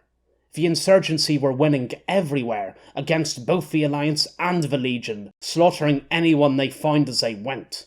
That's when the Alliance considered surrendering, but the Legion did it first. Surrendered? Michael asked in shock. Of course, Mr. Perfect would be disgusted at the idea. James hadn't been home during the APOC, but he'd assumed the worst after losing all contact with his family at once. And yes, he'd wanted to surrender too, to the enemy that couldn't be defeated, but that had never been an option. Not since the Extermination Declaration, the sergeant grimly said. Our goal is not to dominate, but to kill. That was the insurgency's response to the Legion's surrender 10 years ago. They broadcast it worldwide, and after that point, people started calling the insurgency's attack an apocalypse. The APOC. Why? What could be achieved from a global genocide? We still don't know. I don't think anyone does apart from the triumvirate. Triumvirate? So, the insurgency's leader? Leaders. The 3 of them rule the insurgency, each controlling separate military forces. Marshals Ozane, Silver, and Tullius. There were a few muttered curses at Tullius's name, the man responsible for delivering the Extermination Declaration, easily the most despised of the 3. Come on, Sergeant, Chase suddenly said. Get to the good part. Tell Mr. Conway about the Colossus. An energetic chorus of agreement came from the others. James rolled his eyes. How many times had he heard the story of the Colossus? What's the Colossus?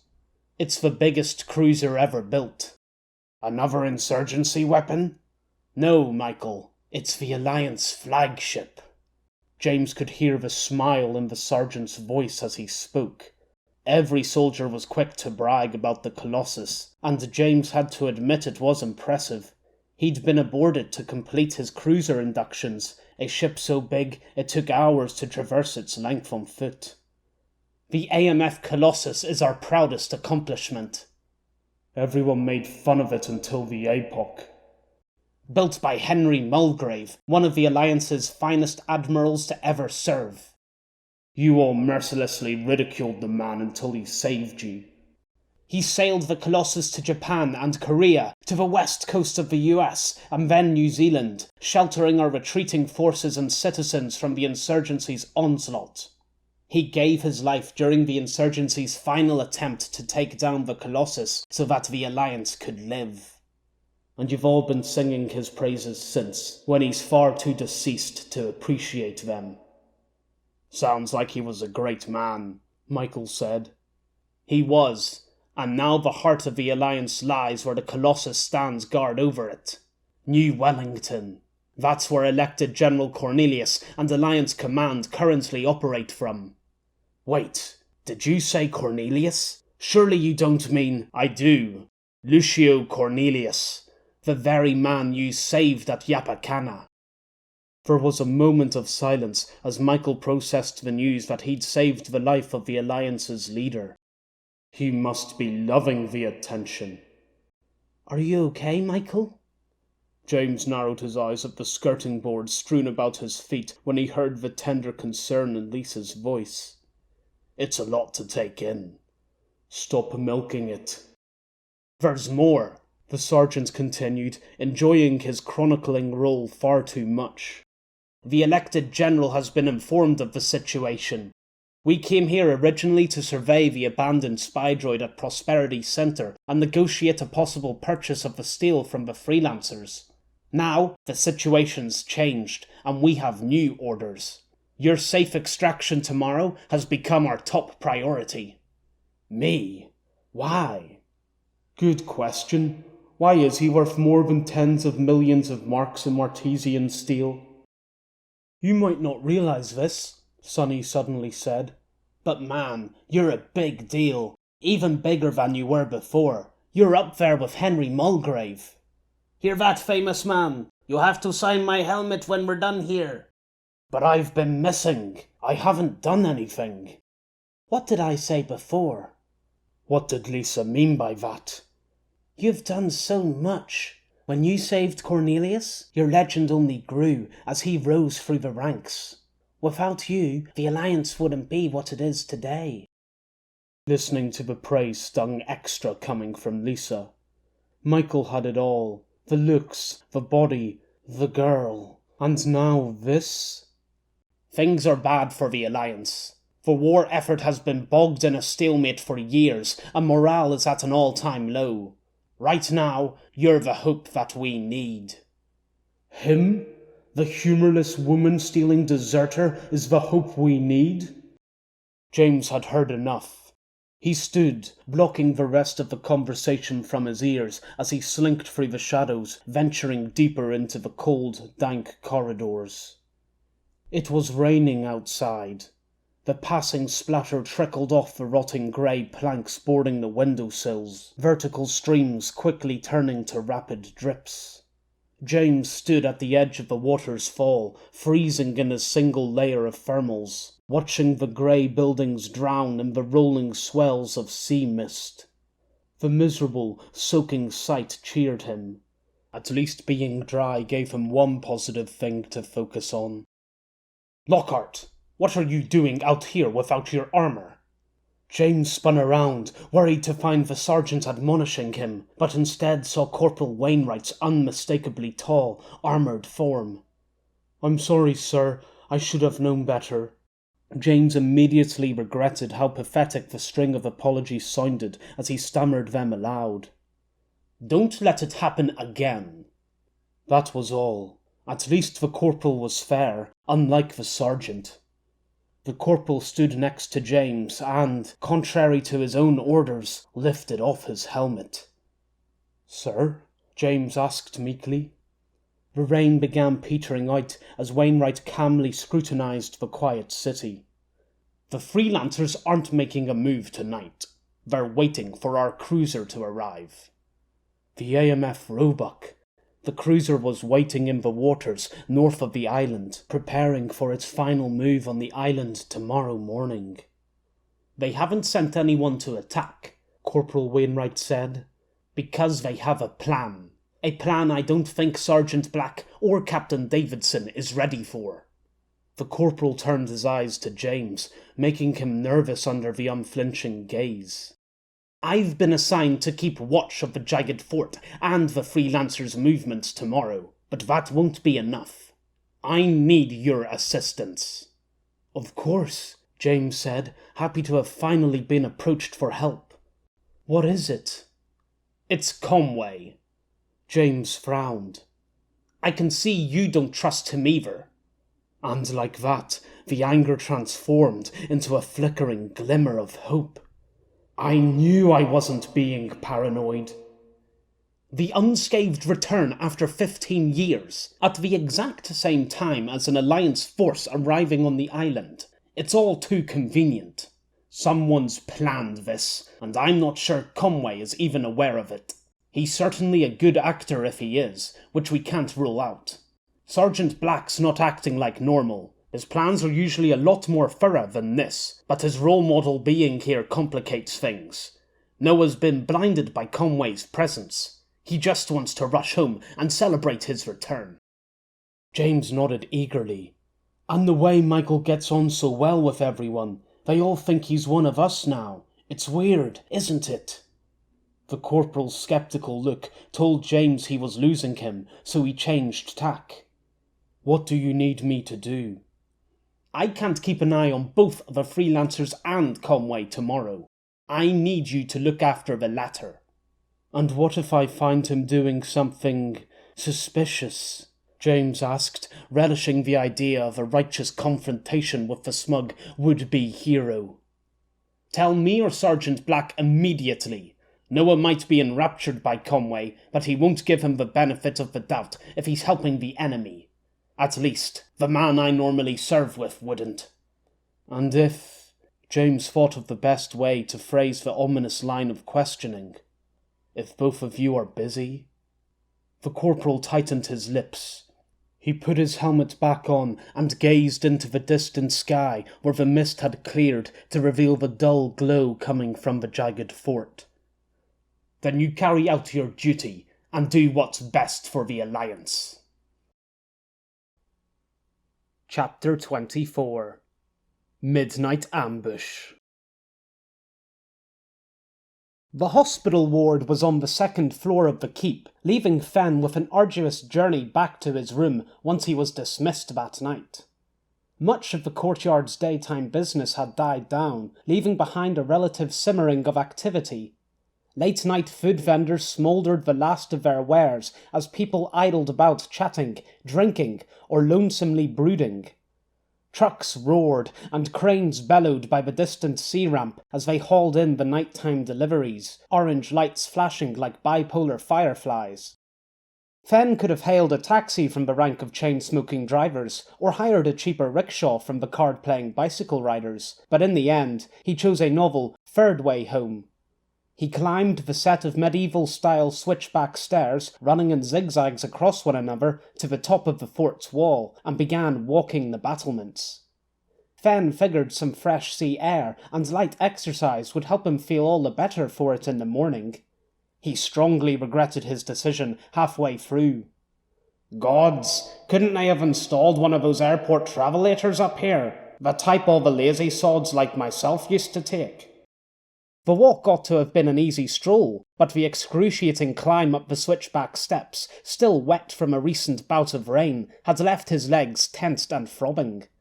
Another item to add to his list of aches. Why had he punished himself so? Too late to turn back and... The climb down! That's going to be even worse on my shins than coming up. Fenn nearly put a hand on the battlements to support himself, but stopped just in time. Atop the shoulder-high wall sat an assortment of broken bottles, tangles of barbed wire, shards of glass, and random spikes of debris glued to the wall and angled to stab at the sky. The homespun defences had been contributed at random by the fort's residents, like annoying couples strapping padlocks to famous old bridges. The decorations had given the jagged fort its nickname, although the spikes were entirely ornamental. No one would be foolish enough to try scale this wall. The empty plain between the fort and the city stretched for 1/2 kilometre wherever the wall stood, a field of flattened rubble lit by harsh spotlights that beckoned for every moth on the island. The white light and grey rubble made a ghostly combination. Looking out there at night was like staring at the surface of the moon, resting in the vacuum of space, a vacant city stranded on its surface. Move it! Fenn jumped aside from the horn's blare, nearly impaling himself on a crowbar filed to a point jutting from the wall. The truck barreled past, LED headlights dazzling Fenn's eyes. "Turn off your full beams, you bastard!" Fenn shouted as the truck trundled away, oblivious to his complaints. "And next time, just go around. There's plenty of... fuck." Fenn clutched his side and sucked in his breath as a spasm raked his bruised side. "Well, well, if it isn't fearsome Fenn." Fenn squinted at the new voice through his light-bulb-stained eyes. A bald man with pocketed hands stood next to a massive cannon, illuminated by lamppost. The cannon was mounted by a large round plate to the wall, barrel pointed through a gap in the battlements towards the city. "Or should I say," the bald man continued, "flimsy Fenn." "Well, well," Fenn copied back, "if it isn't the man from the hollow cloaks." "The man from the hollow cloaks?" he asked in mock indignation. He still wore the same high-visibility jacket that had startled Fenn in the morning's meeting. "What's the problem? Am I expected to remember everyone's name the first time I hear it like some sort of enthusiastic receptionist? Come on, out with it. Hardly seems fair you know my name without me knowing yours." The man barked with laughter. "It's Parker. Let me warn you, flimsy. If you don't want people knowing your name, then it's a bit too late for that." "What's this flimsy business about? Did details of my bank account get out?" Parker laughed with another full-forced bellow. "Maybe that too. No, the fight with Bingo. Everyone's talking about it." Fenn winced. "Really? Do you people have nothing better to natter on about?" "I hear it was a right laugh. The shortest fight in the fort's history." That wasn't hard to believe. Fenn shrugged. "Good to hold a record in something, I suppose." "Bro, that was the best thing I've seen in weeks!" Fenn jumped at the sudden shout, holding out his hands to steady himself and tensing his legs like a spooked cat. "What was that?" Parker asked, chuckling. "Short nerves. I didn't expect your cannon to start shouting at me." As he spoke, a brown, grinning head popped up from behind the cannon's barrel. "Bro, you've got to see this!" The man dashed to Fenn. He wore the same style of jacket as Parker, but 3 sizes too big for him, and coloured garish pink instead. He flipped open his gauntlet, and Fenn was treated to a charming, poorly shot video of his lying body enjoying a kicking from Bingo. "Who filmed this?" Fenn demanded. Then he saw others in the background, filming with their gauntlets held out in front of them. It would be impossible to pull all these videos offline. "The lighting's all wrong. It was far less one-sided in real life." "Sure," Parker said, drawling out the word as he idled over to the gauntlet. "It's all the lighting's fault. That was quite the slap you gave. I'm sure Bingo's cheek is still tickling." "Yo, bro, smile!" the pink-jacketed man said, opening a new app on his gauntlet. Ah! The gauntlet flashed in Fenn's face, making him stagger backwards. He blinked a few times as another burning afterimage joined the collection under his eyelids. "What gives here?" Fenn complained, rubbing his eyes. "Can't a man go for an evening stroll without being harassed by bald construction workers and wannabe paparazzis?" "All right, Veer, that's enough." "All good, bro. I got my picture for Instasnap anyway." "Instasnap? Gods, the names for those apps are getting worse." "Agreed," Parker said, looking at the picture on Veer's gauntlet. "And so are the models." "Hilarious. What are you two doing out here at this time, apart from tormenting innocent bypassers?" Parker grinned. "Nothing, but they don't know that." Parker nodded towards the silent city. "We're putting on a show for any Alliance who might be watching." "So this cannon is just a prop in your little act?" "This cannon," Parker said, walking over and giving the metal a hard slap, "is a fully functional Mark 13 250 kilowatt monster." 250? Is that a lot? "Is that a lot?" Veer asked, taking a shocked step back. "Bro, think about it." Veer held up his hands, forefingers and thumbs pressed together. "Your blaster rifle cells are 10 kilowatts. A launcher is 100. 250 is massive, bro. Massive." "Oh yeah? Fen looked closer at the cannon. The base of the gun was shielded by hefty plates of painted steel, barrel protruding from it like a thick pin sticking out of a well-kempt hairbun. Fen walked around to the front of the cannon. The tip of the barrel was too long for him to twist his head around and look into, but he stuck his hand in and felt the insides. Smooth. There's no rifling here. You know something about guns? Parker asked incredulously. About historical ones. This thing's like an oversized musket. All new weapons are. Even modern blaster rifles have no rifling. The blaster shots would melt the spinning grooves on their way out after a few shots.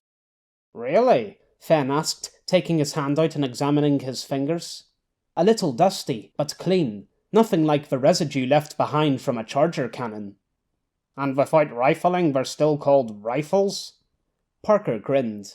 Part of the nomenclature now. Can hardly go back to calling them blaster muskets, can we? Sounds ridiculous. And this is only for show? Yep, Parker said proudly. You wait. Tomorrow, Prosperity's going to see the finest display of post-conventional warfare this side of the hemisphere. Post-conventional warfare? Yes, pal, more nomenclature for you. Blaster, fusion, charger, plasma, all of today's fancy shit is called post-conventional weaponry. I get the gist. I just didn't realise that's what they called it. Couldn't they have come up with something a little more inventive than slapping post in front of the old name? Yes, bro! Veer punched Fen on the shoulder, making him flinch. You're chummy, aren't you? That's what you're always saying, isn't it, Parks? Parker smiled, although it was hard to tell if he was being friendly or smirking. Tell you what, Flimsy. I remember when Fearsome seemed annoying. How about you come up top tomorrow to see the fireworks for yourself? Parker whipped a card between two fingers from his jacket pocket. I didn't realize you needed a card to get to the top of a keep, Fen said, taking the card. Now he had two to fill his wallet. Parker smiled again. This time it was definitely a smirk. Not there. Up there. Parker jerked his thumb, and Fen followed its direction. Oh, very fancy. The highest I've ever gotten is the laundry level. Thanks, I'll see you at some point tomorrow. Fen began walking. So tired, even the pain wouldn't keep him up. He was looking forward to finally having a lie-in. Great! See you at dawn. Fen paused and looked back. Dawn? Of course, Parker said, beaming. Can't let the Alliance get an early advantage over us. Fen lifted his watch and used the lamplight to check the time. Already well past midnight. He let out a long sigh. Don't worry, bro, Veer said. We can take a selfie together of the sunrise. I'm going to need a lot of coffee.